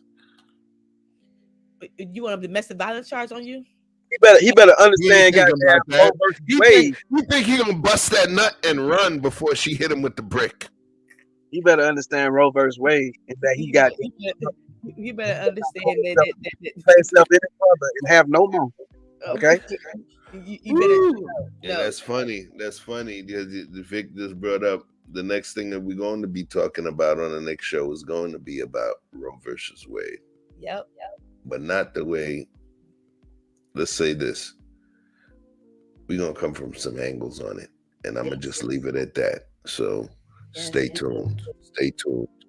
Well, this been a refreshing night. I don't told all Who told you I'm finished, yo? I got like 9 videos to play. No, I'm joking. Damn all them clips. Okay, we got like you should have put that damn meme I sent up. we gotta show the bar in the morning. It's gonna be like in 2 hours. Like I'm telling you, 2 hours. We got a show in the morning, okay? Say double it. We got a show in the morning, okay? We got a show in the morning because I gotta be ready for my game because I'm coming with some stuff tomorrow morning, okay? No doubt. So let's do this real quick. What I want to do is drop this one on your head real quick and let's talk about it. Monday, when I went to go pick my kids up from school, the security stopped me at the gate. So at that point, security was in between me and my children. And that's what was not finna happen. But I didn't want to argue about it. So I just chilled, took my kids to school, and then took my kids back. You know, I'm driving them as I bring them back, and North is like, yo, I want you to come upstairs and see something. And it's like, oh, daddy can't come inside. But that hadn't been defined. And I'm hearing that the new boyfriend is actually in the house that I can't even go to. Kanye West, welcome to the Red Pill. Oh, snap. Hold on. Melissa Torres Echevarria. Yo, son. I had to pause all of that. You see this person right here? Mm-hmm. Illest Puerto Rican from Brooklyn you would ever know. Melissa Torres Echevarria, Madison High School's finest. Just had to send a special shout out. Thank you. And you see, look, she used my government, right? Okay, she used my government. So you already know where the love is at. Peace, Missy. See you. I see you. But yeah. So go ahead, man. What y'all think about that? I think a man who's trying to figure out his life moving forward with a divorce and 4 kids, and he's trying to navigate it to make the kids easier. Don't worry about him. That's what a parent is supposed to do. Kudos to Kanye. You got to give me the why. Come on, Andrea. Why? Because he's saying, look, I didn't get no fight when the security tried to stop me. I took my kids to school. I didn't fight because the thing is, what he's seen is, my parents didn't do this. I'm not going to do this in front of my kids. And so I say kudos to him. With mental health issues and everything, he's still trying to be the best father he can to his children. They're his legacy. Any man would tell you that. The children are the legacy to him. So to get them out of the divorce unscathed, no mental health issues, and live down the street from my mama and daddy, if we all had money, we would do that. Because it's better off for the kids. Mm-hmm. And I question sometimes Kim Kardashian better off for the kids. I question her sometimes. I'm just saying, as a mother to a mother. So now watch this. I want to kind of bring a line or draw a little bit of a line in terms of what people understand from women and men and try to create a point of delineation where I could say, you know what? We both do some of the same bullshit, right? Yeah. So we have situations where Kanye, people are like, oh, look at the way he's getting down. Look at the way he's getting down. Come on, man. You're making yourself look crazy. But here's the beauty of it, or the craziness of it. The women want a man that will do everything that he can to make sure that his relationship with his children is on point. Mm-hmm. I know women that literally have said, I know I could be an asshole. I just hope that he is strong enough to be able to overcome my assholiness so that I don't fuck things up. You feel what I'm saying? Yeah. When we talk about men that get tired of a particular type of woman. What does the woman say? He wasn't what enough. He was not man enough. Yeah. He was not strong enough. He was not this enough to deal with what? My bullshit. Yes. So I feel that we find ourselves as men, and here's maybe my rabbit hole. As men, I think that we find ourselves in a weird conundrum where we can be that dude that they want us to be for their children. But here's what happens. When it becomes inconvenient, we become a fucking creep. I could be Idris Elba and go walk up to Missy Echeverria, Missy Torres Echeverria, if she wasn't married, and say some words, and she'd be like, "Oh, stop playing, Idris." But then I could be just some regular old dude, buck teeth, with a big gap in my teeth, and I walk a little funny, and I may be 5'4", and who knows? And I say the same thing Idris said, and she may say to her friends, "This creep, he's a creep." No offense, Missy, I just use it as an example. That's what happens. It's the perceptions. It's the subjective opinions. It's the objective opinions that plays a part. And so the best way I could lay it down is to give you this. But apparently there's a new trend of, I can take your man. And all I gotta say is, congratulations, Jessie Bailey. This beautiful nurse, St. Francis Hospital, Tulsa, Oklahoma, decided she wanted to play. And what did she win? Boom! Christian preacher, ordained minister. Oh, what? That's my husband and his girlfriend. She decided to switch up that profile picture to let everybody know that she's in a serious relationship with a married man.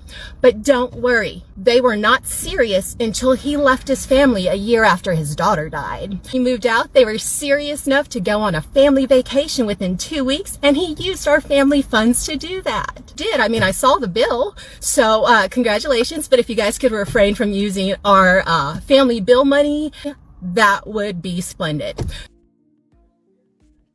Wow, that's a scorn woman right there. Yeah, there was a little recap that took place after all of that conversation, and in essence, he did what he was legally supposed to do, although she was not happy. Obviously, it was a problem for her. Obviously, what's going on is this thing is a problem for Kanye. But let's talk, man, before we wrap this whole thing up. Kanye made a statement back in the 90s, even before my son was born, in the 90s. And literally, people asked him, why do you consider yourself arrogant? Why do you consider yourself arrogant? Or why do people consider you arrogant? And he said, I don't know. It's just that everything that I said that I was going to do, I did. Right? Yes. Okay. Remember, we talk about nature. We talk about nature and we talk about nurture. Mm-hmm. And right? Yes. And nature is a thing that's naturally occurring within the ecosystem. Nurture is the things that we learn on our paths. If we talk about the nature, bro did everything he said he was going to do, even when, Sway was telling him this, that, and the other, and he said, you don't have all the answers, Sway. He ended up 12 timings what he had at that time to become a billionaire. And what he said and what he was talking about actually made sense. Mm-hmm. He's a genius. He's a genius. I and think they so. always say that genius, there's a fine line between genius and insanity. Yes. Because geniuses, they'll look at the same painting and see something that us regular ass niggas won't even see. We'll see 40 points. The people we consider smart may see 150 points, and then the genius will see 1,000 points. He thinks different. He moves different. You know what I believe? What? I believe that the way that Kanye loves is some whole different shit. So when we talk about co-parenting or trolling, I do not believe that Kanye is trolling Kim or trying to press them. I do not believe that Pete Davidson is trolling. I believe he's expressing the love in his own quirky way. If you look at how big, I showed y'all tattoos of his body. Yep, he did. He used just KNSCP, and it was very indiscriminate. They had to find it. He didn't publicize it. So do I believe that he was trolling? No. I believe that was his weird, quirky, psycho, or people say goth or blah, blah, blah, way of showing his love to her. Yep. That tattoo looked like he did that shit himself. Yeah, okay. It looked like he did that shit himself in the mirror. Yeah, that's true. That's true. I don't believe he's a millionaire. I don't believe that was a troll. Mm-hmm. I believe he loves her. I believe that we, as a people on the outside, look at him and he looks weird and he's biracial and this, that, and the other, and he looks like he's goth and blah, blah, blah. And we place our own significance in terms of who we think he is. Yeah. But and being in the industry so long, that was my fear of dealing with celebrities. I dealt with a couple. That was my fear. That was my fear of being that motherfucker that everybody loves. And then once I start dealing with the person that they deal with, I become the asshole. I become the troll. I become the nigga that ain't shit. Perfect example. Everybody loved Jay. But what happened when it came out that he was with Beyonce? Do y'all remember? All of a sudden, they started calling him crack dealer again. Yes. They started saying all of these different things, not even realizing that he was the yin to her yang. He was the one that was able to make her bounce like a fucking super trampoline from Destiny's Child into being an individually acclaimed artist. Remember when they started working together and he smacked her ass on the video? Yeah. Oh! Well, I think they was looking at her like they did Whitney Houston. That's the darling. That's the girl. And you know the player, the drug dealer, the man who been through women. So they was like, we don't want you to mess her up. We don't want you to take her. When they didn't even realize that she was the OG. She was getting coked up with Eddie and the rest of them before while Bobby Brown was a kid. And Bobby took that hit for her. Bobby took that blame. Bobby took that blame. And when I look at it now, I feel bad for him in a sense. Thank you. I feel bad. So I can wrap this thing up. That is the thing that we as men are expected to do for the women that we love. Yes. If I ended up not wanting to go to the motherfucker, if I didn't want to get my lady a Bentley and she wanted a Bentley and I didn't want it, and we argue and and she won, and I ended up getting her Bentley. And when I'm talking to the homies or I'm talking to the neighbors, You think I'm gonna tell them, man, she wanted me to get her Bentley. I didn't want to get that shit. No, I'm gonna say, I got my wife a Bentley. I wanted to get her a Bentley. That's what we do within these relationships. Yes. We move and we acquiesce. We move forward, which means we conquer, but then also we acquiesce and allow the queen to signify. And then what we do is we let the world know that it was a joint decision. That's the way power works. That's the way real relationships work. It's a unified front. So all I'm saying is this. My rabbit hole for this whole shit here is this, yo. I respect Kanye. And we all need to respect Kanye.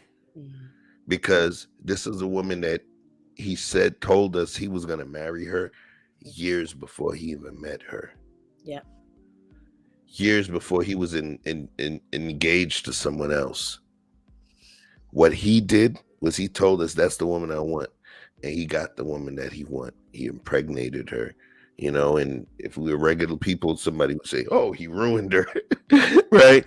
But he got the person he wanted, and he's behaving like a man that got the wife that he wanted. And it gets deep. He has his issues. He has his demons and all of that. But in this situation here, when people talk about the way he's behaving,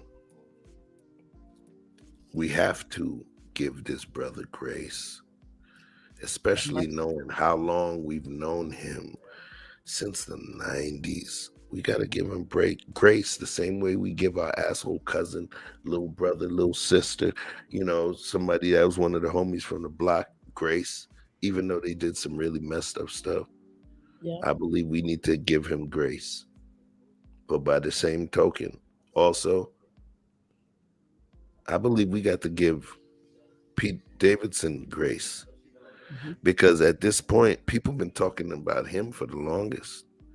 And then him getting that little tattoo that somebody had to explain what it meant. I wouldn't consider that a troll at all. At all. So now, because you know we finna shut this thing down, right? Yes, we are. Right. You know.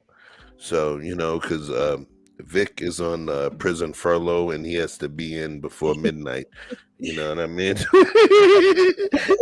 So I'm about to bring up somebody that y'all motherfuckers ain't going to be able to talk shit back to because y'all don't want to get knocked out. How about that? Is that my word?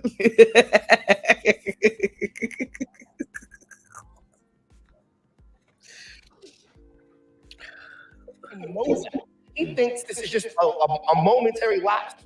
You know that. He thinks this is just a momentary lapse because they've all had other momentary lapses.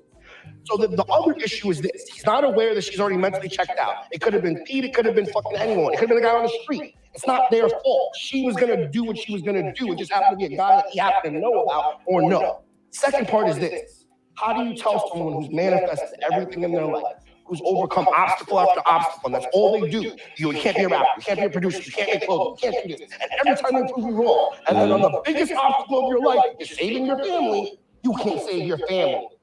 He's gonna fight even harder, but he can't. When he started going at DL Hughley, I was like, oh yeah, man, like yeah. What he do? He went after DL Hughley. Listen, man. So even the Calabasas guy is good. I was like, oh, this guy. Listen, man, that's a king comedy, man. And you can't get the love you want that destroys you. Like Kardashian, love destroys. Like I said, money ain't gonna buy you. Destroys. Like Kardashian, love destroys. Like hold on. And you can't get the love you want that destroys you. Like Kardashian. Peace to Mike Tyson. I'm so happy that I was able to be. I'm old enough to be able to say that I seen his first fight. But he said, when you don't get the love you want, it destroys you. I could disagree with that. I'm going to push back on it. If you don't get the love. I believe that when we don't get the love that we want, we put ourselves in a position to destroy ourselves. I believe that. I believe that. So now, Andrea, with you believing that, I want you now to think about this man who was with the biggest pop star, you know, at that particular time, which was Ariana Grande. And then he moves to Kim Kardashian. So now, and she's bigger without even having to shake her ass, dance, sing, or any of that stuff. Oh, he got another tattoo saying, what is it? My girl is a lawyer. My lady's a lawyer, right? Kim, no, remember, y'all. She's a lawyer, yes. Kim Kardashian is a lawyer now. That was her passion project. Yes. She's an actual lawyer. So when we look at him saying all of that, man, you know, is he saying fuck him? Or is he saying fuck y'all? You know, I think he's saying, you know, I'm gonna do whatever I want to do. When she Pete wins, okay? You know, he's saying fuck the world. He gonna do it. If he wants to, you know, put a tattoo on his neck, whoever, whatever, he's gonna do it. Period. Okay. So here's what I ask you guys. It's because we're about to wrap this thing up here. So what do you really think? Do you believe that Pete Davidson was trolling? Or do you believe that he is really understanding the essence of co-parenting? Well, I'm reserved the right to change my opinion. I guess I could say he might not be trolling. He might just love the woman. He want to show his gratitude towards her. When you have 4 kids, they are a package deal. So the woman comes with the kids. And look at his love language, all these tattoos that he got. So that's what he shows his love language. His love language.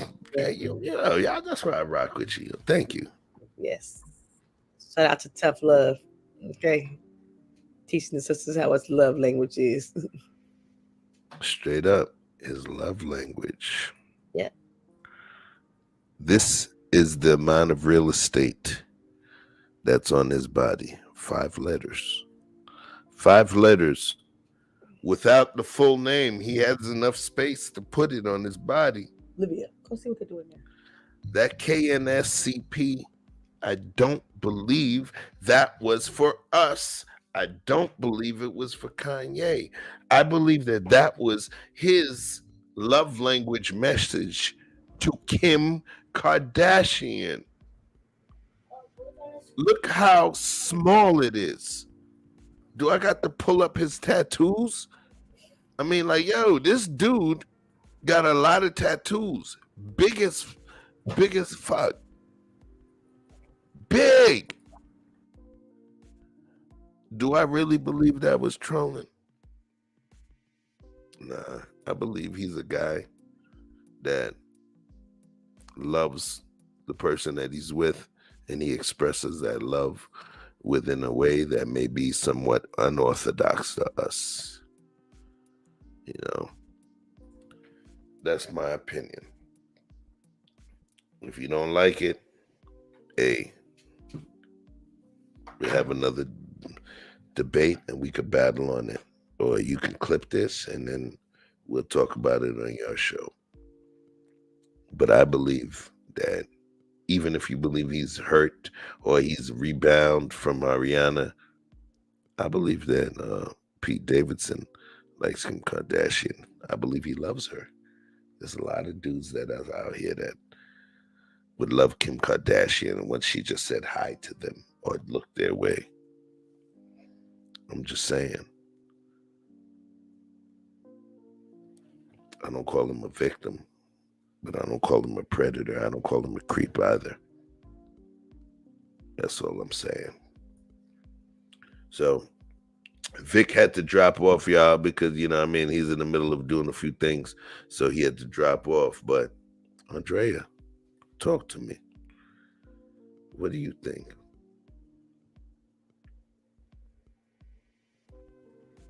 This show has been on Tell the Truth, Andrea, tonight. Okay, what's you? Oh my God. I told some truths over here tonight, but I'm not ashamed. It is what it is. That's why we rock with you. You tell more damn truths than the rest of these folks on the internet. And that's why, look, and we got your ass. So, you know what I mean? Once this show is finished, we shall be tying her hands, gagging her, and putting her back into the cage. Y'all niggas ain't getting my Andrea, not tonight. You know, it is what it is. I don't have no I live in my truth now. I tell it what it is. It happened. I'm not. I went through it. It is. I'm a better woman. Ronnie's a better person. Veronica and Quentin are way much better people. And if I could say we went through that, we got two good human beings, good people, or good loving people. Because when it comes to that brother and sister, they are no under than them two. They're thick as thieves. They talk to each other every day. And so if God willing call me home, I know Veronica and Quentin are safe because they got each other. See, that's why I rock with you, yo. So listen, man. Mm-hmm. For the record, the show was supposed to be a 3-hour stream.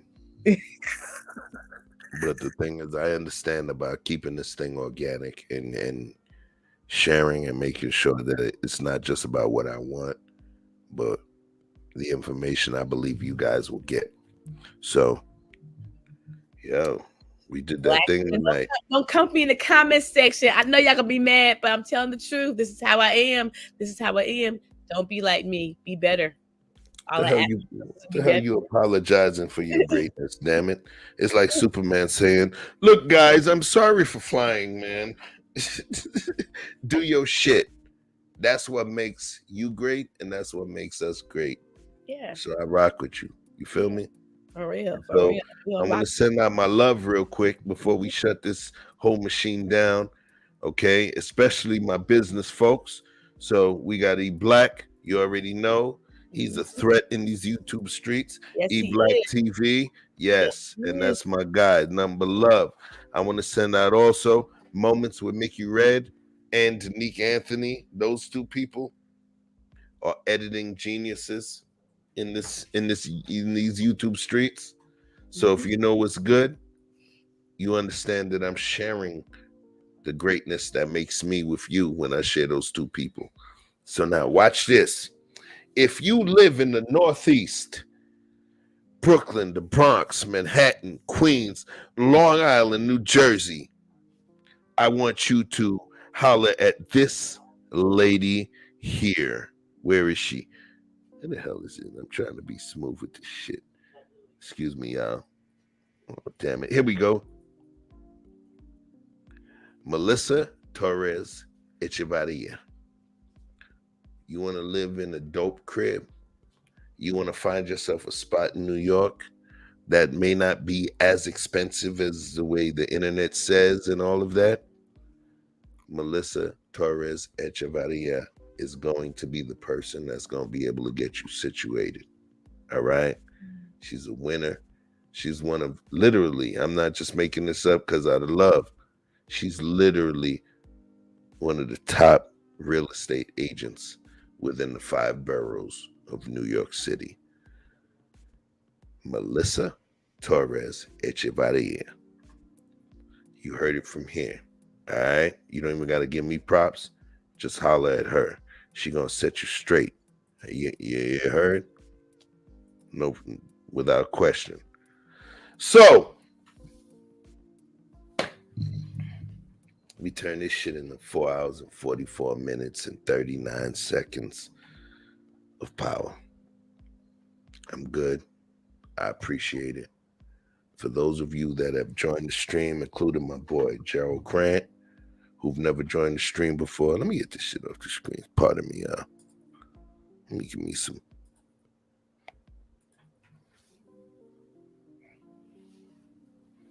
You know, I have to get a little smooth on y'all real quick. But yo, so it's been a pleasure, y'all. It's been a pleasure. You see this lady to the right of me on your screen. She's here. She's not just she's not some degular chick that's out here just screaming at people and being mean to her exes and stuff. Right? No, I'm not. Andrea, she's raising her own children, but Andrea is a 20-year certified foster mother. So she doesn't just take care of her own children that she raised. She takes care of your children that you don't, and the children that came from certain types of families where the children were put up for adoption. I had to go into foster care. Andrea is a foster care mom. She does not just take care of Black children. It's Latinos, way. It's whichever children that come past her that need love and need a mother and need strength. So y'all got to give her flowers. And that's one of the reasons that we love her. Please go to my channel, Hot and Cali. I have an adoption video on there. My adopted children are on there, and you can see them. They're beautiful. My son is a straight A student. I'm proud of him yesterday. He came home with his report card. He got straight A's. Hey, little man doing the thing. That's what we talking about. Andrea Lynch is doing the damn thing. So I ain't got nothing to prove. Look, holler at me when you achieve them awards that I get. I'm retiring next year, Chef. Nah, yo. That's nah. We ain't letting that shit happen, man. These kids need you, man. I'm retiring from the foster care business. My service is needed somewhere else. Was it gonna be some dude? It better not be some dude. I'm about to pop off. No, I just feel like I'm retiring. I'm ready to move into a different level. I'm ready to do my own dream. And my own dream was I wanted to have a own photographer business. And so that was my passion. And why is it I done everything for everybody else, and I've been a mama to everybody else, and been doing for everybody else. Well, it's my time to shine. It's my time to do what I want to do. And Well, so, you know what? Listen, I ain't gonna lie, yo. It's. I actually feel proud of you for saying it like that, because a lot of times people have a tendency to be so locked into their purpose and what they have to do for the ecosystem and for God and all of these things, and they have a tendency to forget themselves in the mix because they still have time to live on this earth. So you know what? I appreciate that. You need a break, yo. You need a good time. I know the conversations we all have offline, and I'm like, yo, this chick need a good time, yo. Yeah, I got to find you one of the homies, man, that's gonna do it. I already told you. Shout out to my mom, who when I watched my mother. She's a mother to everybody and doing for everybody. But it was one thing that she taught me. She wasn't good to herself. And she forgot her own purpose. And so my thing is this. I've been good. I've been taking care of everybody, making sure everybody's well taken care of, who've been taking care of me. And when I had Veronica and Quentin, I gave up photography classes. I was in college doing photography classes. I gave up to come back home to be a wife and a mother, but I wanted to be a freelance photographer. I wanted to go meet Stephen A. Smith. I wanted to battle him on a first take segment. Okay, I still have them dreams. And why not? And why not? Foster care has allowed me to be who I am, be on YouTube, tell my story, but it allowed me to explore who I am. And I love the show that me and Vic is doing. I'm in my element. I feel like I'm arrived. I'm the second Stephen A. Smith coming with a woman on the stage. I feel like I'm in my element. And I think women forget about who they are when they have kids, husband, and children. And sometimes we forget that our purpose, my purpose is still taking care of kids, but I could do it on the next level. I could write legislation. I could write bills. I could say how we can be better. Y'all listening? How we can be better foster parent. Me and my girlfriend just retired. My girlfriend retired, and I told her next year I'm retiring, and we're gonna write some bills. We're gonna go to Capitol, and we're gonna say treat the foster parents good too. You can't have us on the front lines and we doing the work, and everybody else around here talking on the sideline, telling me what we're doing. Absolutely. And that's why I'm sending, the first thing I'm doing is sending both of y'all motherfuckers like all my bills. And I want y'all to address those bills first. but I'm just saying my purpose is somewhere else. I love it. I gave 21 years to it. It's something else I need for me. And what everybody say when you're in the NBA, you want to go off on a high notes. I'm a student to the game. I'm going out on a high note. So let's talk about that. That's gonna listen. We can't give all of this. This is some of the backstage talk that we be having, Ma. You can't give it all to them now. We got to let it play out in front of their faces. You feel me? I'm going out on a high note. Because this is my passion. But I feel like my purpose. I have gave a purpose. I started doing foster care when I was 28 years old. I'm 47 now. I had six kids in the house with me at a 28-year-old woman. It's time for me to find that rich husband, because one of these days he gonna. There you go. But wait. So, and I'm gonna tell you, I'm gonna be like your brother poking back, and it's gonna be time for your punk ass to appreciate the rich husband and don't scream at his ass all the time. Cause peace is necessary. I love. I am understanding. I am better. I communicate better. I count to 10 before I speak my mind. All right, you might need 20, but that's another show. Well, go over there, Callie. I see people is unsubscribing. I don't understand why, but my people, come on, help me get over. Don't worry about that. Listen. Let me tell you something. Yeah. We moving in a certain route. Yeah. You know what I'm saying? Yeah. And I don't think that you need to worry about that. You know, you and Erica created over 2,000 subs, 500 on one page, 500 and change on one page, 1,500 and change on another page. So you don't even have to speak to that. Don't worry about that. What's going to happen is your tribe will find you, and the ones that lost you will re-find you.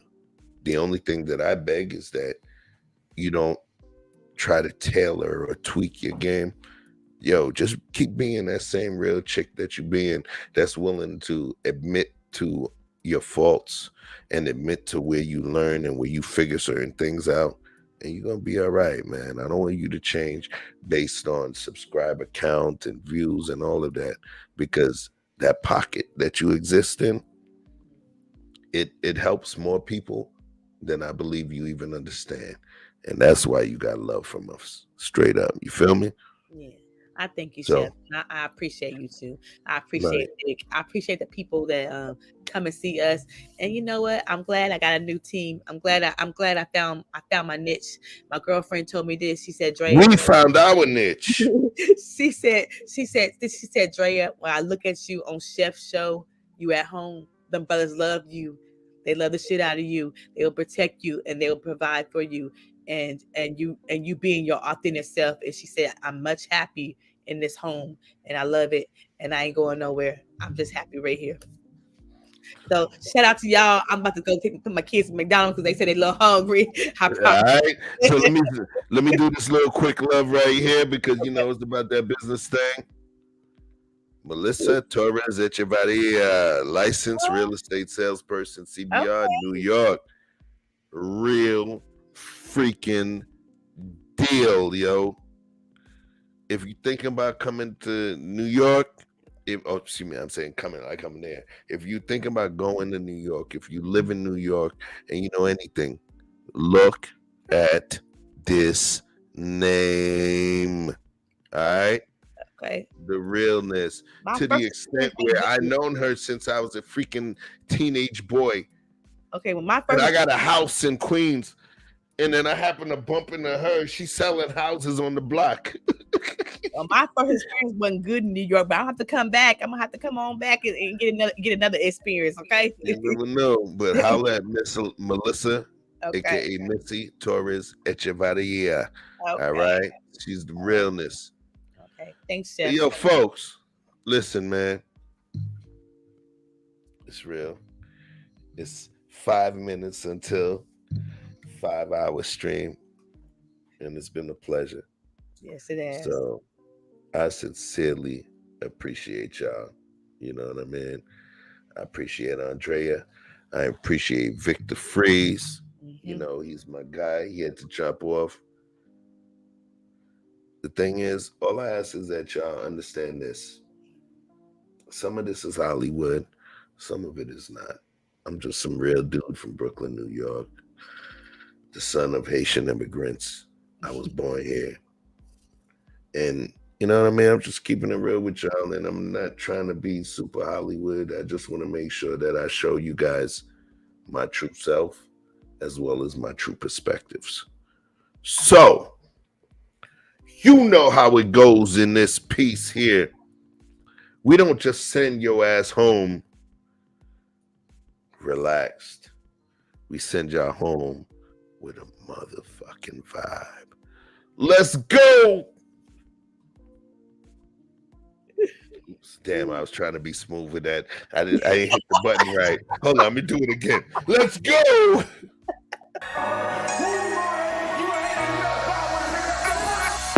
Puff on jump, it's the weekend. You done come true with the fake friends. Hitting on doors, that's a defense. Rolling with others that are friends. It me change, you let me preaching. With a bull shaking to my maybe drop ins. Today on buy and I say, today on buy, you the kid play. Baby, tell me what you want. Julian, I know you need fun. Ever since remember that we been knocking at the door. Y'all been moving paper, we be running up the school. Never for that bill that we were sleeping on the floor. West side Africa, you know the shit ain't far. I don't care what they say. We don't care. Driving all night long. I don't care what they say. We don't care. Pop it, baby. Come roll with me. All night long. As times relax, my mind's relaxed. I got now from who got next. Here's my number, just send a text. You got a man and she responds, nah. Okay, showing up. I'ma let you go, don't wanna hold you up. I'ma call your phone when I put it up. Whoever let you go must be them as far. Way far. Girl, you so fine, I pay for. Fly you first class to LA for. Body so blessed, I pray for. Body so blessed, I pray for. Because I don't care what you say. I don't care what they say. We don't care. Bobby, driving all night long. I don't care what they say. We don't care. Bobby, driving all night long. One day I killed it. Night long. It's the part where you get your girl, nigga. Make sure she focused, nigga. Make sure you focus, nigga. Let's go. 1, 2, 3, hit it.